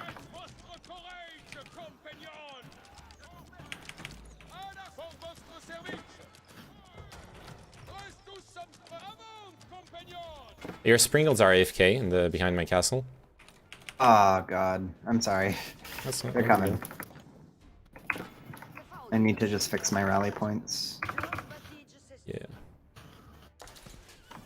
Oh, your Scout's AFK and somewhere, but that doesn't matter that much.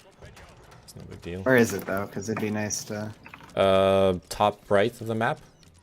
Oh yeah, thanks. I'll try to send it in. It might be walled off though. I got some idle villagers. Oh yeah, they're like in there. I mean, we're doing really well now, because we're gonna kill this PC.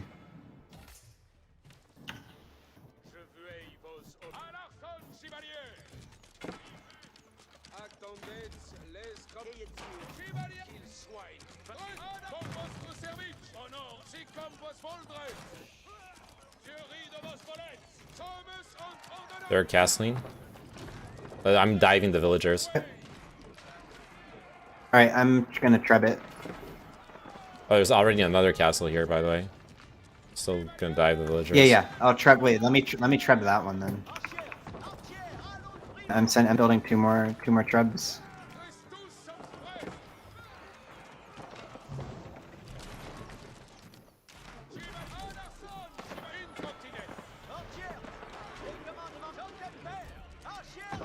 You can let the castles go up actually, because Yeah, you can because just. you're gonna siege it up.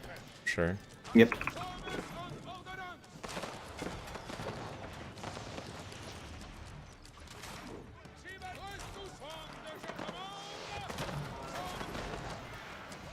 Oh fuck. Got one of my trebs, but I still have the Springald lead. Cool. This one's gonna be for research. And then this. Actually, do I still have the Springald lead? It's getting a little sweaty. We might wanna chill for a sec. Do we?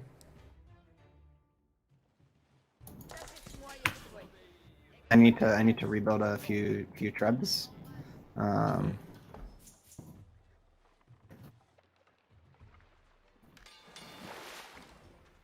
Oh, I can age 4, so let me do that. Yeah, that's what I was thinking. I need way more food. Never mind.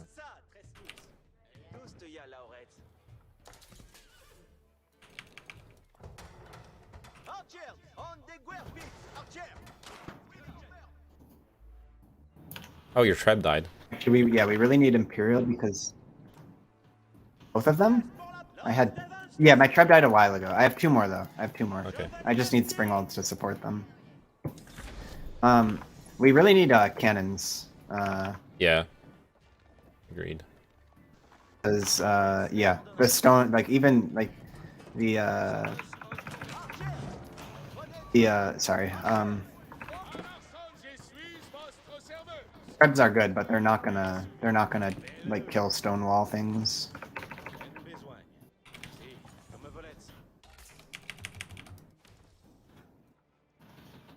Oh, I know why I'm out of food because I'm not producing any food.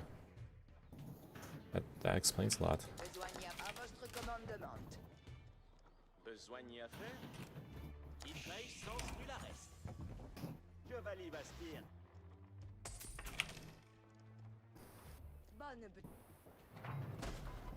Are there any like big forests left on the map? Some small ones.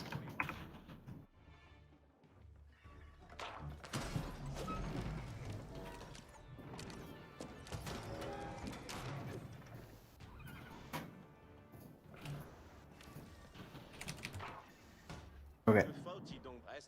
Are they? They must. Yeah, they're repairing that keep. Yeah, they are. That's fine. That's like need to- the burns I up just- wood for a yeah. bit.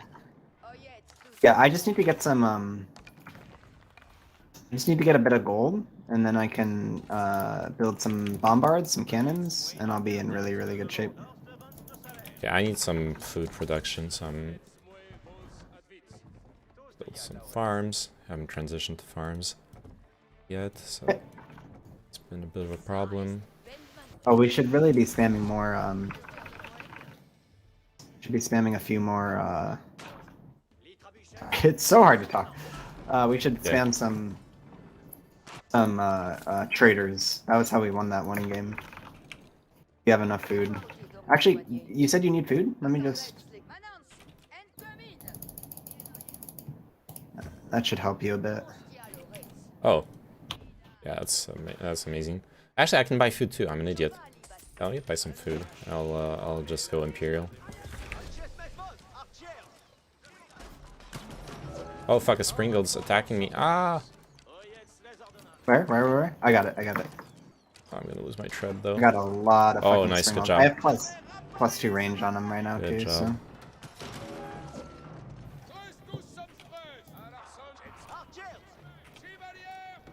Okay, I need to go Imperial.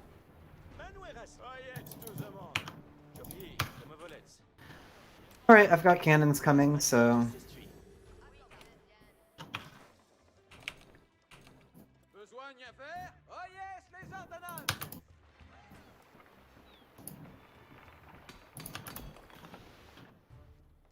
I think we just sit here and slowly win the game, like... Yeah. Absolutely.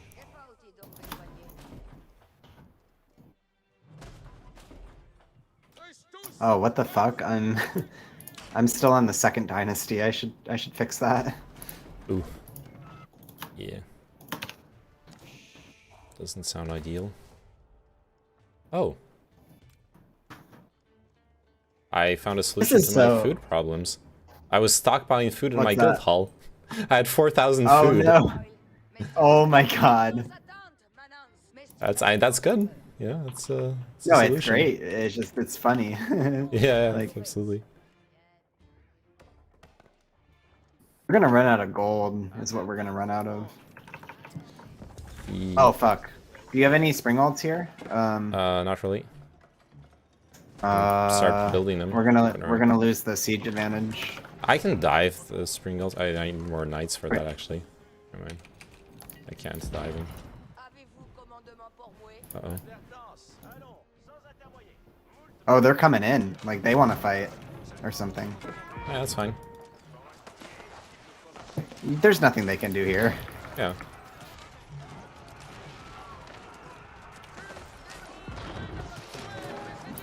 We're diving for our siege, which... Yeah, also, I just realized that I have, like, the bombards now, and those are just better... Those are just better Springalds. Oh, wait, watch this. Oh no, he's blocked! He's stuck! Wait, your units... I was gonna do a conversion. Oh. Rip. Okay.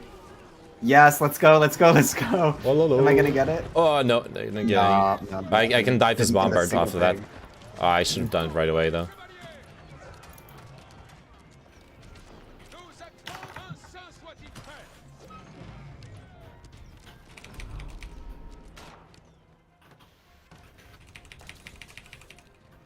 Okay, I'm gonna spam hand cannoneers, by the way. Yep, me too. And I get an upgrade that increases the range of gunpowder units, which seems like ridiculous. Like, so I'll just abuse that. Yeah. Let's knock down this castle with our cannons really quick. Yeah, I'm gonna build a more advanced. Oh, okay. That's what's going on.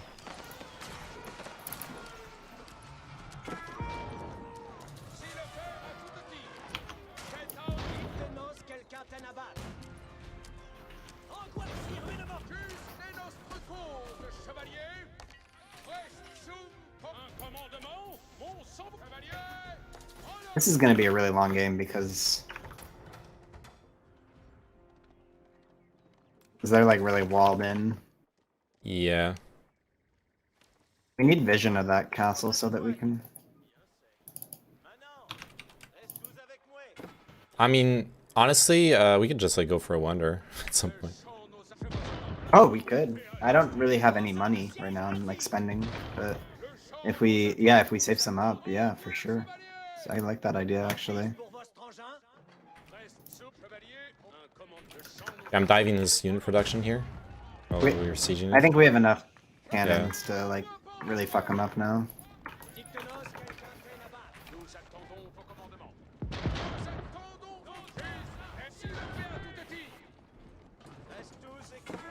Yeah, we're oh, I'm backing off. It's just over. Yeah. Oh, they have fan cannoneers. I need to charge into those. I mean, all this like backline that we have. Oh, pull away from those cannons though. That's scary. Ah, it's okay.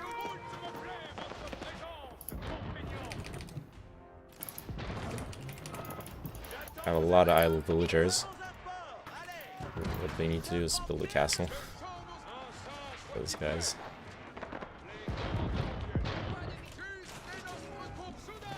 Okay, no, that's it. We win. Yeah, it's over.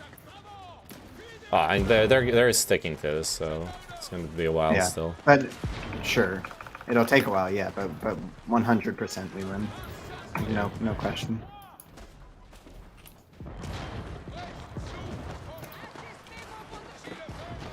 I have so many cannons. It's insane. Yeah. I have 5 right now? No, I have 7.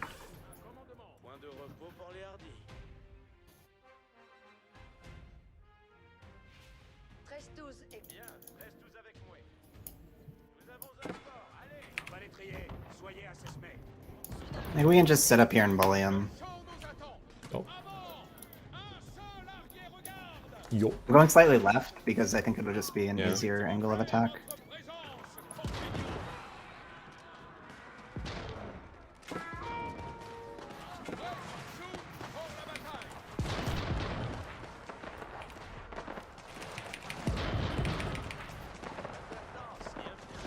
Forget university.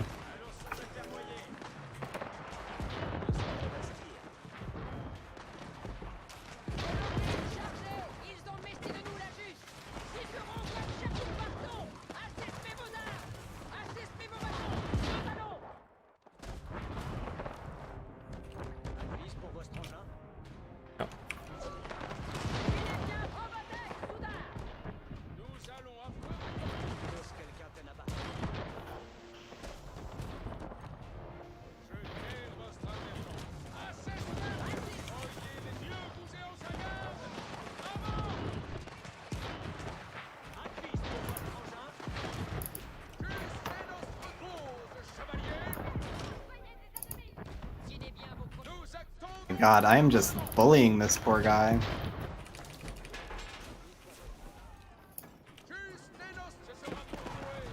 Oh, bombards coming in. Yep, no problem. I'll just kill him. Yeah.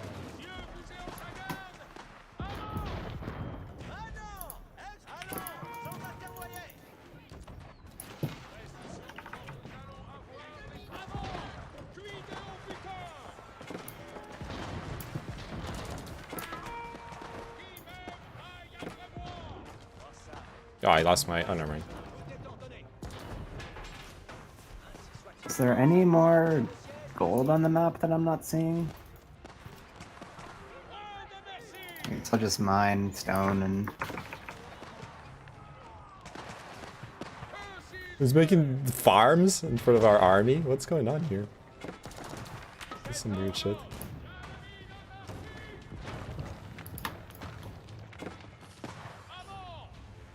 I'm backing off. Okay.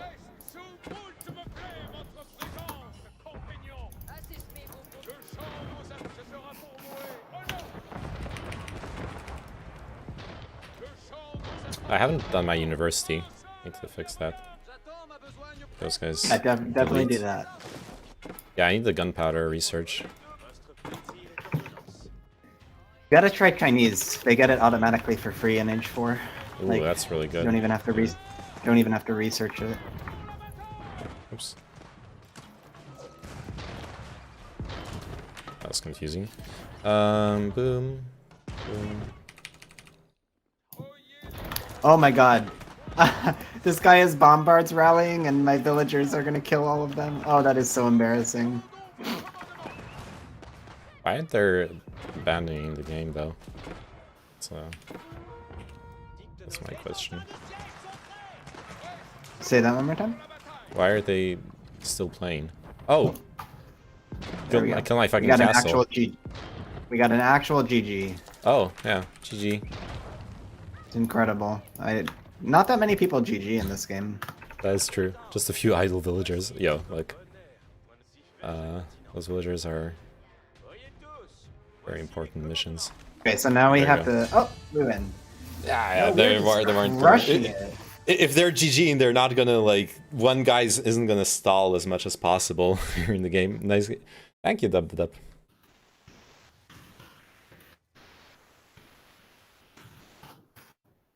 Oh wow, we absolutely crushed that. That felt like You really crushed clean. that, dude. Like, you we- had the Oh, huge ass come on. army. No, that's not even true. I was got, having. Sorry.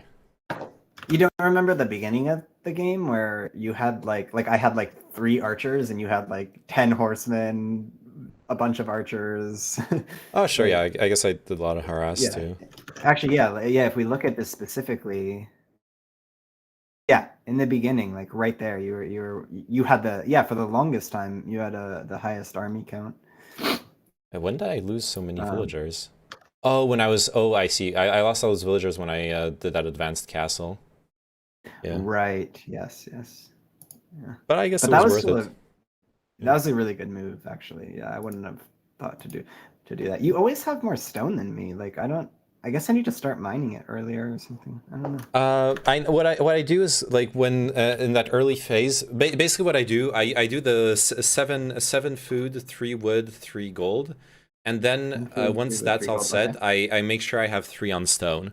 That way, shortly after hitting feudal, I can do a second TC, and I just leave them on stone. And at some point during feudal, I'll start putting more on stone. That way, as soon as I hit castle, I'll have like 800 stone, and I can drop that castle anywhere I want. The only problem I have then is I don't want to pull like 10 villagers, you know, to fuck up my economy just to drop a castle somewhere. Yeah. But like, Well, that's kind of how I feel about stone in general. Like anytime I'm mining stone, it kind of feels like there's something better I could be mining, maybe. castles or are so collecting. strong though. Like, They are. you need them. Yeah, you do. One thing I really like I do in 1v1s when the game when I feel if I don't feel like I can drop the castle on my opponent, what I'll do, especially if I hit castle age earlier than my opponent, I'll just drop the castle in the resource rich like middle area. And start and that way I can have a bunch of villagers like go there, rush the castle building, and then they can I can put them on the gold right next to the castle right away, and they're protected by the castle, and they're not idle. They were only idle while traveling there and building the castle. Yes, yeah. That's actually really smart because then you just then you put them on the resources, and then you're also I think a huge thing is just, which you were implying there, is just like controlling the center of the map. Absolutely, yeah. Which on most maps is where all the resources are. Yeah. So I know I asked you to play, but I need to make dinner really quick. Do you want to get Dubman in, and he can be your 2v2 guy for a few games, and then Sure, no worries. Yeah. Okay. Yeah. Go get your food. So I'll leave the group and I'll leave the Discord call, but I'll watch you while I eat. All right, see you. Thanks See you for the in games. a little bit. Yeah, Bye. thanks for the games. We absolutely fucking crushed it. Yeah. Yeah, well, those are all wins. I do feel like is Barkley still? Yeah, he's left. I do feel like Barkley's macro was way better than mine though. I really struggle with hey Dup. I really struggled with like spending my resources once it gets to those late game sieges where like I kind of want to pay attention. If I have trouble like keeping up with the resources for the production when you have like 80 to 120 villagers collecting resources, and you still have to manage them because they like mine stuff out, and like I don't know. I struggled with it a little bit. Yeah. One thing that really helps me is getting what's it called? Hotkeying all idle villagers button. I don't know if it's hotkeyed in normally, but that's really useful. Like whenever I just see it, I just press it and put them somewhere. Yeah, true. The thing I really need to get into the habit of doing is I can do it in 1v1s pretty well. I haven't ran into that problem in 1v1s, but once it's 2v2s or more, there's so much like chaos happening that I don't feel comfortable. I don't do the thing where I'm like, okay, now I'm like 1k food, 2k gold. Okay, I need to drop like 5 archery ranges and spam hand cannoneers. I ended up doing that at the end of that game, but I should have done it 5 minutes earlier, honestly. Yeah. There's just so much craziness going on. Yeah. It's fun, though. I like it. It is fun. Yeah, I like it. So, you want to play some 2v2s more? Yeah, or... sure. I'm down. Just give me a second. Cool. This fucking meme. Uh-oh. When chatters reply with longer sentences after every response.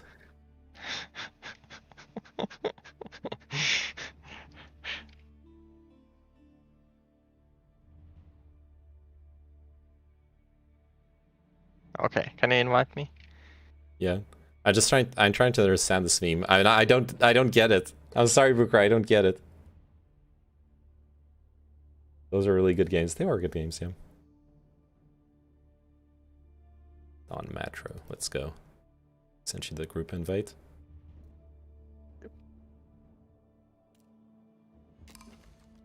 Like I'm just missing critical information, Bukra. It's not your fault.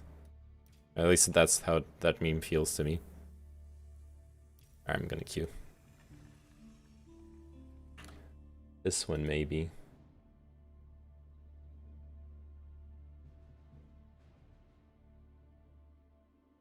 I'm talking to that one friend who wants to shut up about cryptocurrency.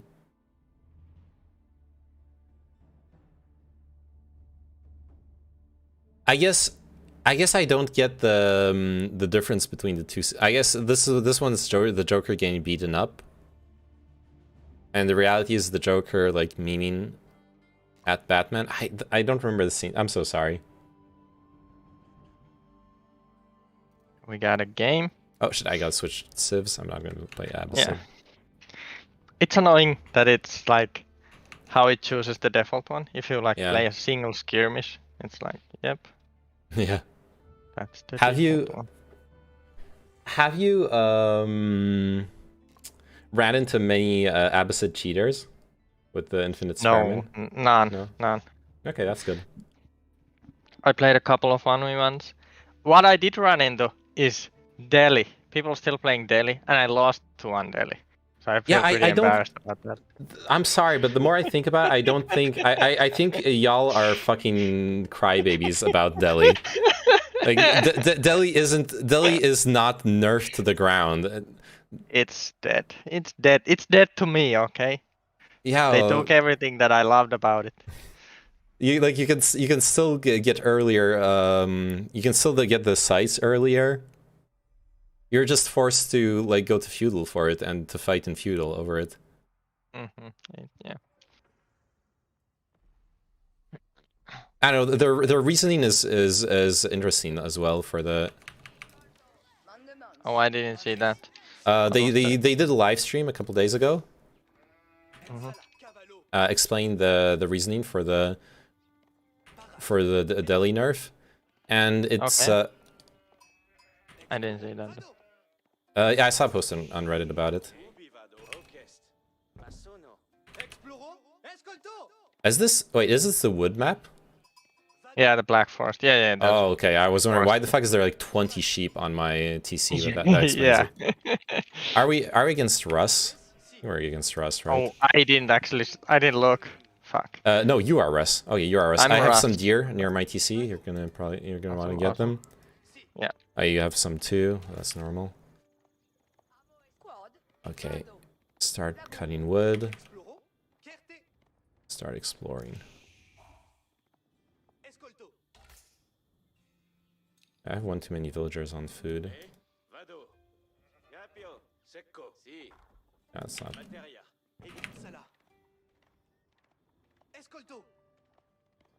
Oh, I can do that. Sheep.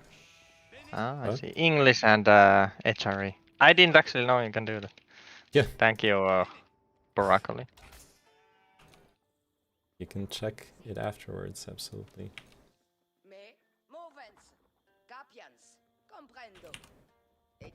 Grab my stone. We're gonna have to wall off once we know the paths. Yeah. This is definitely a wall map. Yeah. Wall and greed. Yeah. Okay, I think I'm on their side of the map. I managed to steal a sheep from right next to their TC. I don't know how they're scouting, but it's something weird. I think the villager's on wood, actually. Oh yeah, we have the fish too. We're gonna have to build docks. I forgot about that. Yeah. Have you found the water? No, I I went find- scouting on their side of the map. Yeah. Do you wanna go water or shall I? Cause I don't think both of us should go water. Oh yeah, I don't care. If you've got a good wood economy, you do it. I went late on my wood. Okay, I'll do it. I just need to find it.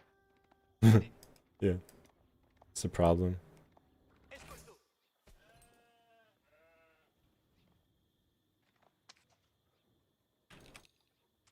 Right. Oh, there you are.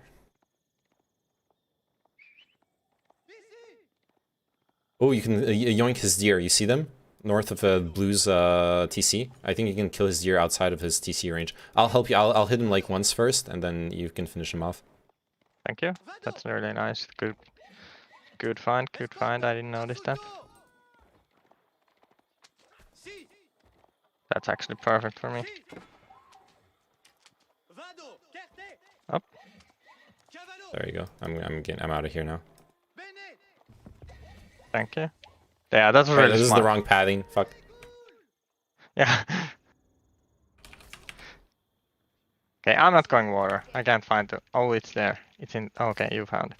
No, I found it. Okay, never mind. I'm checking up.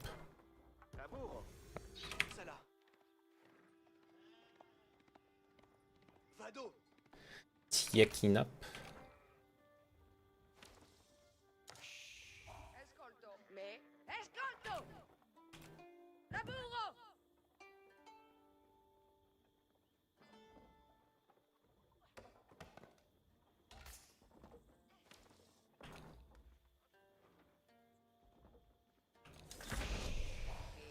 That's an early feudal.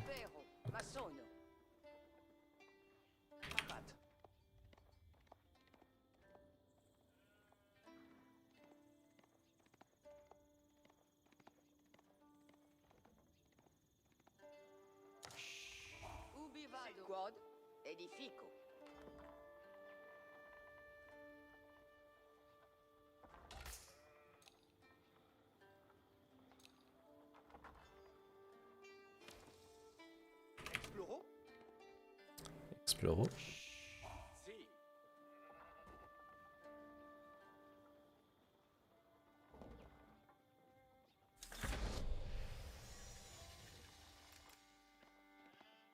I feel like getting feudal early doesn't matter that much. Like it's like a second TC timing or like having the proper Dark Age economy before you transition to feudal feels like so much more important. It's civ dependent. Like Yeah. with Delhi, I did really late, but the earlier I get my H2 building, it like creates economy as long as it exists. So basically, the sooner you have it, the better. If that makes sense. Yeah. I feel like I'm really far behind on wood.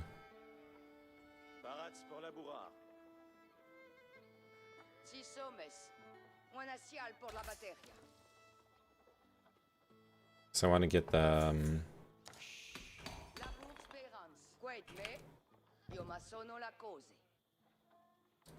I'm not producing any knights. I don't think there's any point in doing much harass. Yeah. Because they're gonna wall off. Okay, maybe I'll like make one. And I don't want to delay Castle Age for it, honestly. It's fine to make a couple still. Yeah, I guess. But you don't have to. Like whatever you feel like. I think both are. I think it's fine to not do any either. Yeah. If it Follow was your heart. Yeah, I'll try without them. If it was a different map, I would, but I feel like on this map it's fine to skip them unless the opponent does some fucky shit. This map you can be super greedy. Yeah. Yeah, that's my goal here.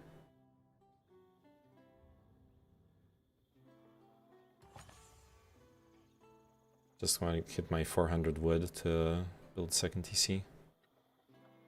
That's all I'm waiting for. Oh, and I'm not producing villagers in the meantime. That's great. Good job, Neyman. Yeah, they got a wall up. And some archers. Yeah, that's what I figured. Like, there's no point in, you know, finding anything if they have a wall. Gonna need our own wall, though. I'm thinking like a greedy wall here, so we have so we control the gold behind it. Yeah, that's smart. That would be pretty. It's greedy, but that would be pretty cool. I'll try to do that as well. Wait, oh my god. On my side.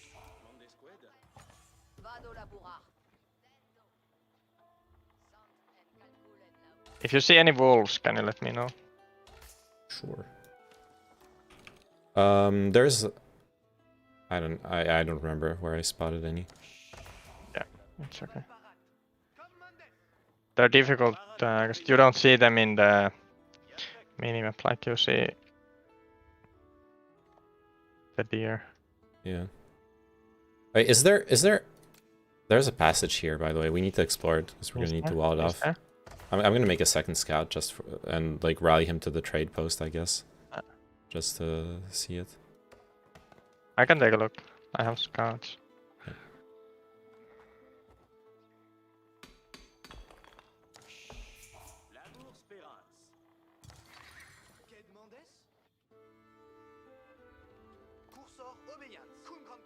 Got 2 boar over here. Is this the only path to this like area? Explore it.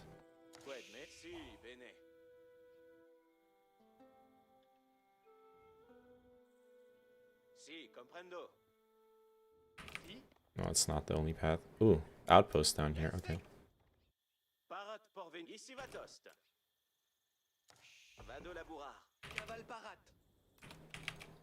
God, forgetting villagers again.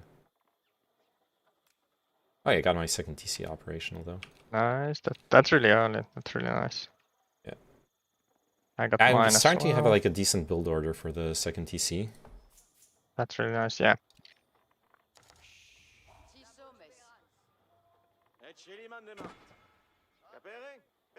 Okay, they stopped my wall.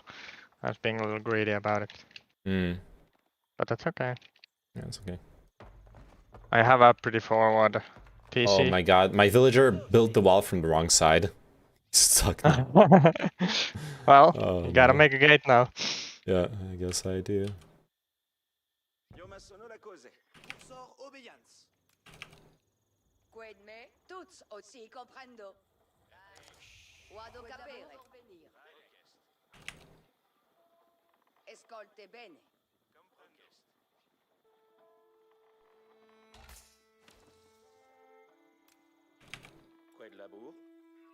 Oh.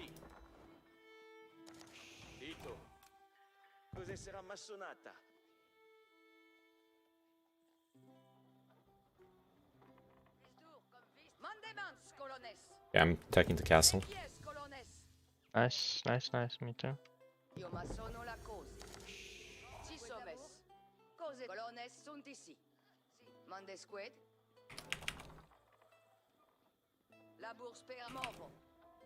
Ooh, they're making a pretty forward wall, but that's fine.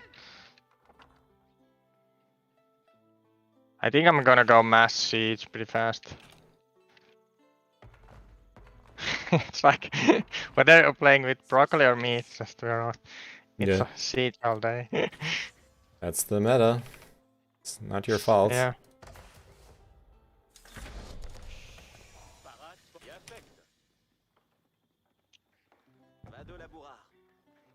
Oh my god, they're making a stone wall? Jeez, Oh my they're god. really, they're really Let's shoot doing at. it. Yeah, it shoots at this villager. Nice. Okay.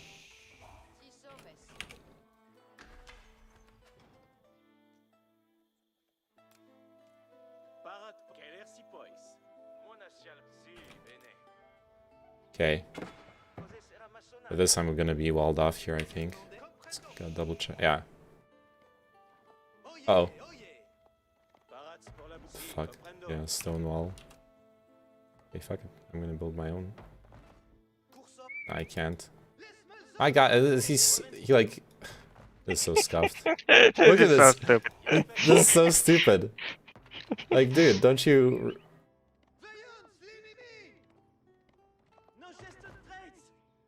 Okay, it's fine. Everyone's just hiding behind their walls. I can't build my stone wall because of his shit. No, it's like stuck.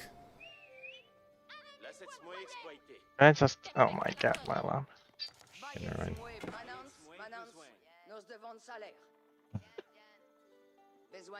Oh my god, they're gonna kill my monk.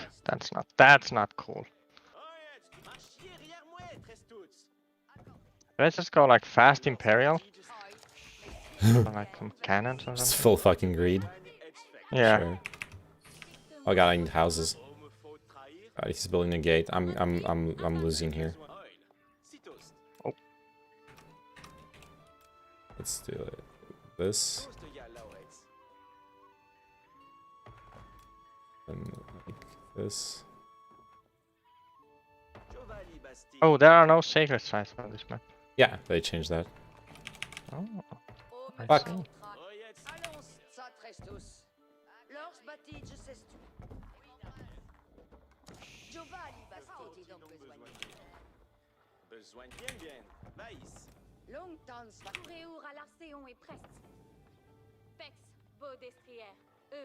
Feels bad, man.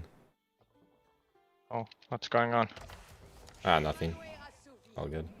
I need to. It's only on 100. Okay.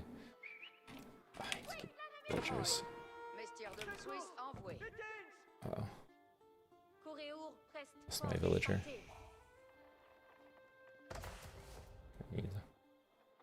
I think I'm greeting a bit too hard here. I can't wall it off. Alright, let's I'm getting Imperial.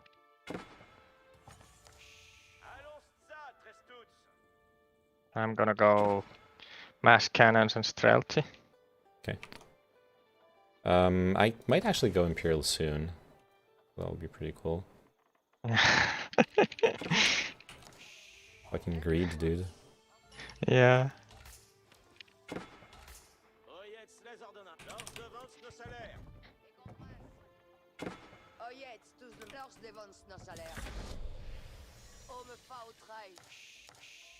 Oh my! Oh, you already were going Imperial. Never mind. Yeah. Okay, that's how you roll.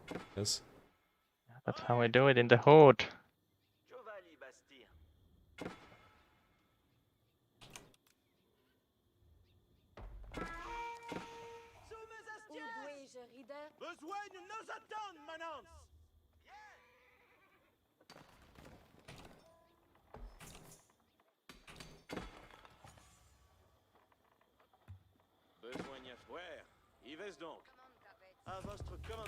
Okay, now the enemy is like, oh shit.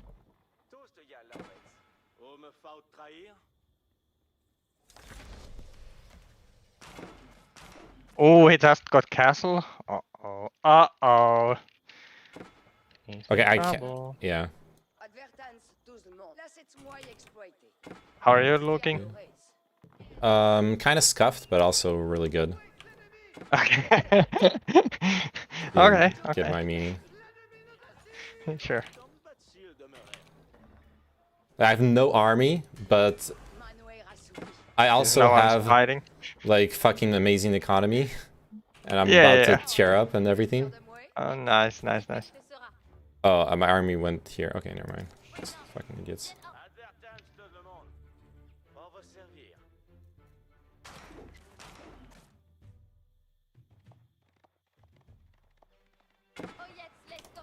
Companion, Marchette derrière. Oyez les ordonnances. Lors bâtis s'essuie. Que faut-il donc besoigner? Marchier hier, moi et Trestos. Lors bâtis s'essuie. I think it's time to build army.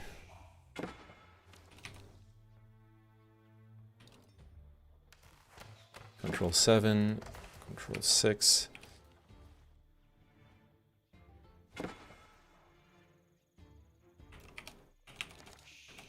Oil, mystère des mouets. Oh, me faut trahir. Suis sans quimi. Si, ça me volait.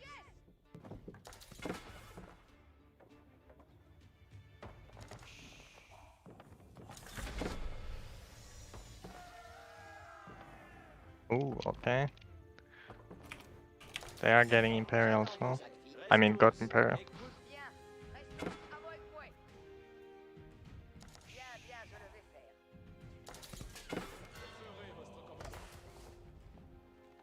Okay, what do I need now?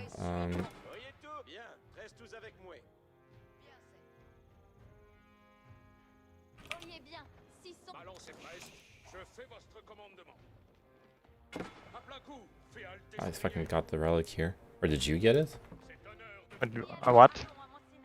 Never mind. My cannons are too loud, I can't hear you. Oh my god. Asking about a relic. Oh, yeah, I got the relic. Okay. Oh no, I didn't get that one. You wanna get it? Or shall I get it? I don't know what relic you're talking about. Well, I'm picking it up.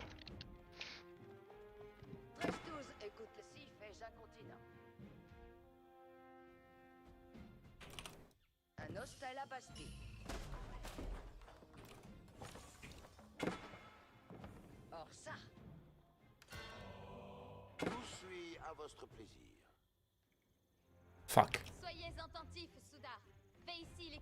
Oh, you took it. Okay, never mind. As long as one of us has it. Oh.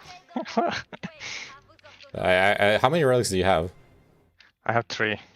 Can I have a relic? I need the. Yeah, I don't know how do I. You can drop it. There's a command for it. Oh, okay, I'm Thank leaving. you. I just found another one though. Yeah, cool. If we have 2 relics each, that's not bad. Yeah, it's better if we both have. Yeah.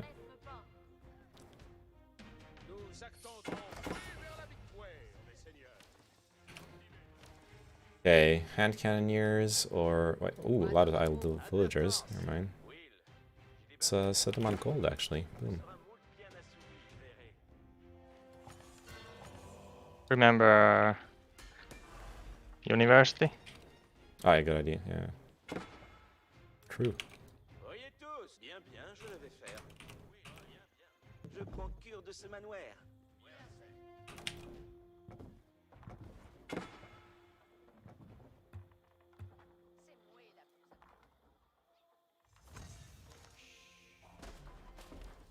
I'm getting through their walls.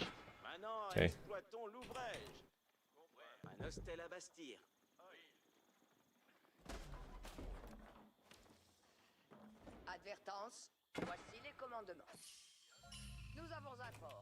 I'm gonna drop a castle here.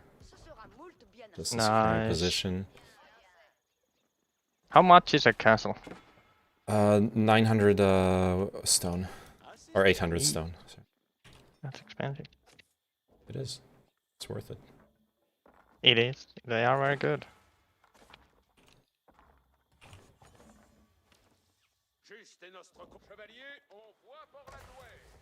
Okay, I need a lot.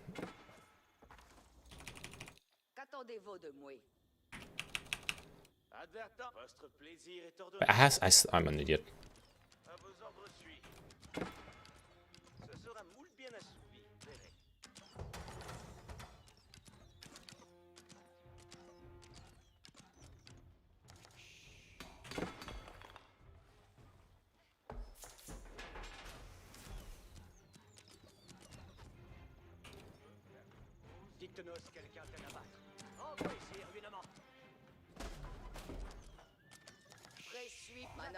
Vos ordres suivent. Je prends cure de ce D4, 1, 2. J'attends vos advises. Obéir est divine vertu. In nomine Domini, nous le ferons. Ainsi, vostre vouloir guidera mes.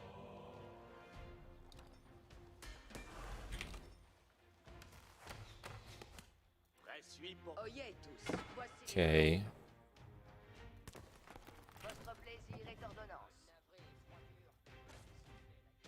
Dictenos quelqu'un t'aime à battre.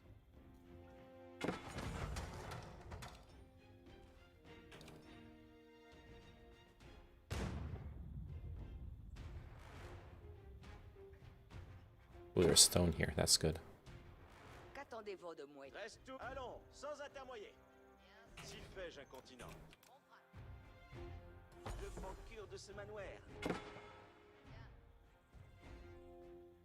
Les commandements vieux. Ainsi soit-il fait.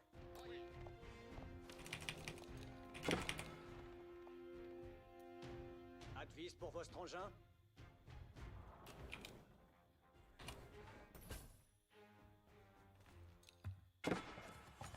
Advise pour votre engin. Nous déconfisons l'ennemi. Oyez tous. Voici les commandements. Okay, I'm pushing through. Okay. I'm still setting up stuff. Yeah, that's fine. Reste tous. Nous avons un fort. Allez. I have a strong army. At least I think I do. I'm gonna wall off the neutral trade post. It's gonna be ours. Speaking of which, I still don't have a trade post. Oh yeah, me neither. Oh no, don't shoot at my things, please. I'm not actually gonna go yet. I like to. But I have the... It's open for me. I can when I feel like it. Ooh, I need to go mass tables for some scouts. Oyez les commandements. C'est à honneur. Soudard, Leis. Ainsi Oh, fuck. sera fait. Dictenos No, no, no. hommes en Survive. Advertance. Voici les commandements. Je quai si le fait à tout de qui. Qu'attendez-vous de moi? Nos ordonnances sont là, sus. Envoyez, Soudard. Suivez l'artillerie. Nous allons avant un sans l'arrière-garde. Avez-vous commandé? Oyez tous. Votre plaisir est ordonnance. Allez. Je quai votre adresse. Assesmez-vous. J'ai besoin.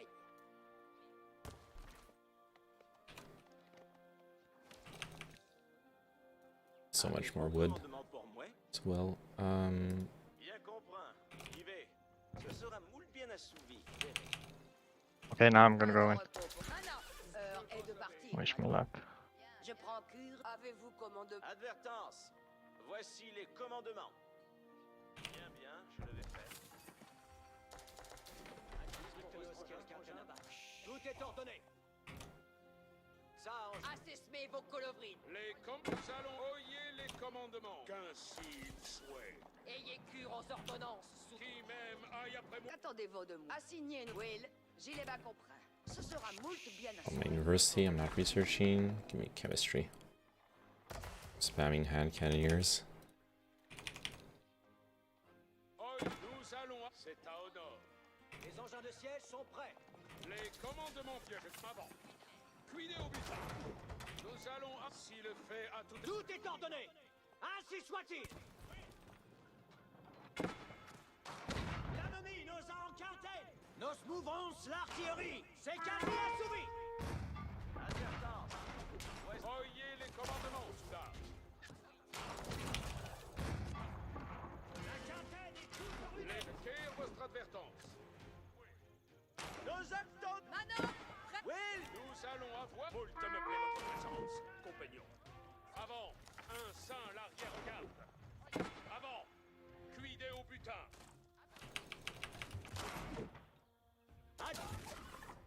Les commandements, qu'ainsi il souhaite. Oyez les qui même aille après moi. It's gonna be hard to push. My opponent's massing spring golds. Yeah, he got a lot of his bringers died here massing. though. Manon, Okay. prêt pour should be good. J'attends ma besogne prochaine. Gel au lieu. Yeah, I think I got through. Autant couper être bidonville.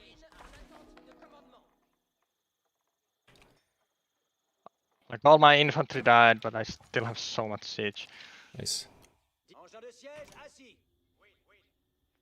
Engin de siège, ça faut aller. I'm in need of wood. Okay, where is my boom? Send you. How do I? Oh, it's fine. It's I fine. click here. I figured it out. I got a solution here. I just have extra. Okay, that's good. Wood. I can build more cannons. Thank you very much. Okay, I'm almost maxed. Nice, nice, nice, nice, nice. So I'm gonna go for the GG push soon. My side is. I think the red is arriving at my side, so now is a good, really good time to push. A lot of idle villagers. Oh yeah, they ran out of gold. You know what, guys? We're gonna go on wood. That's what we're gonna do. Yeah. Any attack now? Wood. Yeah. I think the red is on this side. Or maybe not. I don't know. Well, I'm attacking now, so. Yeah, red has some of his army at least here.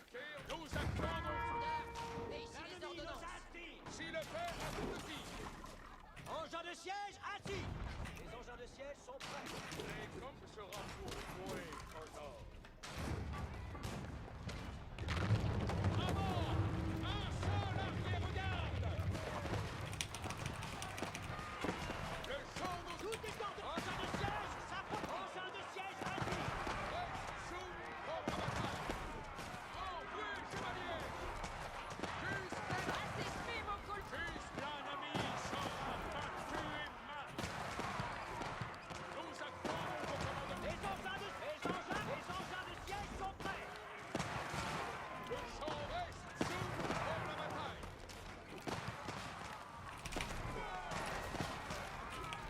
Oh.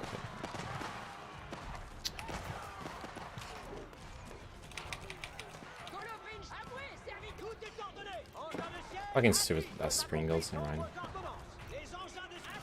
Oh no, stop dying.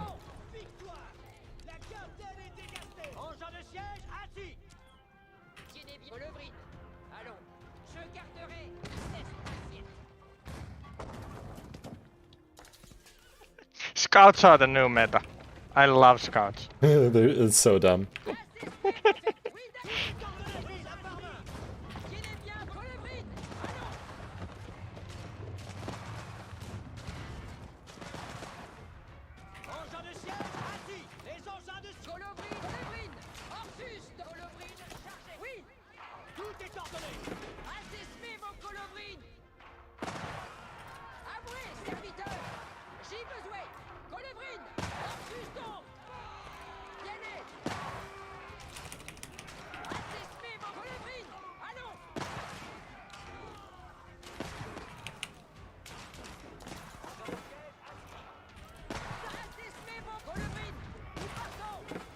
I need more stables.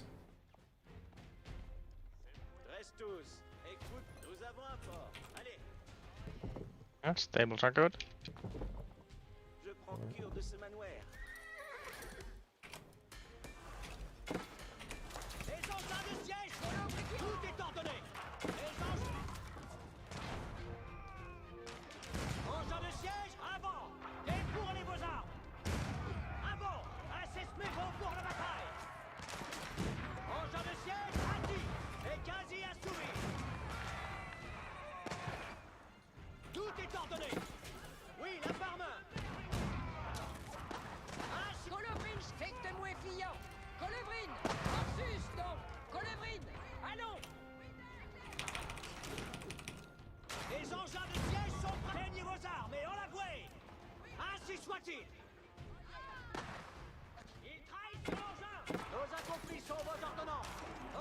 Oh god, there's another fucking keep here. He's gonna be so fucking slow.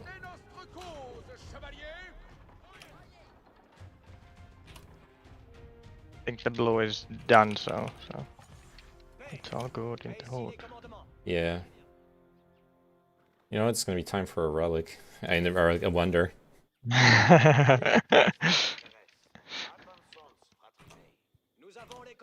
I can't micro my group. There's like starting to be so much shit. Mm-hmm. You know what I mean? Yeah. And then one thing I really have problem is finding certain buildings if I need to. Like blacksmiths. I need to start hotkeying my blacksmiths. Yeah. What you mean?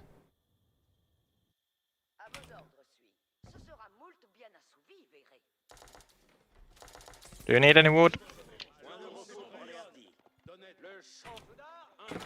Nah, I'm all set. Okay. Oh.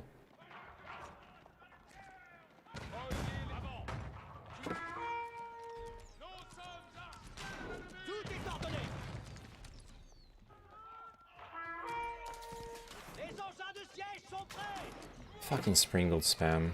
Dude.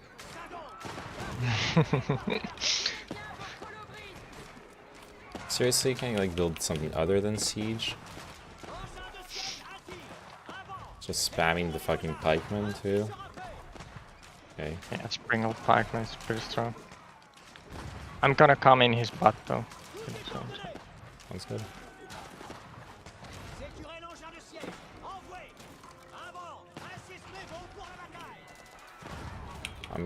Need the fucking build archers, I guess.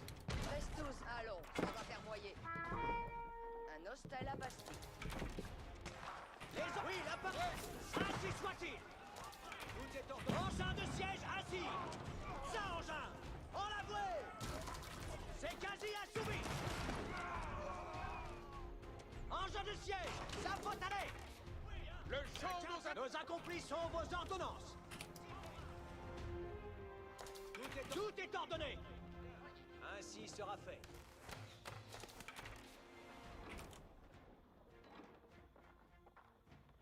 Right, I'm just massing archers now. This fuck is pikemen.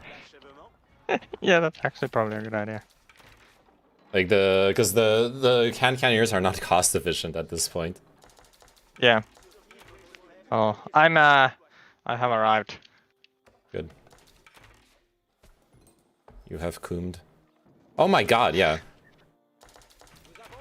Yeah, this guy doesn't know what's coming for him. Yeah, we can go. I'm pretty sure. I don't have any cannons yet, but they're in production. They'll be. Okay, they'll well, be I have coming 8. soon. I got idle villagers. Oh yeah, those guys. I mean, fuck it. I'm gonna take this gold, I guess. Do you think we can go? Yeah. Yeah, I don't know. He has a lot of... Yeah, let's go. Let's go. Let's go. Okay. Let's go like I'm click on the... into my shit.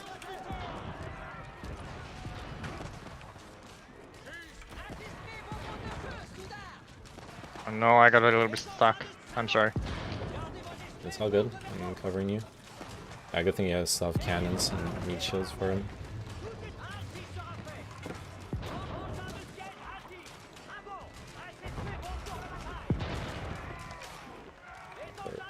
He has a nice army, I gotta say.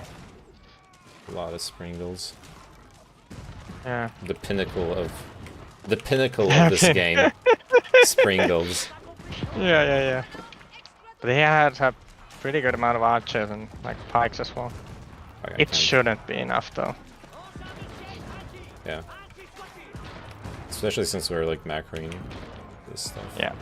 Behind all of this. Yeah. Like, because we have the middle of the map, like they have to be out of resources at this point. Yeah. That's why he's making archers and pikemen too, because it's just cheap. Like wood and food is all he's got left. Yeah. That's true. I'm just mining gold and all this, you see that? Man, imagine being that worker. Yeah. That is some hazardous work conditions I've ever seen. It is. Ah, surrender. Nice. Nice. Imagine being as villagers sent into open fire while mining gold. Because I mine out all the gold on my side of the map. Nice game, bro. Keep on playing. Thank you, Renz Luigi Paris. Sorry, I wasn't paying attention to the messages in chat. I was focused on the game. Like, keeping up the macro in this battle was important while you were mopping up the rest of the map. I couldn't, like, because of his army comp, I just couldn't get ahead. I thought I could spam the hand cannoneers and outvalue his army, you know what I mean? Mm-hmm. Yeah. But then he just spammed archers, and yeah, like, for cost efficiency, the archers will actually kill the hand cannoneers because they fire faster. Mm-hmm. That's surprisingly good, actually. Like, Yeah. that's the good thing about scouts, though, as well. Like, the light units that like are like really cheap meat shields. Yeah. Springles are so fast. The Springled meta is so dumb. I don't know how they're gonna fix it, but like, this guy having 10 Springles behind his lines should not be what stops me from pushing. That's just so stupid. And then honestly, sorry, yeah. Yeah, so go ahead. Sorry. I just say, like, the end game shouldn't be who can out macro the opponent's Springles, because that's literally what happened there. I agree. Yeah. I think they need to change the. They do like 60 to everything and plus 20 to siege or something like that. They need to just change it around that it's like 20 to everything and plus 60 to siege. They're like actually like anti-siege things. Yeah, I agree. I think that's the suggestion I saw on Reddit, and I think like something like that would feel good. Yeah, like to 20 to everything and then 60 to siege. They need to be anti-siege specialists, or if they're gonna be the ballista, like the way the ballista was in AoE 2, like something that just that works like the way they already work. I think they need to be way slower. Yeah, that's true as well. Because you can just kind of like scoot around with them. Yeah, even earlier, like I was getting overwhelmed. I just kited him back with Springles back into my castle. That makes no sense. You don't kite someone with fucking siege units. Yeah. Mind if I hop in for 3v3s or 4vs? Yeah, sure. You're okay with Magic Drill hopping in? Right? Sure, of course. Gold man. Kino. How is this related to me sending workers to gold in the middle of a battle with cannons blasting and shit? I'm proud of those workers though. They did God's work. Are you the god?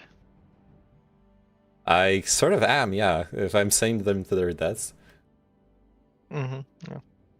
Also, I wonder also if like that endgame situation is maybe the situation where I just start suiciding workers just to free up supply for army. Yeah, I wonder, well, like, what's the? Because I had 10k food. I had 10k food and I was like remaxing as fast as he was killing my units. So like, what do I do at that point? You know?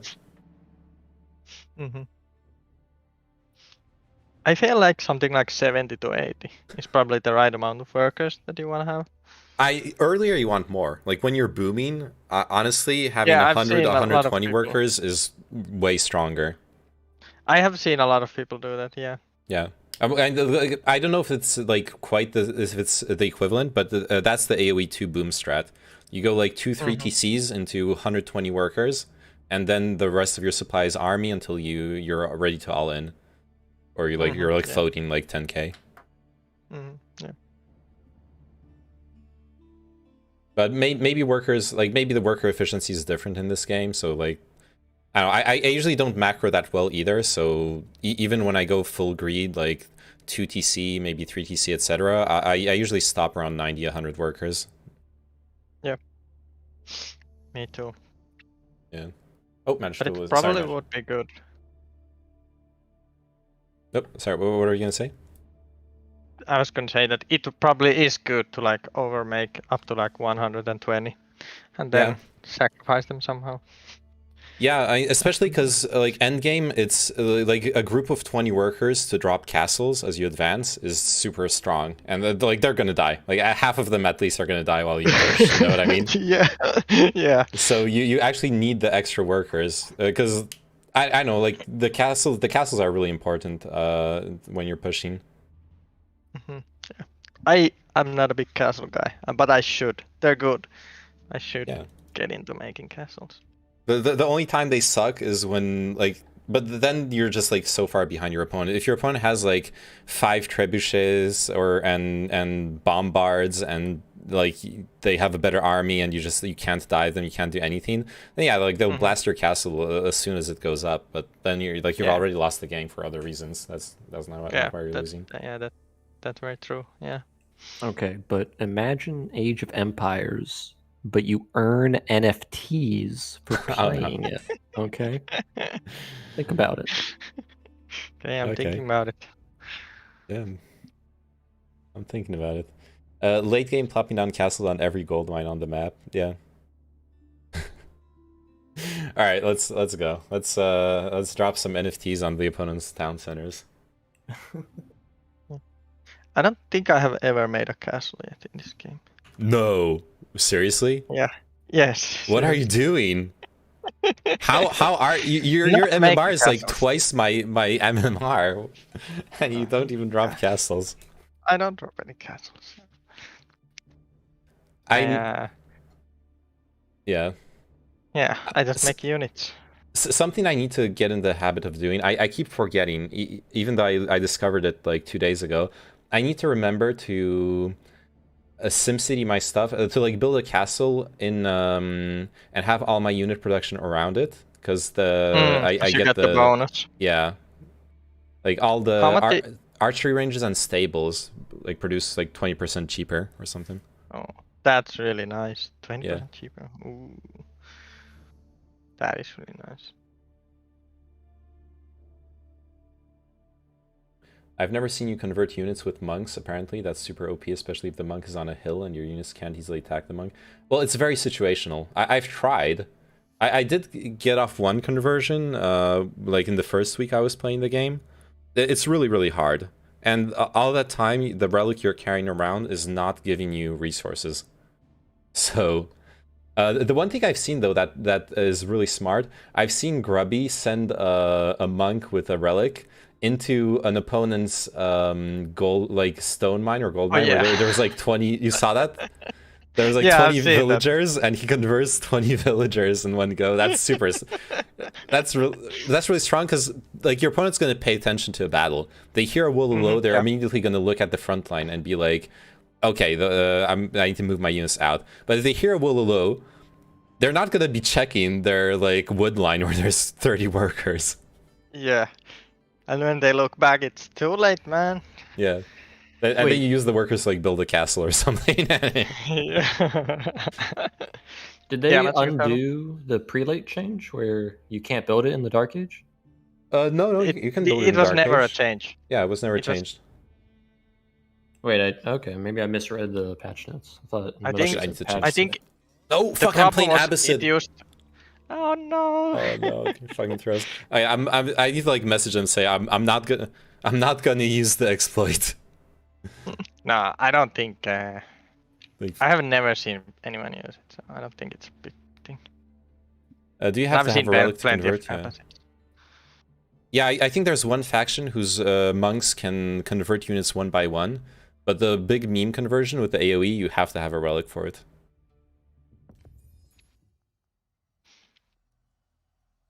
Okay. Yeah, I also feel it's nicer to just have them in the thing making gold.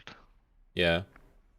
Actually playing Abbasid here is pretty good because there's a French player, and camels counter, like Abbasid is the anti-cavalry faction. Camels will counter the knights. Holy Roman Empire, so we're gonna need crossbowmen and springles.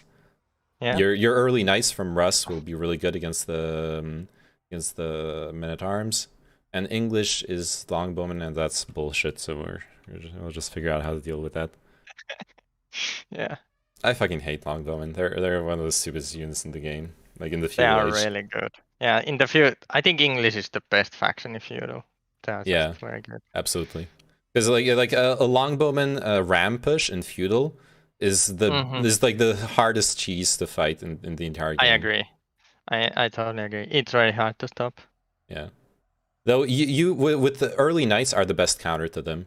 They have a lot of armor and they can chase them down. So. I agree. Ras is pretty good, but with Delhi it was really rough to defend because all you have is basically you just make your own archers and they're worse. Yeah, yeah, exactly. That's all you can do. But Ras is a little bit better at. Yeah. The yeah, Russ or French are like the two factions that really easily can counter longbowman cheese. I feel like. Yeah. It's something I really like with the French, honestly. I mean, they're gonna still make pikes, but it's gonna be like a fair battle of like unit control and that sort of stuff. Yeah, and that's also why like behind my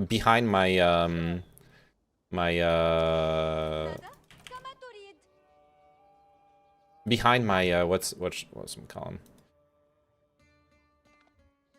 Fuck, my brain's dying. Behind your behind.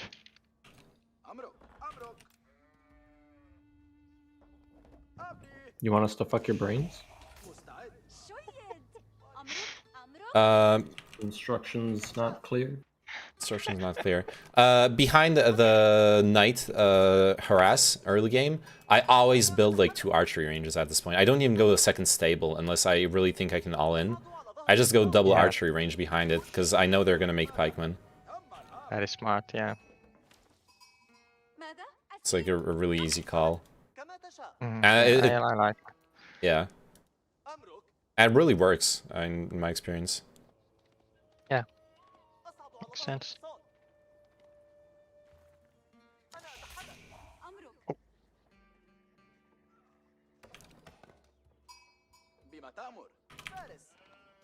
Okay, gotta bring back a lot of sheep.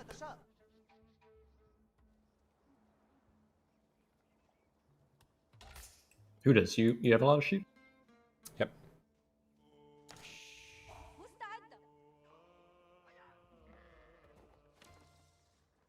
I'm gonna hunt all your guys as deer, don't mind me. Yeah, please do.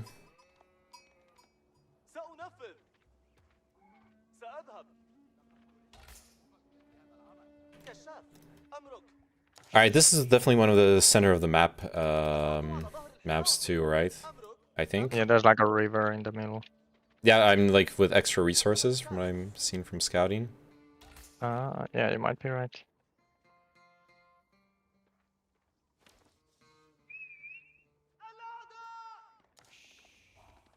No, there's an enemy scout running around here. Ooh, more sheep.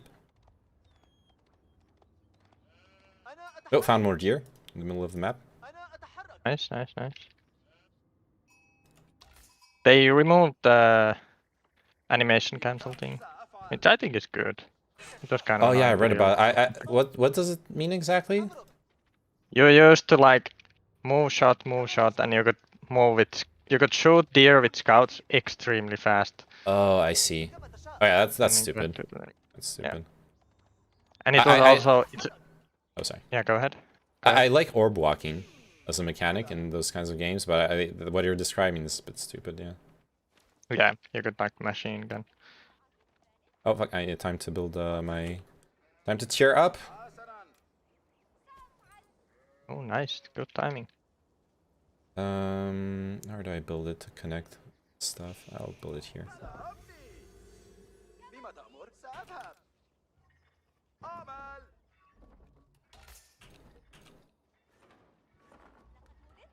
What the hell's my prelate? I don't think.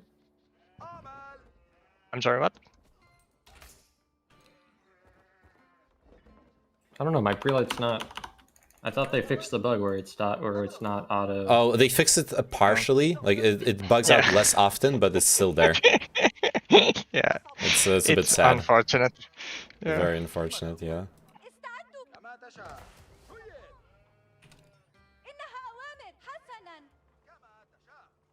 Bro, there are Are- so many sheep on this map. Yeah, true. ذاهب. أقطع. استعد. كما تشاء. سأذهب. Oh, purple, you got 2 sheep above you? Oh, and 1 under you. Oh, never mind, too late. Could have stolen from blue. Sorry. I should have built this guy earlier. I forget this guy only costs like 50 wood.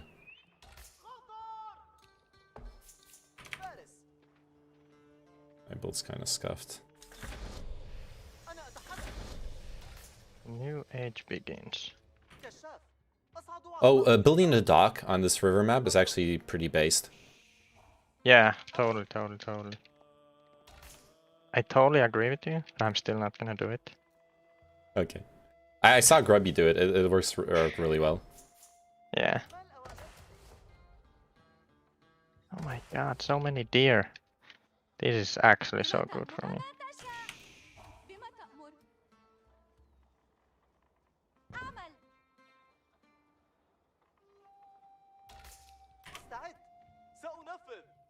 There's no crossing over here. Oh, there's a sacred site. Where's the bridges? You should. Oh, there's one here. Okay, I found. There's only one in the middle. We're gonna wall off, my dude. My dudes. My dude arenas. My dude. I'm gonna go build the dock. This time. Almost got feudal. Nice.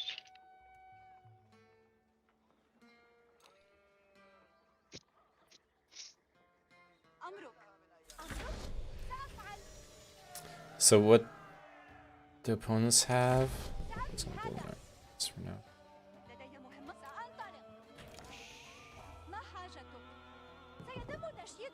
Making a second TC. Oh yeah, that's what I need. I forgot. I'll come kill the wolf.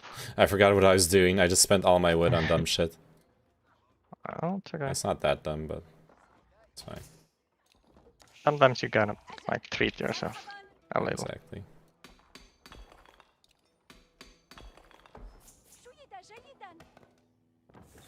Exactly. Bro, I really keep wanted to on- hit my golden age though. Oh, sorry. Oh. No, I was just gonna say I keep on forgetting to turn on the enemy colors. Oh yeah, that would be good. Yeah. Makes it hard to communicate. Your dude is gonna die. I'm sorry. Who's? The guy making the dock.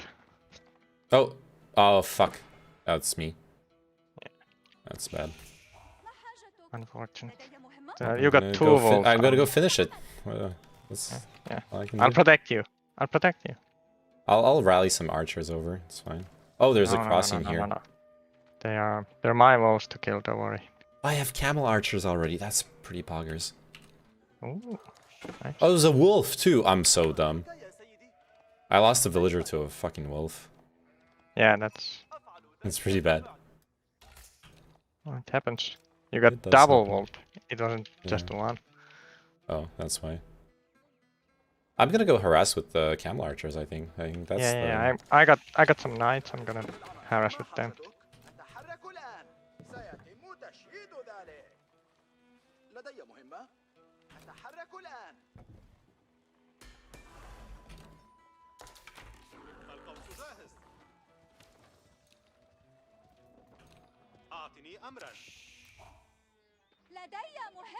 Alright, I'm gonna finish the dock.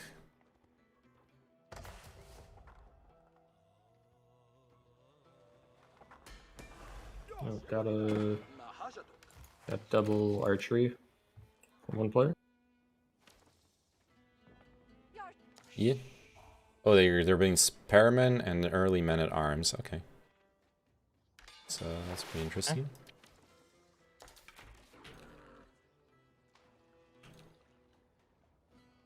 Man, this map is real big.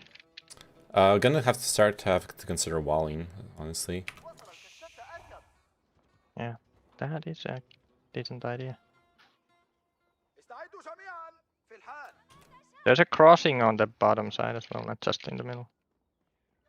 Okay. By the way.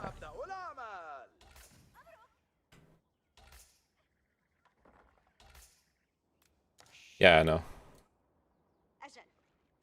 Up. They're trying something. But I got it. Okay, I'm walling off this one. Nice. Okay, they're sending knights against me. They're trying to dock in the bottom.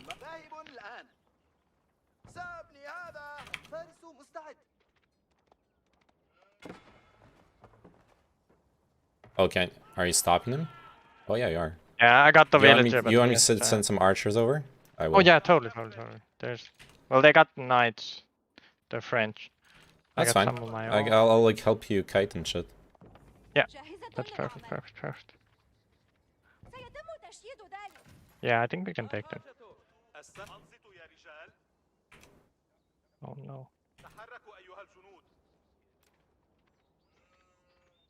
Yeah, nice. You got pikes as well. Oh, they were the enemy. Oh no! I thought it was your... I'm light blue. Yeah. That was oops. No, it's my bad. Yeah, there's a lot of stuff.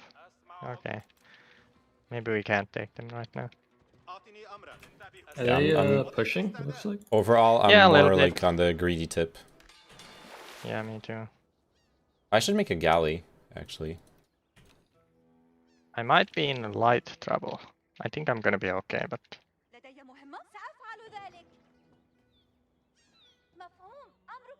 like a little bit of trouble.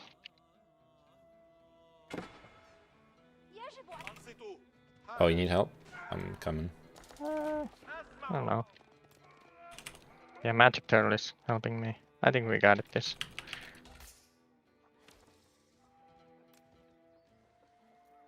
There's more Yurit behind this. Pull back, Magic Turtle. Ah, shit.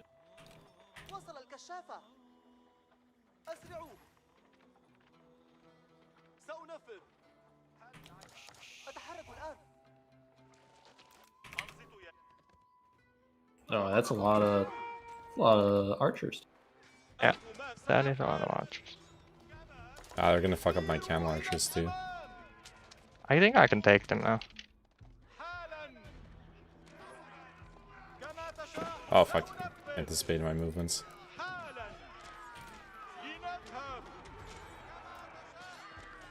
Yeah, nice. We're clearing it up.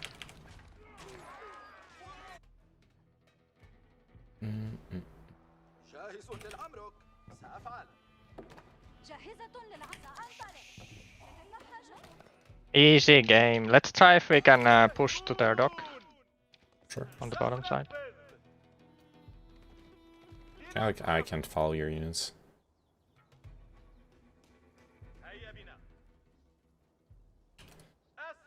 Should I make military? I kind of don't want to, honestly. Like I want to. Okay, don't make them. I want to greed. Yeah, that's perfectly fine, I think.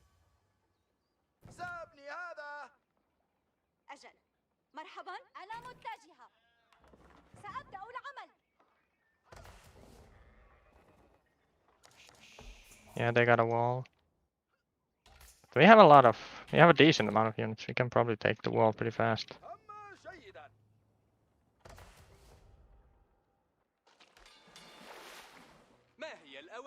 Oh.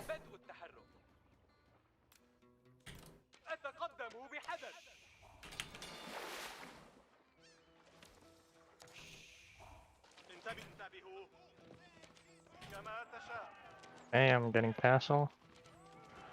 Okay, I'm late on it since I spent a lot of military. Speaking of which, put this back here. Okay, we can get in, but let's be careful. Yeah. That's a Hulk! It's gonna fuck us up, right? Can we do anything about a Hulk? I think we gotta get out of here, I feel like. Do we? Oh, can we take the Hulk? They didn't build. Oh, that's an enemy Hulk. Oh, I forgot purple was with me. Never mind. Yeah, let's get out. Let's get out. No, I got my own boat. Oh, really? Yeah. Oh, You got a Dow? Yeah. It's not Can a that good Dow though. do it? I'm dying. Never mind. Okay. Okay, get out! They're also healed. They have the healing next to them, so... Yeah, that's the problem. You know what? I just might make some siege. Sprinkles would probably be pretty good against that. Yeah. Against that shit. It's the solution to everything. The solution to All everything, of yeah. our problems. It was so fucking bad. I'm floating shit. No, I'm not floating. I'm going teching up. Castle Age. Nice. Way too much shit. Gold. Not usually. Well, when you get castle, it's easy to spend it. True.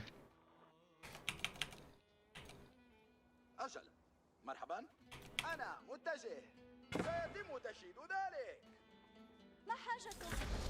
علم كما تشاء سيتم تشييد ذلك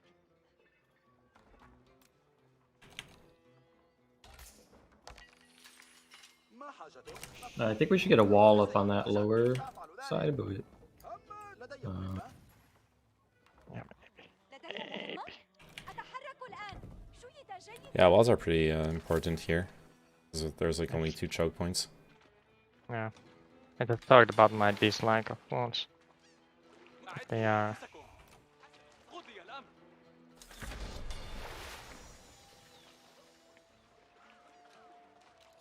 ما حاجتك؟ الأوامر قاد في الحال إذا فلتتحركوا سأبني هذا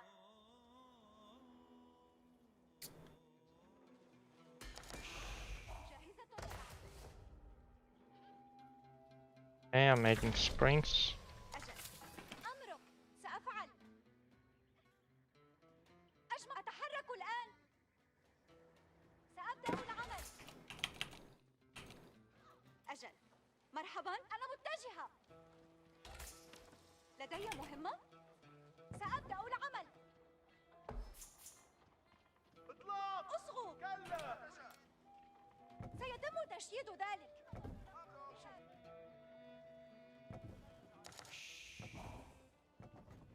سأبني هذا سأبني هذا الأوامر قادمة أمرك تحركوا سأبني ذلك Nice. Begins. ينبغي لهذا أن يظل حتى بعد مماتي حسنا استعدوا سنتحرك أيها القرويون كما تريد بناء مشيد جيدا جيدا Oh no, I don't have any blacksmiths. My upgrades suck.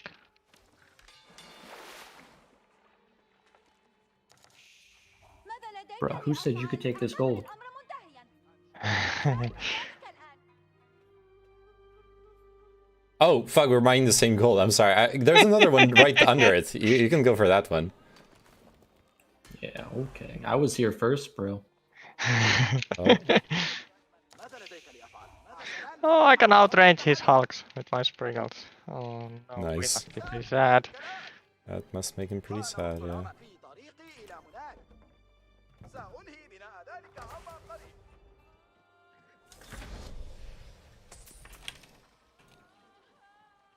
Okay.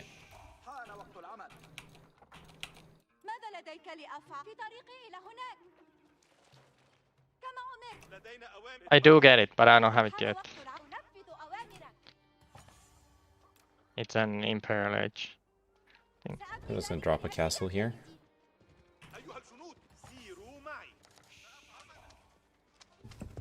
God, where is... There's not... This is like one of the only golds. Oh, there's another gold. You're right. There's a lot of gold on my side, green, if you want to take between us, between purple and you. I mean, you can take these. How do I think? Like these ones, you can take them. Ally under attack. Yeah, they're trying to do something. Do you want to push up so we could maybe wall that off? Or Me? even... Yeah. Yeah, you can wall it if you want. I'm not going. Yeah, yeah. I'm sorry. But I'm gonna push them. That's what I'm gonna do. Fuck, I need more gold. Oh yeah, I know what I need. انتبهوا جميعا تحركوا اتخذوا مواقعكم سأنهي بناء ذلك عما قريب حان وقت العمل سأفعل ما ترغب فيه سأبني ذلك الآن Can springald shoot through walls? Not right. I don't think so. These are not very good against walls. They should really buff the springald, honestly. ماذا لديك انتبهوا جميعا سأفعل هذا الآن سأبني ذلك الآن حان وقت العمل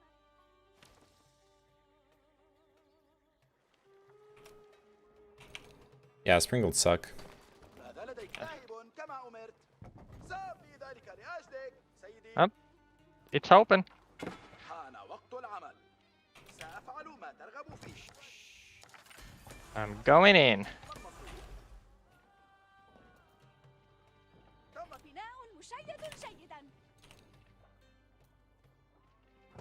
Make sure to make a gate for me. Yeah. For us. قريبا تأتينا عند إشارتي سير أيها الجنود امضوا Do you need help? I was just going my from here and God. harass. That's what I'm gonna do. I just got 50 idle villagers. That's the most I've ever seen. تحركوا جميعا Build this one for My wood. research. سأنهي بناء ذلك عما قريب Then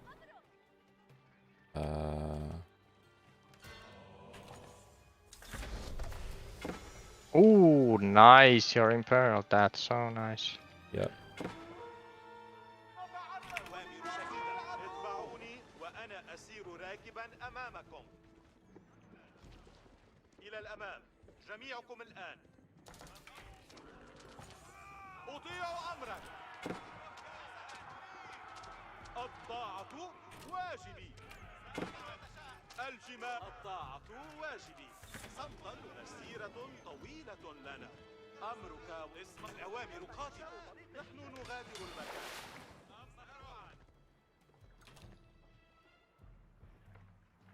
صمتا أيها الجنود أيها الجنود نحن نغادر المكان Cool. I'm fucking up on my macro. I'm floating so much. I build shit. Where are you? Just make stuff. Yeah, but I don't have unit production buildings. Oh. Then you gotta make that as well. مسيرة طويلة لنا إلى الأمام جميعكم الآن اتبعوني وأنا أسير راكبا أمامكم أركب كما أمرت أوامر جديدة قفوا مستعدين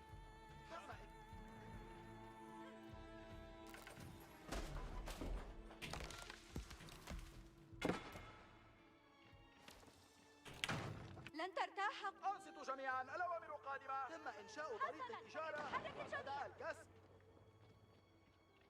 سيخضع هذا المبنى للإصلاح أنصتوا جميعا سنتلقى الأوامر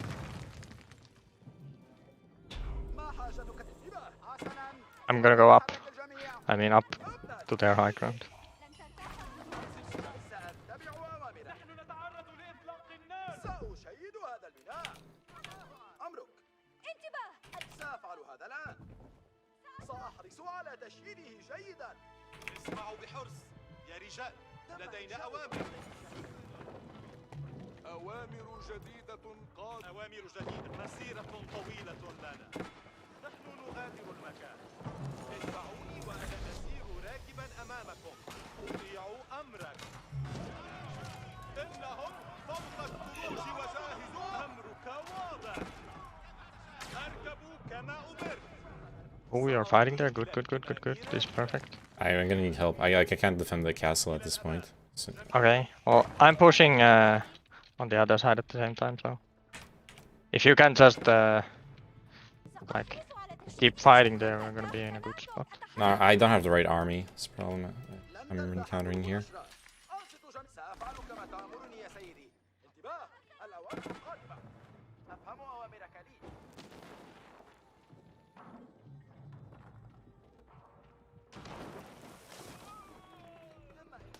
ما حاجتك إلي؟ أنصتوا جميعا. الأوامر قادمة. الأوامر قادمة. اتبعوني وأنا أسير راكبا أمامكم. Though actually, I'm doing okay. Nice, nice, nice. I'm crushing these guys.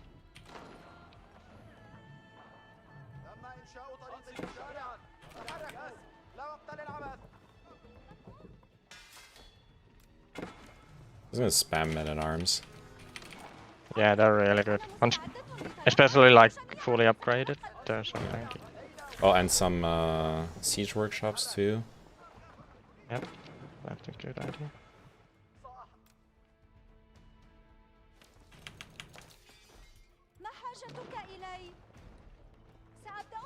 اسمعوا مسيرة الأوامر قادمة.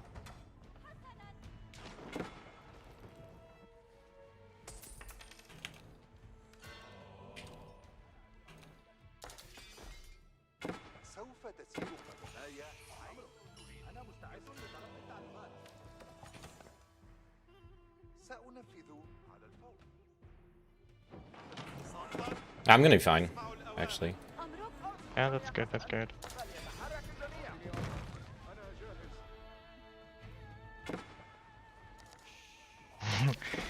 They're trying to do the scouts against me.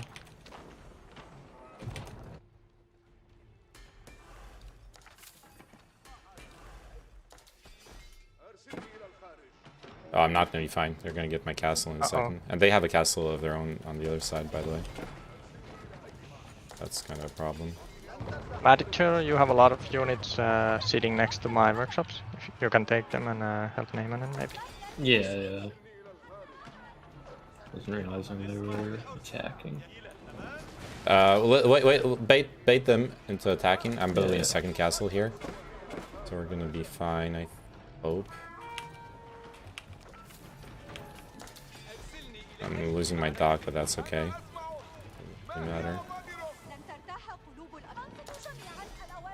More wood.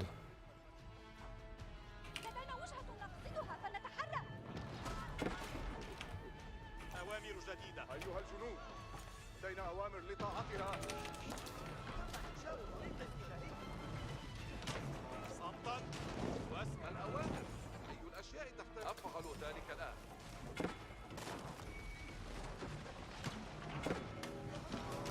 مهاجم لن يبقى شيء. الأوامر قادمة. أطيع أمرك.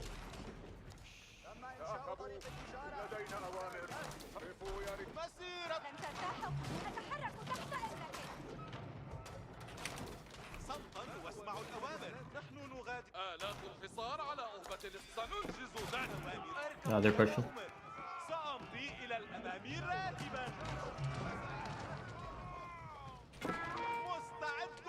Oh, pull back your army, Neyman. I'm fine. إلى الأمام.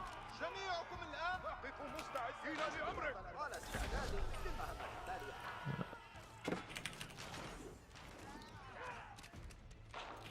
سلاح. اتبعوني وأنا أسير راكبا أمامكم. آلات الحصار سيحدث ذلك. كل شيء. الطاعة واجبي. هيا إلى الأمام أيتها الآلات. سأحافظ على هذه الأوامر قادمة. I'm Gucci. I need more gold. Gucci. Oh, because they're mining. Okay. Never mind. There's something really dumb happening over here. Oh, crap. Oh, you're shit's gun, yeah. Yeah, I just noticed. Yeah. اسمعوا بحرص يا رجال. الجميع متأهب. Also need stone. I'm not mining any stone. ما حاجتك؟ أتحرك تحت إمرتك. Okay. The red is down 1 TC. That wasn't their first one though. الأوامر قادمة. آلات الحصار مستعدة. لن ترتاح قلوب الأشرار. أنصتوا جميعا. أنصتوا جميعا. طلباتك أوامر يا Oh, something going on? Oh. أنصتوا جميعا. الأوامر قادمة. انتباه. الأوامر قادمة. آلات Remember university upgrade if you're gonna vote them. I'm like out of gold right now, but it's my castle.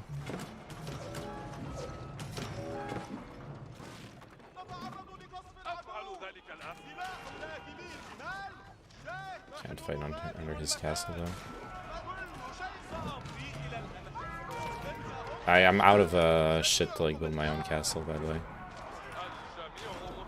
What do you mean? Stone. I don't have stone. Oh. Oh. I can send you some. Don't worry. Okay. Oh, I don't have a market. Oh. How could I send you last game if I didn't make a market? Do you have a market? Yeah.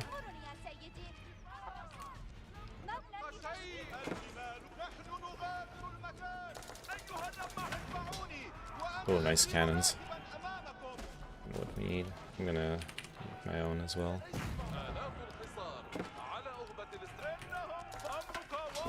Yeah, we're Gucci here. We don't need a castle.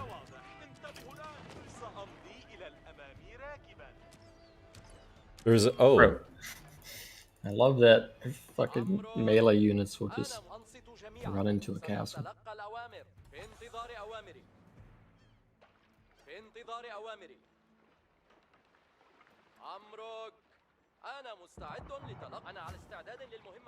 There you go, I sent you some. Oh, thank you very much. Actually, I'm pop capped because I haven't been building houses. Uh-oh. Need more house? Make more pylons. Wait, no. This is done. We're doing back here. Ah, boom, boom, boom, boom, boom.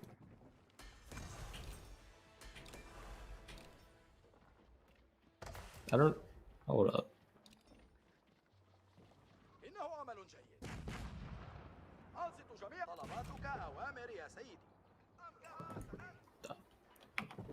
Fuck, I did not realize. Wait, oh, This doesn't make any sense. Landmark? What? How do cannons not do damage to walls, but they do damage to siege equipment? Do damage to walls. They should do. I don't know. These culverins do like nothing to. Oh, they might do real bad. The cool barons are like different ones, right? The standard bomber does a lot of damage to And out walls. here spamming the culverins. They're good though. So keep making them. Oh my god, there's a lot of shit. I just walked into a ton of all kinds of shit. Uh-oh. I might be in trouble. Can you attack right now? Oh, on which side? On anywhere? Oh, not really. We're like, there's 2 fucking castles here. We need, we need like a lot more cannons to break that shit down. Oh. I'm not retreating here, so I'm just gonna fight and take down it whatever I can.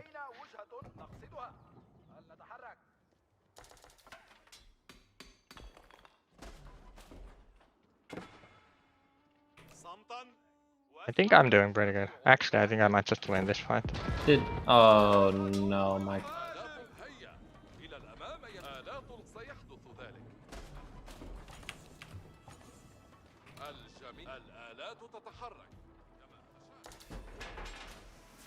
اسمعوا بحرص، نغادر المكان. قفوا بثبات إلى الأمام، جميعكم الآن. لن ترتاح. أنصتوا جميعا، حركوا، لا وقت انتباه، الأوامر قادمة. لدينا وجهة نقصدها، فلنتحرك. الأوامر، أي الأشياء تحتاج إلى التحضير. Oh, the blow is coming for me! Oh no! استعداد للمهمة التالية. انتباه، الأوامر قادمة. Run for your lives, my little springles. Okay, I'm gonna back off for a moment now, right now. آلات الحصار على أهبة الاستعداد فليشعروا بغضبنا. آلات الحصار على أهبة الاستعداد. آلات الحصار. مسيرة طويلة لنا. سلاح أطيع أمرك. سأمضي إلى الأمامير. آلات الحصار. I'm fucking going in. Tired of this shit.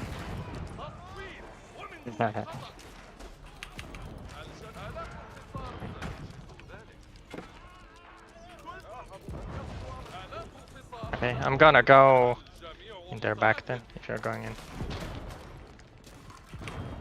أيها الجنود استعدوا آلات الحصار آلات الحصار مستعد جنودك مستعد الأسلحة إلى الأمام الجميع متأهب سيحدث ذلك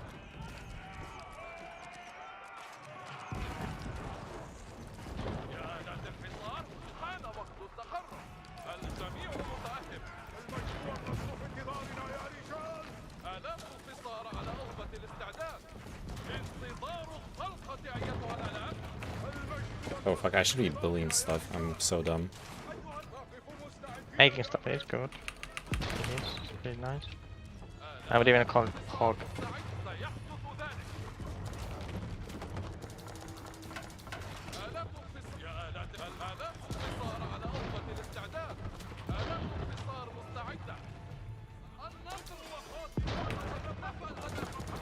لن ترتاحوا أنصتوا جميعا سنتلقى الأوامر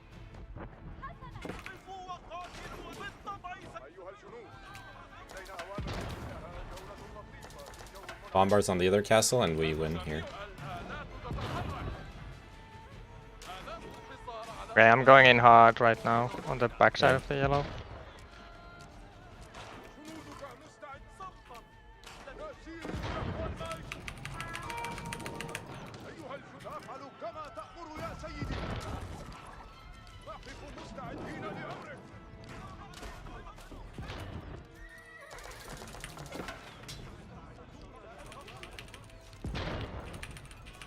على استعداد أنصتوا جميعا الأوامر تحركوا لا وقت للعبث I don't know. They got a lot of spearmen there.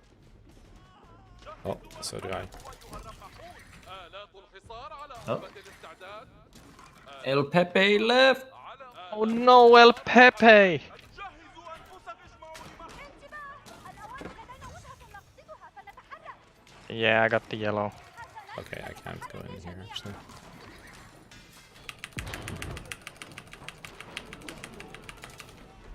أيها الرماح أنا أطيع كل أنصتوا جميعا تحركوا لا وقت للعبث سأحرص على تشريعه جيدا آلات الحصار ستتم إطاعة أوامر هيا إلى الأمام أيتها الآلات ما هي الأوامر يا وحش المنشد كما أمرت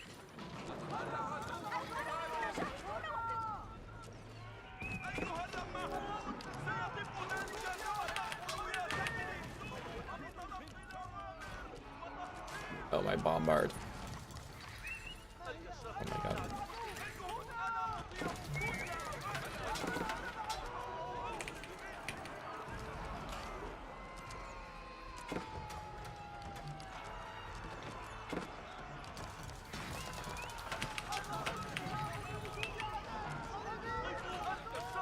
خذوا الأسلحة أيها فوق السقف جهزوا أن سأفعل هذا الأمر على الفور الجميع متأهب آلات الحصار جهزوا أفعلوا كما أمرت سيدي سيحدث ذلك Already rebuilding his fucking landmark. آلات الجميع متأهب الآلات قفوا وقعوا لننطلق تحت I'm eliminating all the yellow and then I'll come there. Okay. ردوا على قلوبكم واستعدوا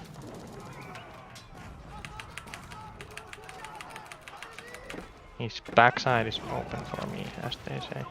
وكأنما تهدى على أن نفعل ذلك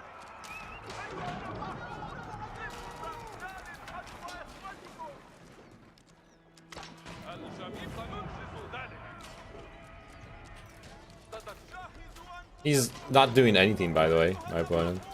تقفوا باعتدال حذو إخوتكم بالطبع سيحدث على الفور جهزوا أنفسكم أنا أطيع قفوا وقاتلوا أيها الرماحون الشجعان أيها الرماحون قفوا سيتم ذلك كما تأمر يا Okay, okay. حاولوا المواكبة أيها الرماحون Are you guys struggling on resources as well? Nope. Is it just me? It's Do you want some? Anything? No.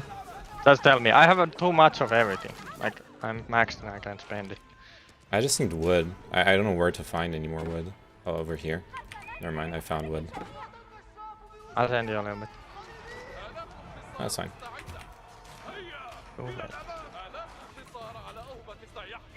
What about Magic Turtle? Do you need something? I mean, I'm good. I'm just... I don't know, I feel like I'm struggling on production, I guess. Oh, yeah. Yeah, hard to keep up with all the units dying and shit. Yeah.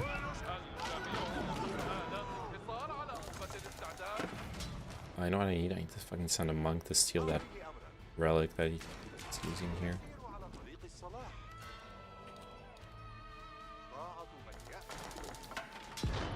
Speaking of which,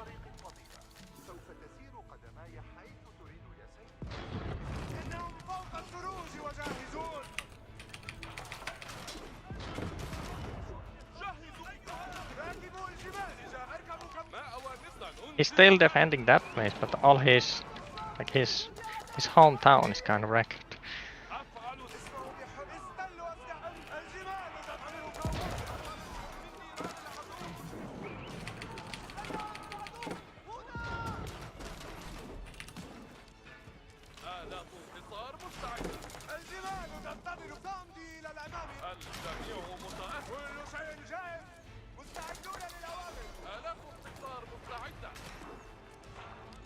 Yeah, I think gold is the resource that is giving me the most issue.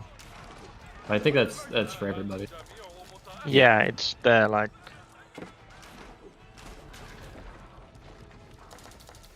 Most valuable resource. Gold. absolutely.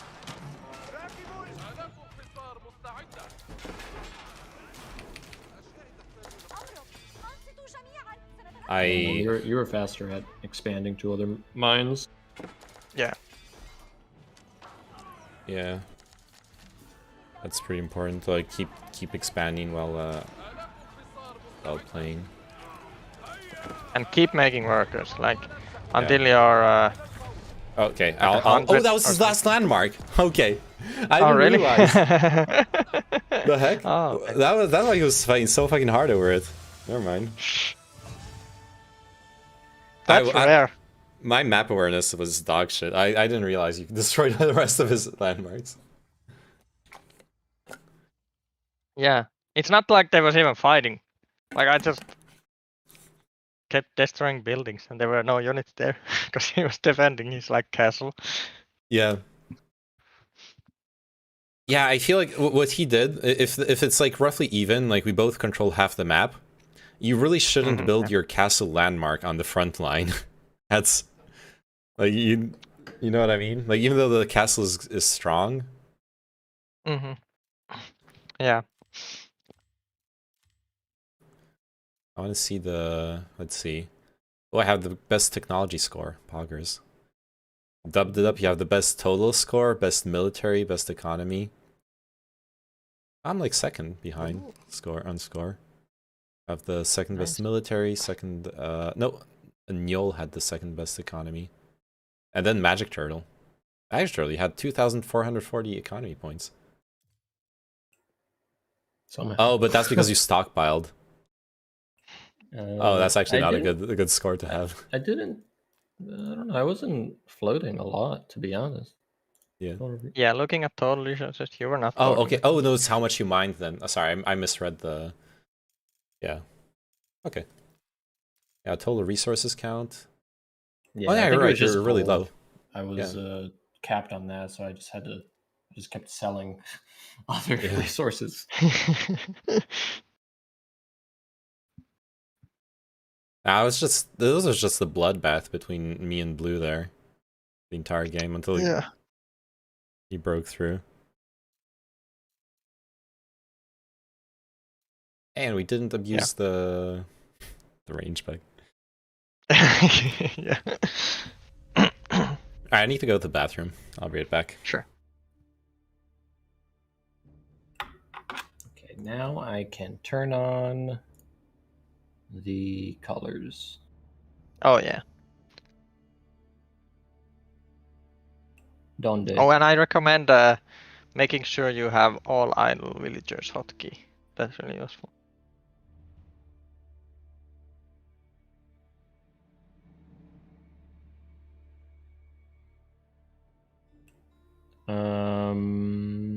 Oh, you mean like That it selects all your idle villagers, and then you can just put them somewhere.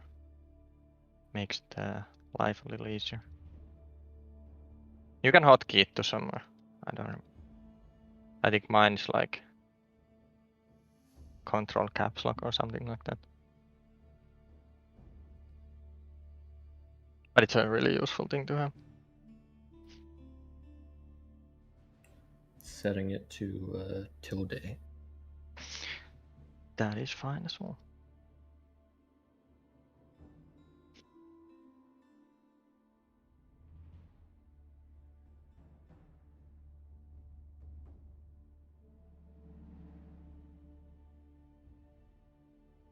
So I really like the Abbasid Golden Age technology, a mechanic where you have to connect your buildings to get like big buffs for your civ.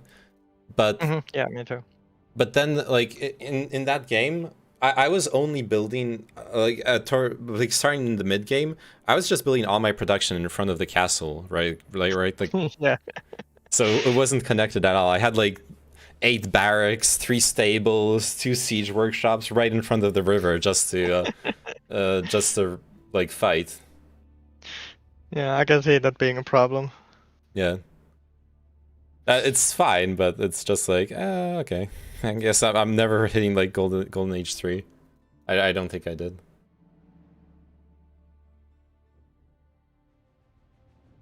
Broccoli, you want to join in? No, my arm is all really sore already. Oh, yeah, because of the shot. Yeah. I see, it's not like I like your company or anything. It's okay. I'm enjoying watching you guys. Oh my god, the Comfy Moobers emote is so cute. Yeah, it is. Alright, actually... It's really... Oh, sorry. Yeah, I was just gonna say, the original is really good as well. Yeah, absolutely. I think I'm gonna stop here, actually. It's almost 2 a.m. Okay. I'm gonna chill. It's Samwise. Oh! Fuck. Samwise is best boy. GG's, boys. Yeah, GG. Thanks for the games. Doge to the moon. No. Nice to meet you, Magic Turtle. Yeah, man. Take it easy. It's nice meeting you. Yeah. I remember you live streamed a lot of the... Was it the riots? Yeah, I did. So I live streamed a lot of the Black Lives Matter protests in my city. Yeah, I remember that. That was really cool when you did that. I got attacked and threatened for being a live streamer. Yeah, that wasn't cool. But oh. But yeah, it was cool that you streamed it. I guess it was great. Was it because people were feeling threatened of like that their faces would be on the internet and stuff like that? Yes, they were. Yeah, they were very paranoid about police identifying them off my live stream, which is just it was hysteria. It was like, yeah. Yeah. But, some crazy shit going on. If they're not like doing something explicitly criminal, then I don't want to say the meme of like, well, why don't be afraid if you have nothing to nothing to hide, you know. But well, I mean, even further, like, just cover your face if you're scared about that. Like, I mean, that's I don't know. I like the rules here, though. Here you can't just like film anything on the street, though. You can't, but or you can? Expectation is different. You can't. Yeah. Yeah, it's same here. It's like I still like stream, but if I get into a conversation with someone and film them, and then I don't make them sign a release, it's actually like illegal. I know they could sue me. Oh damn. Well, yeah, in my state it is.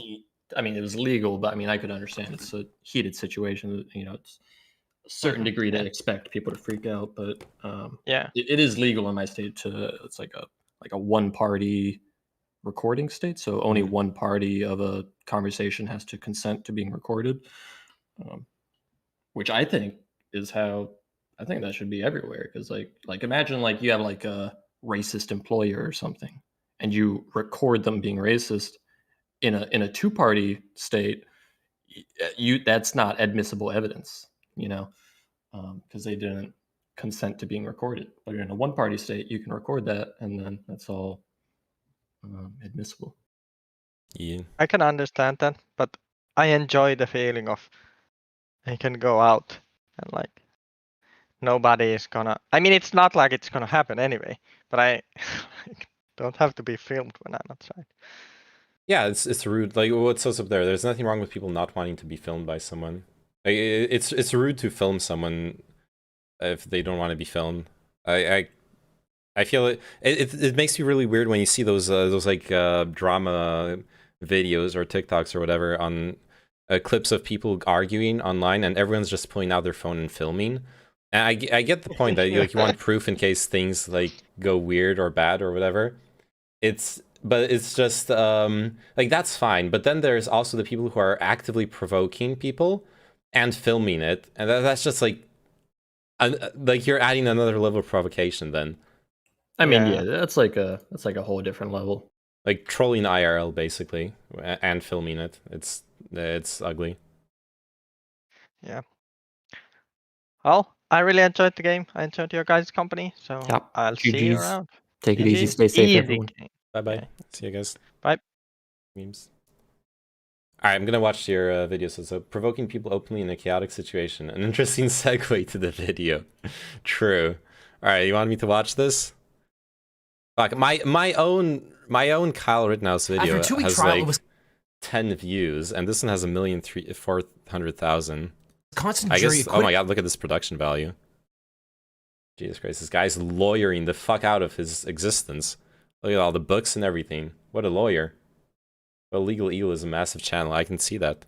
Kyle Rittenhouse for shooting 3 people, killing 2 during a racial justice protest in Kenosha. At the time, Rittenhouse was a 17-year-old from Illinois who traveled to Kenosha after right-wing social media accounts called on people to protect the city from riots. I am an EMT. If you are injured, come to me. Rittenhouse acted in the midst of a chaotic protest where many people were legally carrying guns. Bystander videos show that the 3 men that Rittenhouse shot had been in confrontations with him.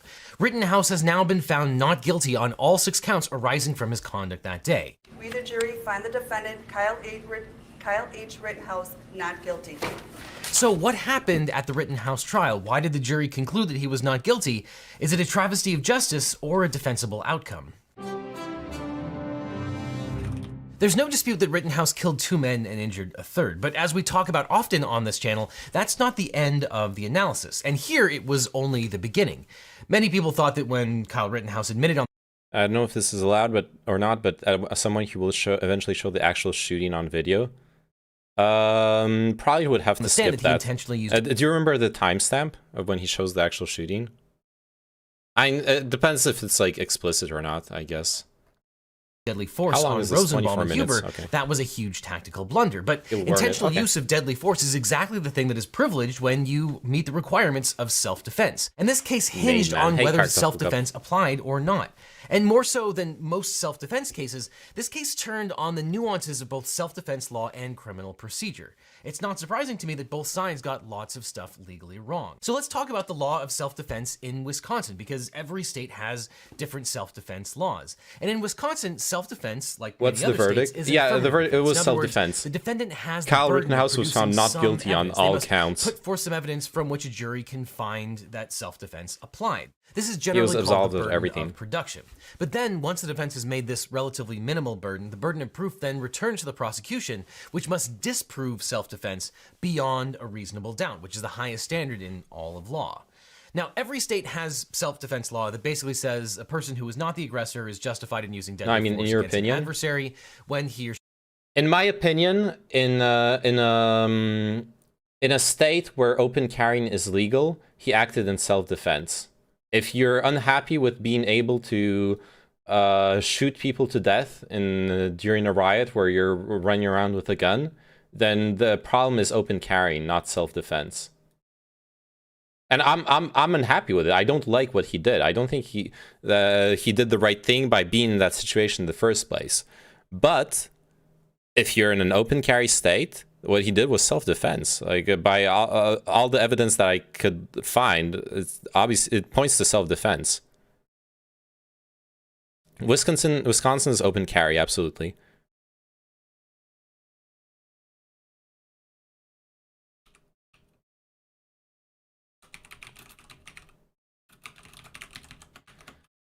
Let me change the stream title while we're at it. Doesn't mean he didn't do it. I mean, he did what he did, yeah. They couldn't even get him on the illegal weapon charges because it wasn't illegal. He legally had the weapon. That one's a bit subtle. The weapon was legal because in Wisconsin, minors are allowed to carry long-barreled weapons. The minor weapon charge was only applicable if he had carried a weapon with a shorter barrel than a certain thing, and that goes back to a specific situation where in Wisconsin they had like young gang members fuck around with sawed-off shotguns, but they wanted to make it allowing like young teenagers to go hunting with their parents. She reasonably believes at least that's my they're understanding in of it. imminent danger of death or serious bodily injury. Now, jurors aren't lawyers, so juries receive jury instructions that include all the law that they will need to decide a case, hopefully written in plain English.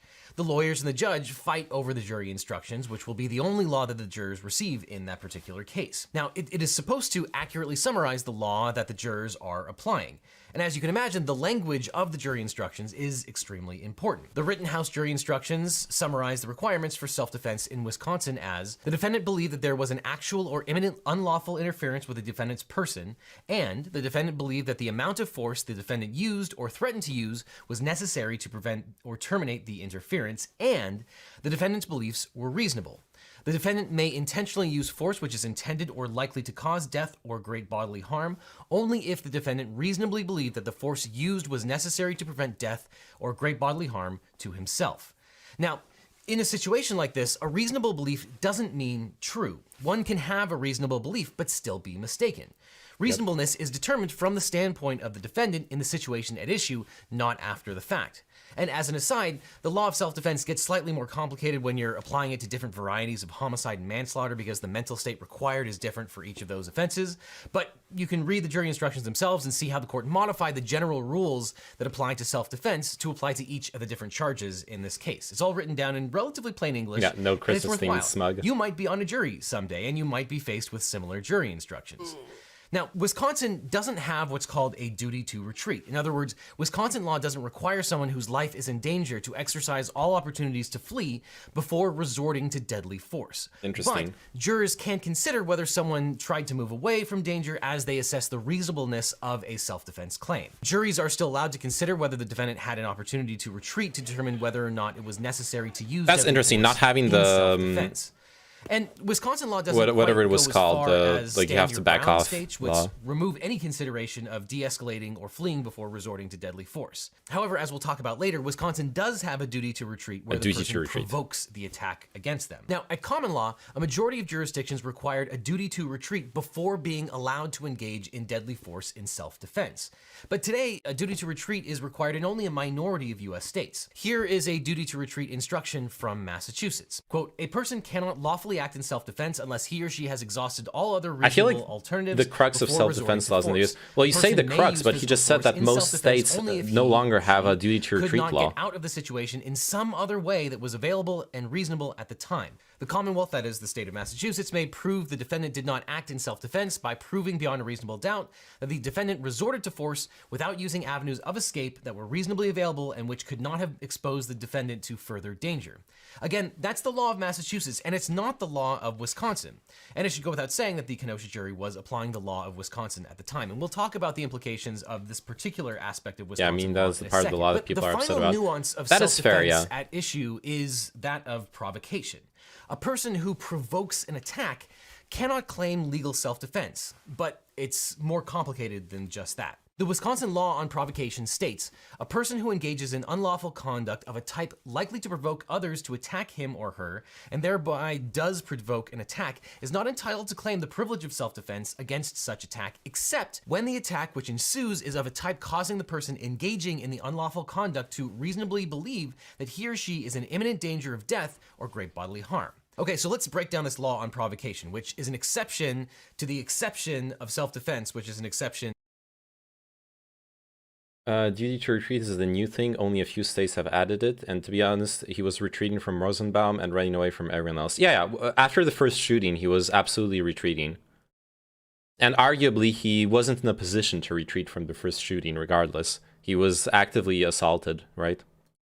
To the ability to use deadly force against someone. So let's say you engage in unlawful conduct likely to provoke others. Well, then you can't claim self-defense, except that you can if your provocation causes others to use effectively deadly force against you. Now, we'll get back to this in a second, but the law continues. The way he phrased this makes me feel like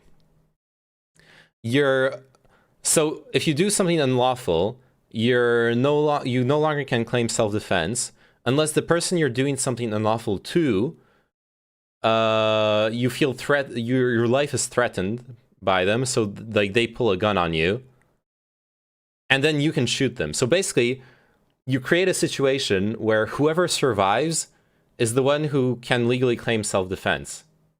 Or maybe I'm misunderstanding, but that's really fucking dumb. Like, literally, the person who survives is the one who gets self-defense. So it's just a free-for-all. He does explicitly discuss this. Yeah, I imagine. Okay, yeah. Then I'm not wrong, where right? The provoked attacker uses deadly force against the provoker. The person engaging in the unlawful conduct is privileged to act in self-defense, but the person is not privileged to resort to the use of force intended or likely to cause death to the person's assailant, unless the person reasonably believes that he or she has exhausted every other reasonable means to escape from or otherwise avoid death or great bodily harm at the hands of his or her assailant. So, how if Gage Grosskreutz had shot and killed Rittenhouse, he would be the one setting the narrative, and how this is basically entirely... Yeah, absolutely. Absolutely, yeah. Like, and of course, if we go into like who's the main witness, right? There are camera feeds, and if you perjure yourself compared to what happened on camera, then you're fucked. But as long as you can address a narrative that where something happens off camera or that's consistent with the cameras, then yeah, you're fine. It's the survivor who always wins. Then there's yeah. Here you only as long as everyone's armed, basically, or there's the decent evidence of an assault having occurred, then whoever survives is the like legitimate self-defense, which is insane. Like that's not how self-defense should work. It shouldn't be a free pass to just murder people. To use deadly force or kill people. To Sorry, it's not murder. Deadly force that you provoked. Self-defense. If you exercise a duty to retreat. Wisconsin law stipulates that the provocateur must attempt every other reasonable option to escape, avoid, or prevent the attack before resorting to deadly force if they were the ones that provoked the secondary attack. Now, we'll talk about the general law of self-defense and whether it applies under the factual circumstances as we know them in a second. Yeah, I agree with you, But first, I want to talk about the exception of provocation, because a number of people believe that Kyle Rittenhouse provoked the attacks themselves and therefore because of the colloquial usage of provocation. Self-defense, that by like colloquially, I would consider open carrying a gun in front of me to be a provocation, a threat, an implied threat. But legally, once again, that's why it's important that we're in an open carry state. It's not an unlawful activity. If it's not unlawful to open carry, then this is not a provocation, legally speaking. Kyle did not provoke anyone. Brandishing a firearm or placing himself in the situation, he provoked the attack. Now, there's three issues here. First, there's nothing unlawful with what he did. Conduct? Did Kyle Rittenhouse engage in unlawful conduct that could constitute provocation and therefore prevent the defense of self-defense? Well, Judge Schroeder granted defense motions to dismiss the 2 misdemeanor charges against Rittenhouse. I think a lot of people put too much emphasis on those lesser included offenses. The charges were for possessing a dangerous weapon as a minor and a misdemeanor charge for breaking curfew. And arguably, Wisconsin Wisconsin law has an exception that allows minors to possess shotguns and rifles as long as they're not short-barreled. But more importantly, provocation requires unlawful conduct of a type likely to provoke others. Now, even if those two lesser-included charges had stuck, they might not have been sufficient to rise to the level of provocation, mainly because Wisconsin is an open carry state. There you go. That's what I've been saying, like, ever since the verdict. And B, possibly not the type likely even to before the provoking verdict. Others. Now, I'm oversimplifying in here. an open carry state, fact-specific analysis. It's legal but behavior. It's not unreasonable that someone might not find that the gun possession, qua gun possession, didn't lead to provocation. Think about it. Is it the possession of the gun that provokes the attack, or is it the possession of a gun by a minor, or possession of a gun that crossed state lines that leads to someone provoking an attack? If you think it's the former, well, that's not illegal, and the latter probably doesn't provoke an attack. No one says, oh, the reason I'm attacking you is that you're a minor with a firearm, not that you're carrying a firearm in the first place. And additionally, breaking curfew probably couldn't be the requisite predicate because lots of people were breaking curfew and it wasn't leading to mass provocation. Now, it's a closer call when you consider Rittenhouse admitted that he pointed his gun at the victims and claimed that when he was pointing his gun, it wasn't a dangerous provocation. Now, you could argue that pointing your gun at someone is assault or misuse of a firearm, but that probably doesn't work if the reason that you're pointing the gun at someone in the first place is for the purposes of self-defense. And in fact, there are Wisconsin cases to this effect. Though on the other hand, Wisconsin courts have an interesting history in analyzing the provocation exception. For example, in a 1975 Wisconsin Supreme Court case, the court held that a defendant was a provocateur by virtue of openly bringing a gun into a tavern. The Wisconsin Supreme Court held, quote, the defendant himself testified that after being slapped, he went out to his car, got his shotgun, loaded it, and returned to the tavern. As he was entering the tavern, he was grabbed from the side by someone, and he pushed that person away. He saw Freddie Jones start toward him, and he started shooting. He stopped after 4 shots and after Jones was out of sight. The defendant requests that the court grant him a new trial in the interest of justice. We find no merit to this contention. When the defendant left the tavern, got his shotgun out of the trunk, loaded it, and returned to the tavern, yeah, this is completely different. He left the scene of the altercation and came back with a gun. This is completely different from Rittenhouse pointing a gun at someone when, like, there's already an assault going on. Completely different situation. Ferret lol. But yeah, and it goes back to the open carry. Like, because he was already carrying. If Rittenhouse had to, he's using to show the chain of propaganda. Yeah, I understand.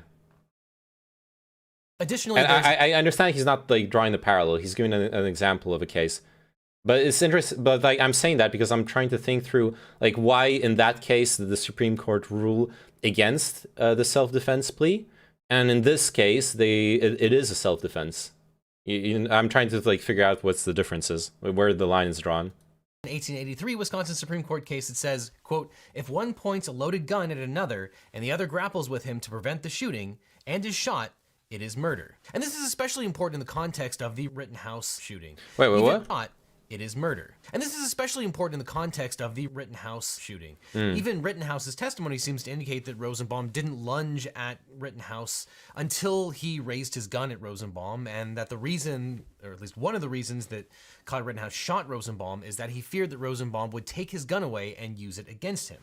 And we'll talk about that in a second. And obviously you'd have to run a provocation analysis in every instance where Kyle Rittenhouse used deadly force. It's not a one-size-fits-all. You have to look at every instance individually. And if the jury had found that there was nothing unlawful that led to provocation, or if there were illegal things going on, those weren't the ones that were leading to the provocation. Why is she crying? Who is she? Is she like one of the jurors? I didn't watch the live stream at all. Their analysis to this exception probably would have ended there, and they would have found that provocation didn't apply. It's only where there is she's got to be like his sister, family, yeah. But assuming that that first hurdle had been met, you get to the next one, imminent danger. Even when someone provokes an attack, they can regain the right to use deadly force where that person reasonably believes that he is in imminent danger of death or great bodily harm, and he may lawfully act in self-defense. Since this is essentially the same standard as self-defense in the first instance, given that the jury must have thought Kyle Rittenhouse acted in self-defense, they probably would have found that this exception to the exception applied, even if they got to this question. And so If they got over those This is so two stupid. first I'm sorry. hurdles, they then would have had to get over the third hurdle, which is the duty to retreat. That's the final issue in terms of whether provocation can apply, and assuming the first two exception to the exception to the exception. The person who provokes the attack cannot use or threaten force unless he believes that he has exhausted all other opportunities to escape. If the jury got to this question, they could have felt that he had no choice under the circumstances. We don't know, and one of the prior issues might have precluded even getting to this question. But if the jury did reach this question, then they felt that Kyle Rittenhouse either had no opportunity to escape or had exhausted all of those opportunities. If that's the case, whether Wisconsin had a general duty to retreat might not have changed the overall outcome here anyway. Anyone who says that this is a simple case of self-defense tried to tell me American gun laws aren't fucking arcane and in desperate need of modernizing. This doesn't feel to me even like obsolescence, modernizing. This is just layers of legalese on top of each other, where, like what we were talking about earlier, you can create an infinite amount of situations where people are lethally armed. Well, yeah, you said arcane, yeah. That is what that means. You can create an infinite amount of situations where both people are armed, and like we were saying earlier, it doesn't matter what actually happened, as long as the survivor will always have acted in self-defense, as long as they're both lethally armed. I can't wait. I can't wait for the press. I actually can wait. I hope that never happens. But like this is something that people are talking about. The precedents this sets of a bunch of people walking around armed in protests is gonna be a fucking shit show. that is cut and dry is definitely wrong. But so far we've talked about the exception to the exception, that is provocation. Let's now talk about whether the original exception, self-defense, applied or could reasonably have applied in this particular case. Let's talk about the facts as we know them from the trial. Now, warning, these videos are graphic, but let's talk about what the relatively uncontested testimony and these videos shows. Rittenhouse and his friend Dominic Black testified that they went to Kenosha to protect a car dealership called CarSource. The two owners of the dealership told jurors that they never asked anyone to protect CarSource. During the protest, a small group of 8 to 9 people were gathered at the dealership. Kyle Rittenhouse that night was separated from the rest of his group and jogged towards one of the CarSource parking lots. Kyle Rittenhouse apparently sees Joshua Zeminski is nearby, armed with a pistol. Rittenhouse continues to run towards CarSource. Rosenbaum chases Kyle Rittenhouse. Rosenbaum throws a plastic bag behind Kyle Rittenhouse, which lands on the ground. A shot is fired from someone else about 100 feet away. Kyle Rittenhouse turns around and stops as he gets to some parked cars and shoots the unarmed Rosenbaum 4 times in quick succession, once in the back. I'm gonna skip ahead.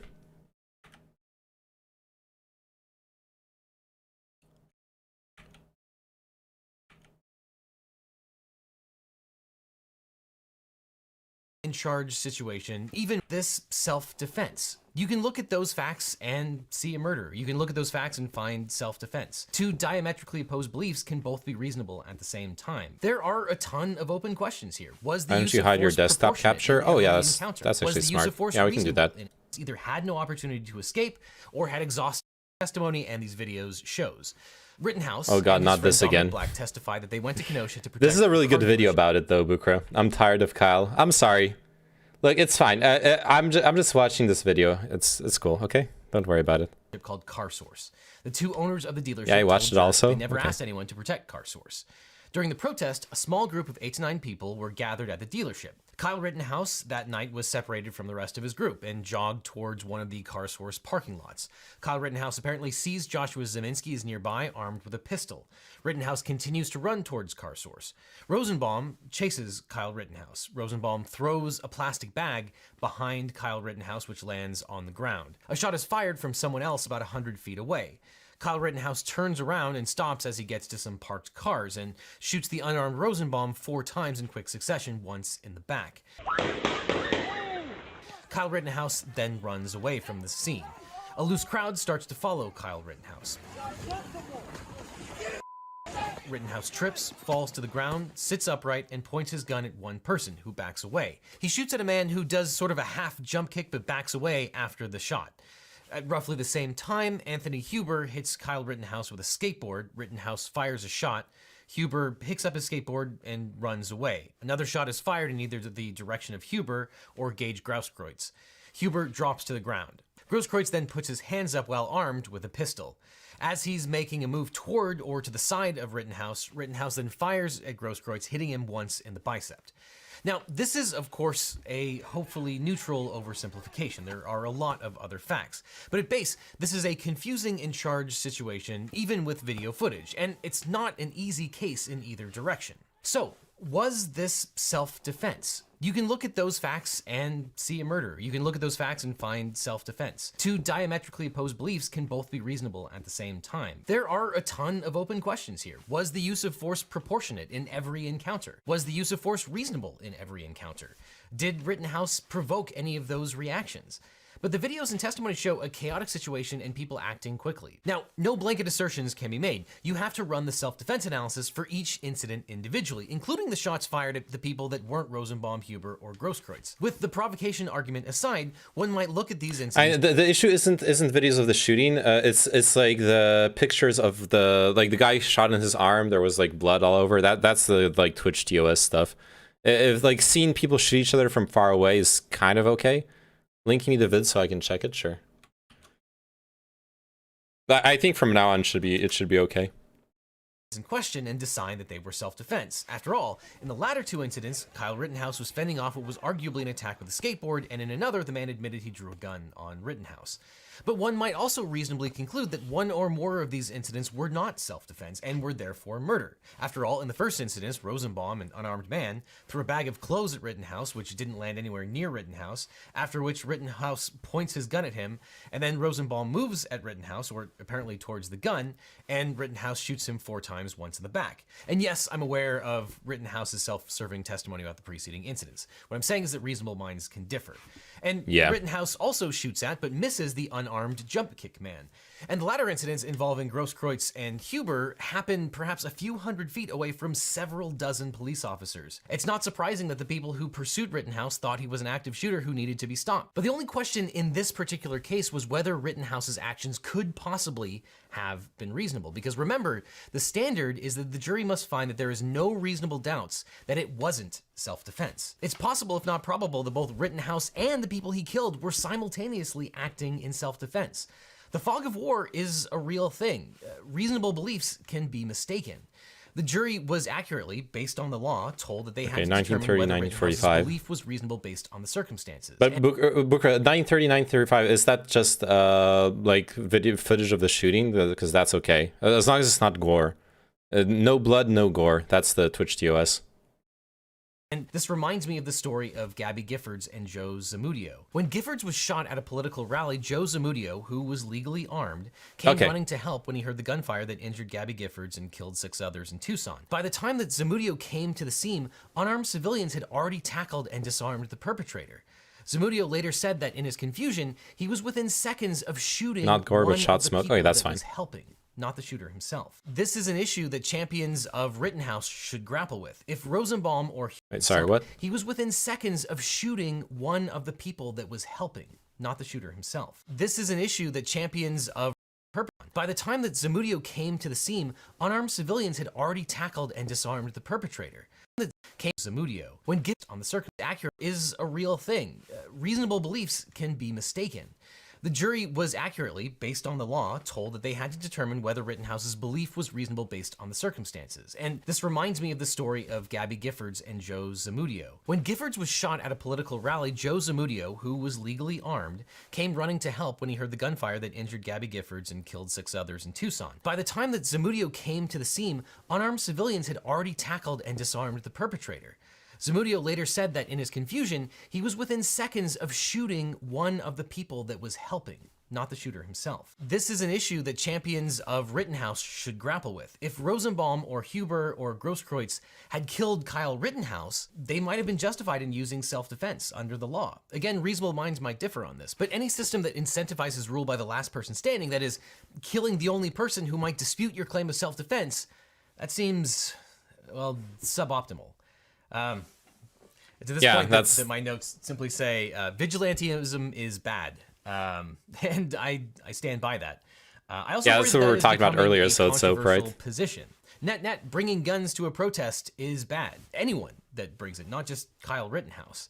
But there's a large strain of people that simply say that Kyle Rittenhouse shouldn't have been there, and that's the reason that he can't use self-defense. And by most accounts, Kyle Rittenhouse meets the definition of a vigilante. But whether Kyle Rittenhouse should have been there in the first place isn't relevant to the questions of whether he legally met the definition of self-defense in the first place. Just simply possessing a gun by itself doesn't prevent the application of self-defense. And there are, of course, larger social issues here as well. Many have claimed that it would have been impossible for a black person to kill 2 people, injure a third, and fire at a fourth, and live to walk away from the scene, as Rittenhouse did. And then, of course, to be found not guilty.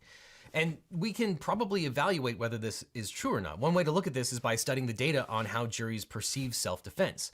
A study by John Roman found that homicides with a white perpetrator and a black victim are 10 times more likely to be ruled justified than cases with a black perpetrator and a white victim. And the gap is larger in states with stand your ground laws.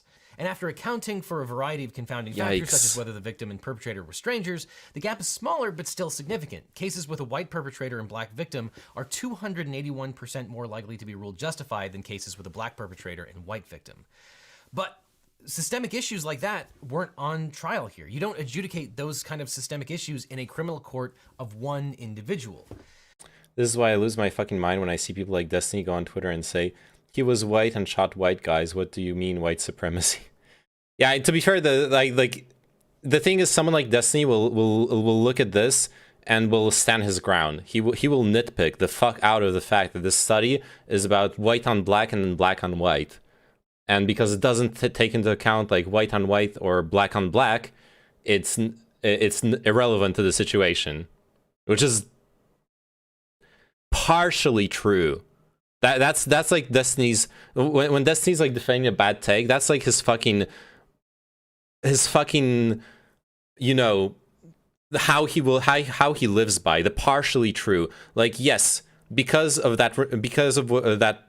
He's partially correct in that those statistics don't really apply one-to-one to the situation. That is correct. But you can infer from those statistics that there probably is a systemic racism issue in judgments of self-defense in general. And that doesn't mean that Kyle Rittenhouse's acquittal is wrong, but it does give credence to the idea that if Kyle Rittenhouse was black, he would not have gotten acquitted, or he would have been much less likely to be acquitted.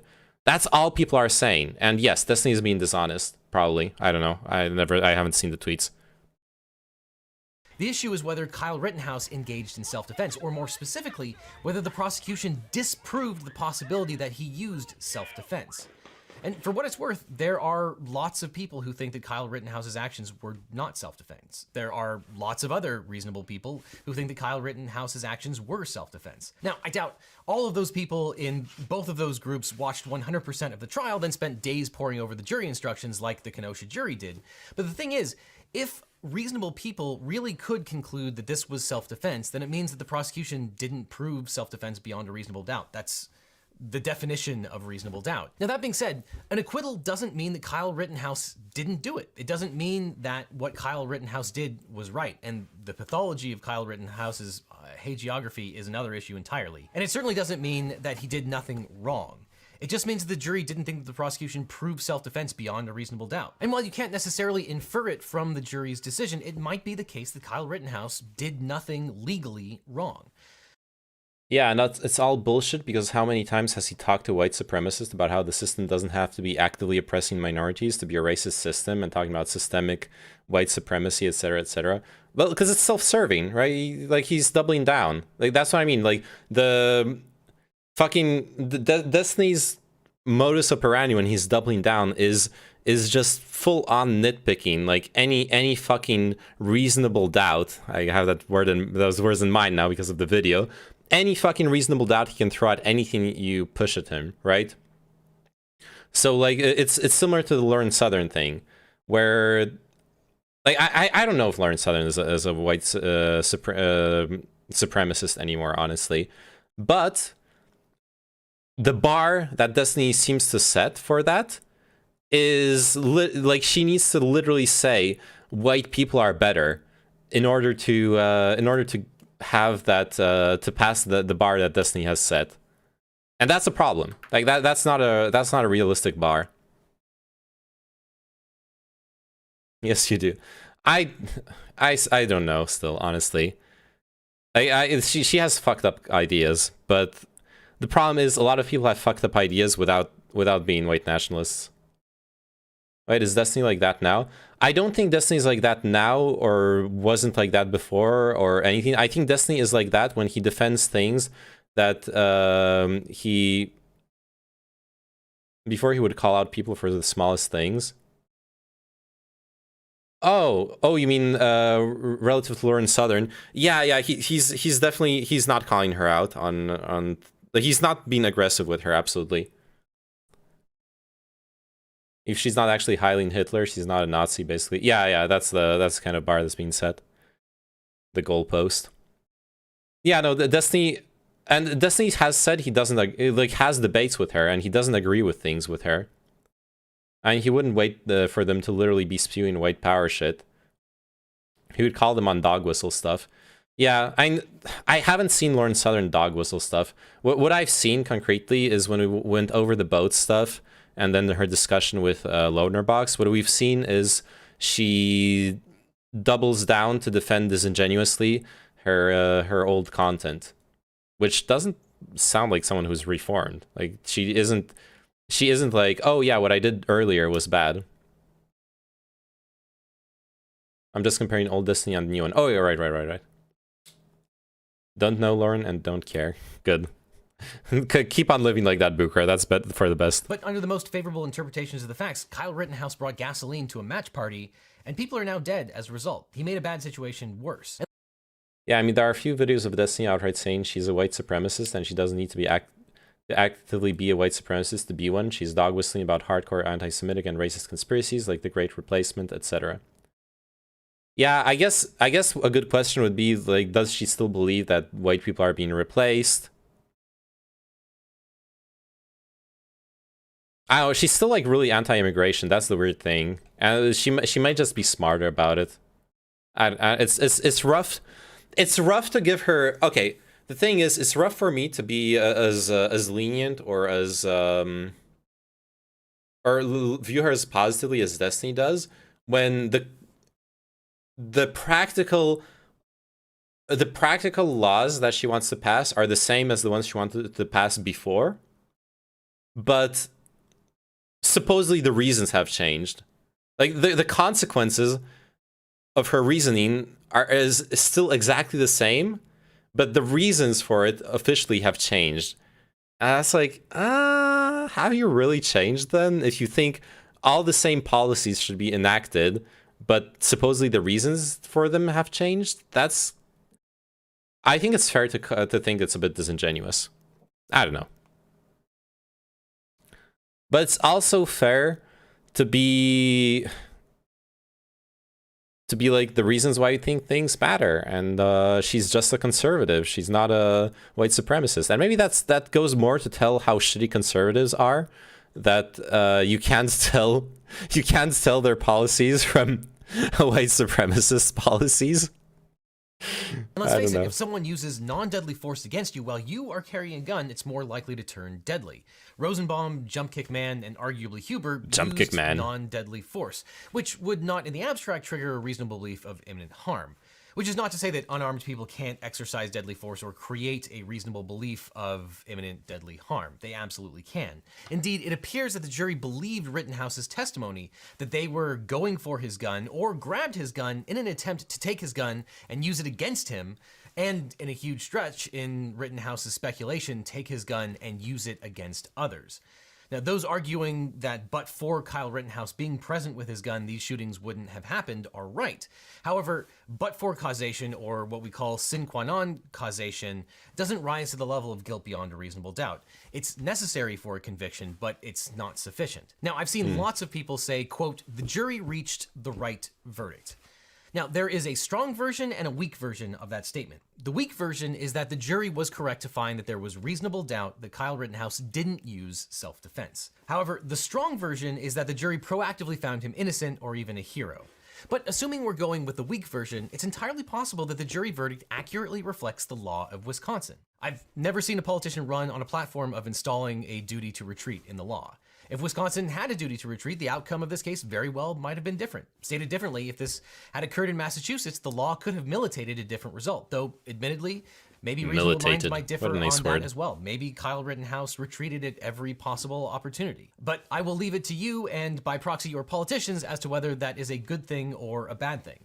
Though I'll point out that for those that are happy that Kyle Rittenhouse was found not guilty, they should recognize that logically, they should also be in favor of an alternate reality where Gage Grosskreutz shot and killed Kyle Rittenhouse. And remember, if you think that Rosenbaum, Huber, or Grosskreutz all provoked a response from Kyle Rittenhouse, Rittenhouse's use of deadly force probably gave them the right to use deadly force right back under the same laws. Under current Wisconsin law, if Kyle Rittenhouse is not guilty by reason of self-defense, Gage Grosskreutz would also have been not guilty if he had shot and killed Kyle Rittenhouse. And keep in mind that in this scenario, Kyle Rittenhouse is dead, and it would have been Grosskreutz setting the narrative. And to the extent that you think Grosskreutz would have crafted his testimony to support an argument of self-defense, then consider that Kyle Rittenhouse probably crafted his story in exactly the same way. So the ultimate takeaway here is that these incidents are...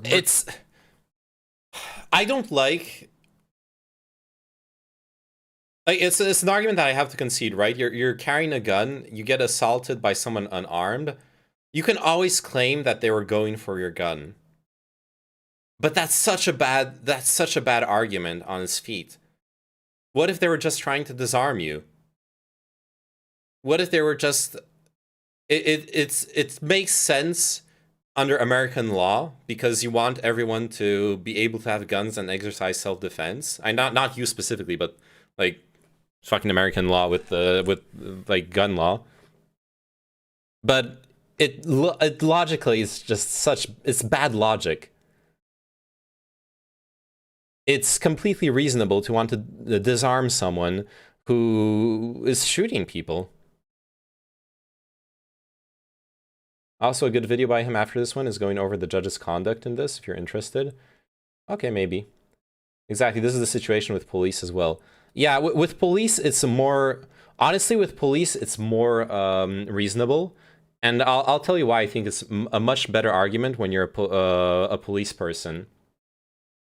If someone is fighting you while being arrested, they are actively hostile towards you. So it's a much better argument as a police person to be like, shit, like while we were struggling, they reached for my gun and like I had to shoot them. Makes a lot more sense. If you're resisting arrest, yeah, I agree, but they extend it so much further. I've heard of cases where it was way more ambiguous, yeah, but for the most part, my understanding is that it happens while they're fighting someone who's resisting arrest. I can't recall, like, off the top of my head, a single case that I've heard of. Obviously, that I haven't heard of everything, but I can't recall a single case that I've heard of where they shot someone claiming they reached for the gun, and it wasn't in a melee fight. You know what I mean? At best, occurred in a jurisdiction with very broad self-defense and firearm laws. The prosecution had a very high standard to meet, and while we didn't cover it in this video, the defendant put on a very good defense. The rest, I will leave to you. Now, if you'd like to watch something legal that's much more lighthearted, I'd recommend my mini documentary Bad Law Words Good, where I explore all of the most common legal and linguistic comments that people throw around in everyday life incorrectly. It is a hilarious and educational romp through legal misunderstandings, logical fallacies, and Law & Order parodies. And it's only on Nebula, which you can get for free with CuriosityStream. Because Nebula is where I release all of my videos early, usually with extended cuts, and where I can experiment with content and put things that I couldn't put on YouTube. And we're thrilled to be partnering with today's sponsor, CuriosityStream, because they're the go-to source for the best documentaries and long-form education. Cool. I'll look for it to link you, but there was a shooting last year or so where two police were struggling with a guy who was overwhelming them both, then stood up and started to walk away, and the police shot him and killed him. And they said that they feared he would take their weapons and use them on them or other people if he walked away. Wait, he was walking away and he hadn't taken their weapons? So what did they expect? The weapons to teleport into his hands? What the fuck? Maybe he has that skill, you know, like in in isekai or like RPGs, he has this steal skill. He would come back. I hope that didn't work in the court, right? I really hope that argument didn't work in court. Like, he obviously was resisting arrest, but if he's walking away, he's not actively... Like, and maybe he was a threat to other people, but then they would have just said that, right? Or in Divinity, he could just use telekinesis, exactly. Telekinesis from 30 meters away. Dude, I always was running around in Divinity with a bunch of telekinesis rings, so I could, like, grab a chest out of a... You could circumvent a whole bunch of traps and stuff. Are we getting a stream tomorrow? Absolutely. In fact, there's no lib praxis tomorrow. So tomorrow will be a classic Name Man stream. No big politics podcast. Just we're just gonna watch some stuff, play some video games, chat, the classics. Woo, woo indeed. I'll try to stream earlier. I want to get the stream like a couple hours earlier. That's what you do in Divinity. You rush those crocs and get the TP glove. Yeah. I was playing. I have a Divinity playthrough with Turnet that we're never gonna finish. The problem is we're stuck. We're stuck at a basically. You have to find like all the fucking spirit stones or whatever the fuck they're called, like soul stones, to advance the story. We're close to the end of the story. And we just need all the soul stones. And it's like, fuck, now we need to backtrack through the entire game to figure out like what secrets and what quests we missed. And we're like, hell nah. We're not going to do it. Oh, I have Siberia on GOG. I want to play that someday. I got Witcher 3 as well. I should play that someday. I've never played Witcher 3, by the way. Ghost Runner was really fun. I really enjoyed it. Except, well, some parts of Ghost Runner were really fun, some parts were really lame. I loved playing Summoner in Divinity. Summoner is the most broken class in Divinity, because the action economy. With Turnet, we followed a guide on how to min-max the class, like the game. And every single of our characters had summons. So the first turn of every fight was turning our 4-character party into an 8-character party. And yeah, obviously that's super strong. I love when that big demon bonks. Oh, but we were abusing. Okay. The thing is, we abused the early spell summons. It takes so long. That was what was happening at some point. Towards the end, Turnet was like, Jesus Christ, stop summoning your fucking spider. Like, the fight is gonna last twice as long because you need to give orders to every unit. I was like, nah, I want my spider. Anyways. Yeah. I need to play Cyberpunk sometime. Free DLC. Oh, I got all of it. Have they fixed Cyberpunk? Like, ever? 3 months ago, patch 1.31.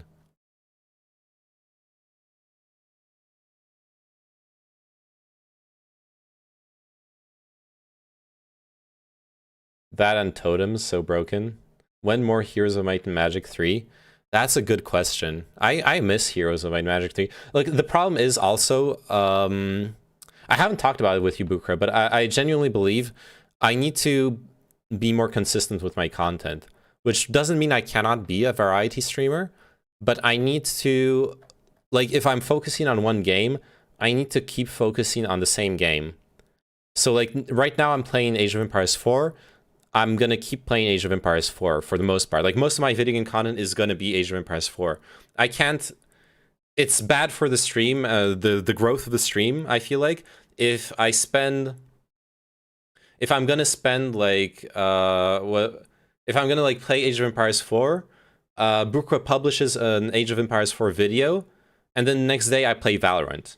You know what I mean? I wouldn't want to watch anything other than AoE 4, to be quite honest.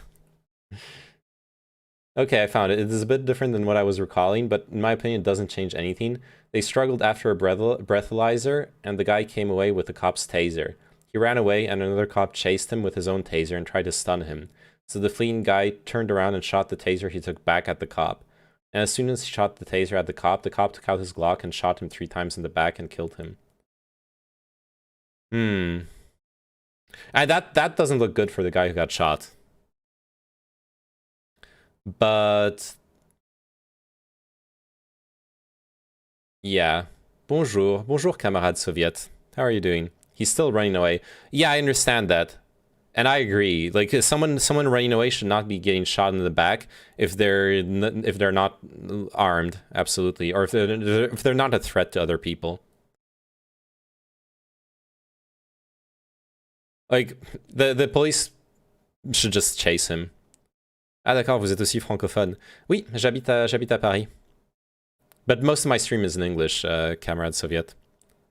Comrade. It's a single-use taser. That's our... Yeah, I know. The taser are single-use. I understand that.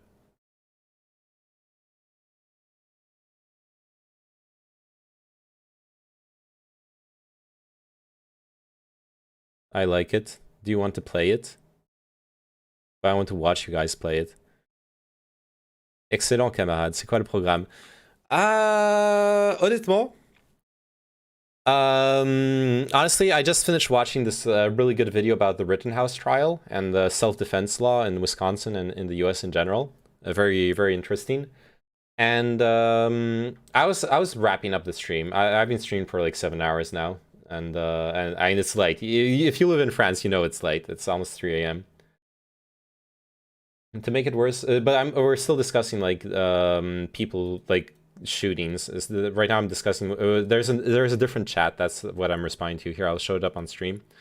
That's another internet community, and I'm talking about some other shootings with a friend from there. To make it worse, it was at a crowded Wendy's with cars in the drive-thru. The cop hit an occupied car with his last shot. Oh no, that's just terrible. Honestly, in France, that cop would have gotten shit on. Shooting in a crowded situation at an unarmed person in the back is really fucked up. Absolutely. Yeah, I like the first 10 minutes of it, but when you have to command 8 heroes and every hero has different stuff and destination, just end me, sir. I think it's like Tux is fun first week, then don't play it for a year. Yo, Bukra, dubbed it up, man. C'est un documentaire. C'est un pseudo-documentaire. Enfin, c'est une vidéo très bien recherchée d'un avocat américain, Legal Eagle. Tiens, je te la link. C'est une vidéo très bien recherchée d'un avocat sur ce qui s'est passé. Hop. Si ça t'intéresse. Si tu veux comprendre pourquoi cet arrêt d'américain trouve ça normal de se tirer dessus. Ça explique très bien.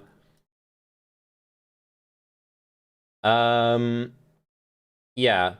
Okay, the thing with Heroes of Might and Magic 3, first off, there's an alternate game mode, Bukra, and we could try it. Like Bukra dubbed it up. If you don't like managing a bunch of heroes, we could play Jeebus Outcast. It's balanced. Donc le sujet c'est les armes à feu. Vite fait. J'avais fait un gros débat sur les armes à feu sur le stream pour en parler. Et enfin, j'avais fait plusieurs débats sur les dernières semaines. J'avoue, là c'est juste que une des personnes qui regarde voulait que je regarde cette vidéo et que je commente, que je donne mon avis dessus. Killing of Rayshard Brooks. This is the shooting I'm talking about. Look at it off stream maybe or something if you're still interested. Okay.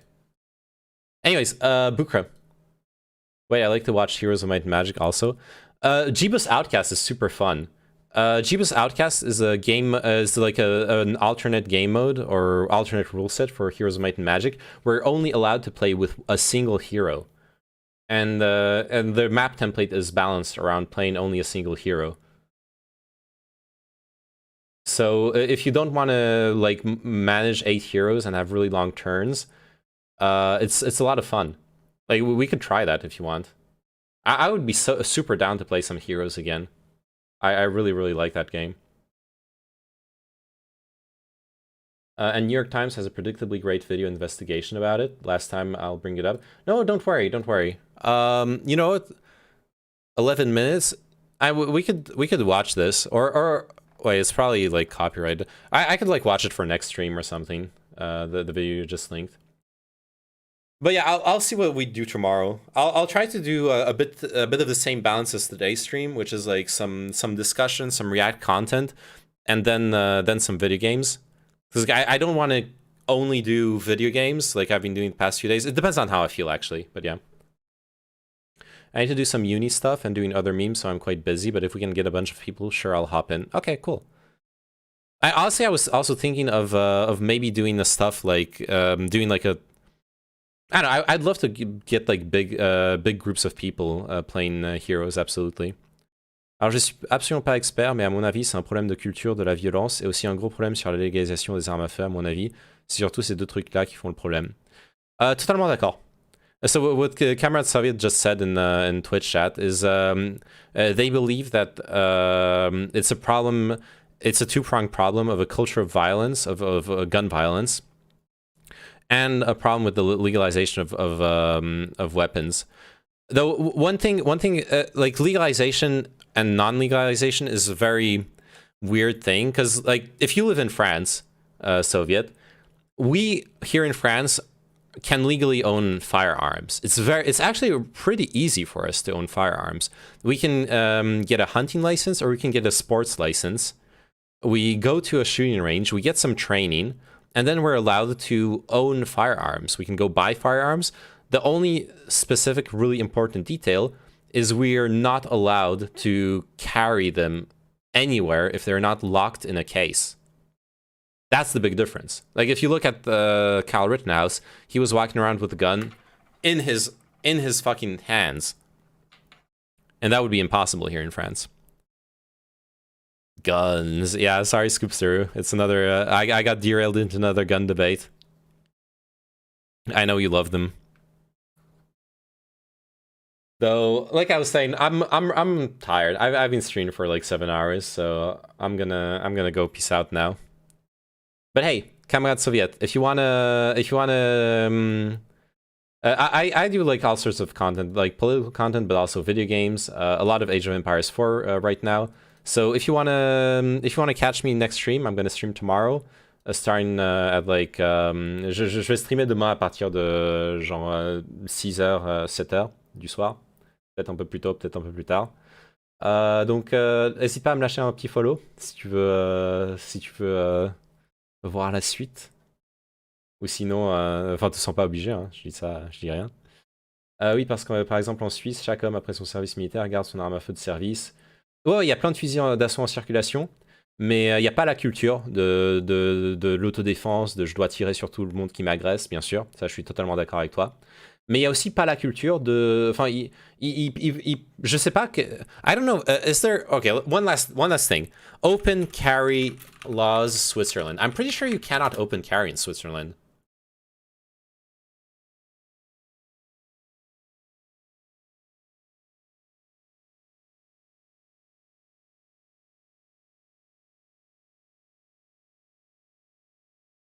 So you can only... You need to state plausibly the need to carry firearms to protect oneself, other people, or real property from a specified danger. That's the only additional way you can be allowed to have a carrying permit in Switzerland. Otherwise, transporting guns, to transport a gun in public, it must be unloaded and transported separately from any ammunition, with no ammunition being transported in a magazine. It's like, there you go. That's a huge difference compared to American law. You cannot open carry. You cannot concealed carry. You just can't carry. And you can carry, but like to the shooting range. And that's it. Anyways, thanks for watching. Love y'all. Bye-bye. See you tomorrow.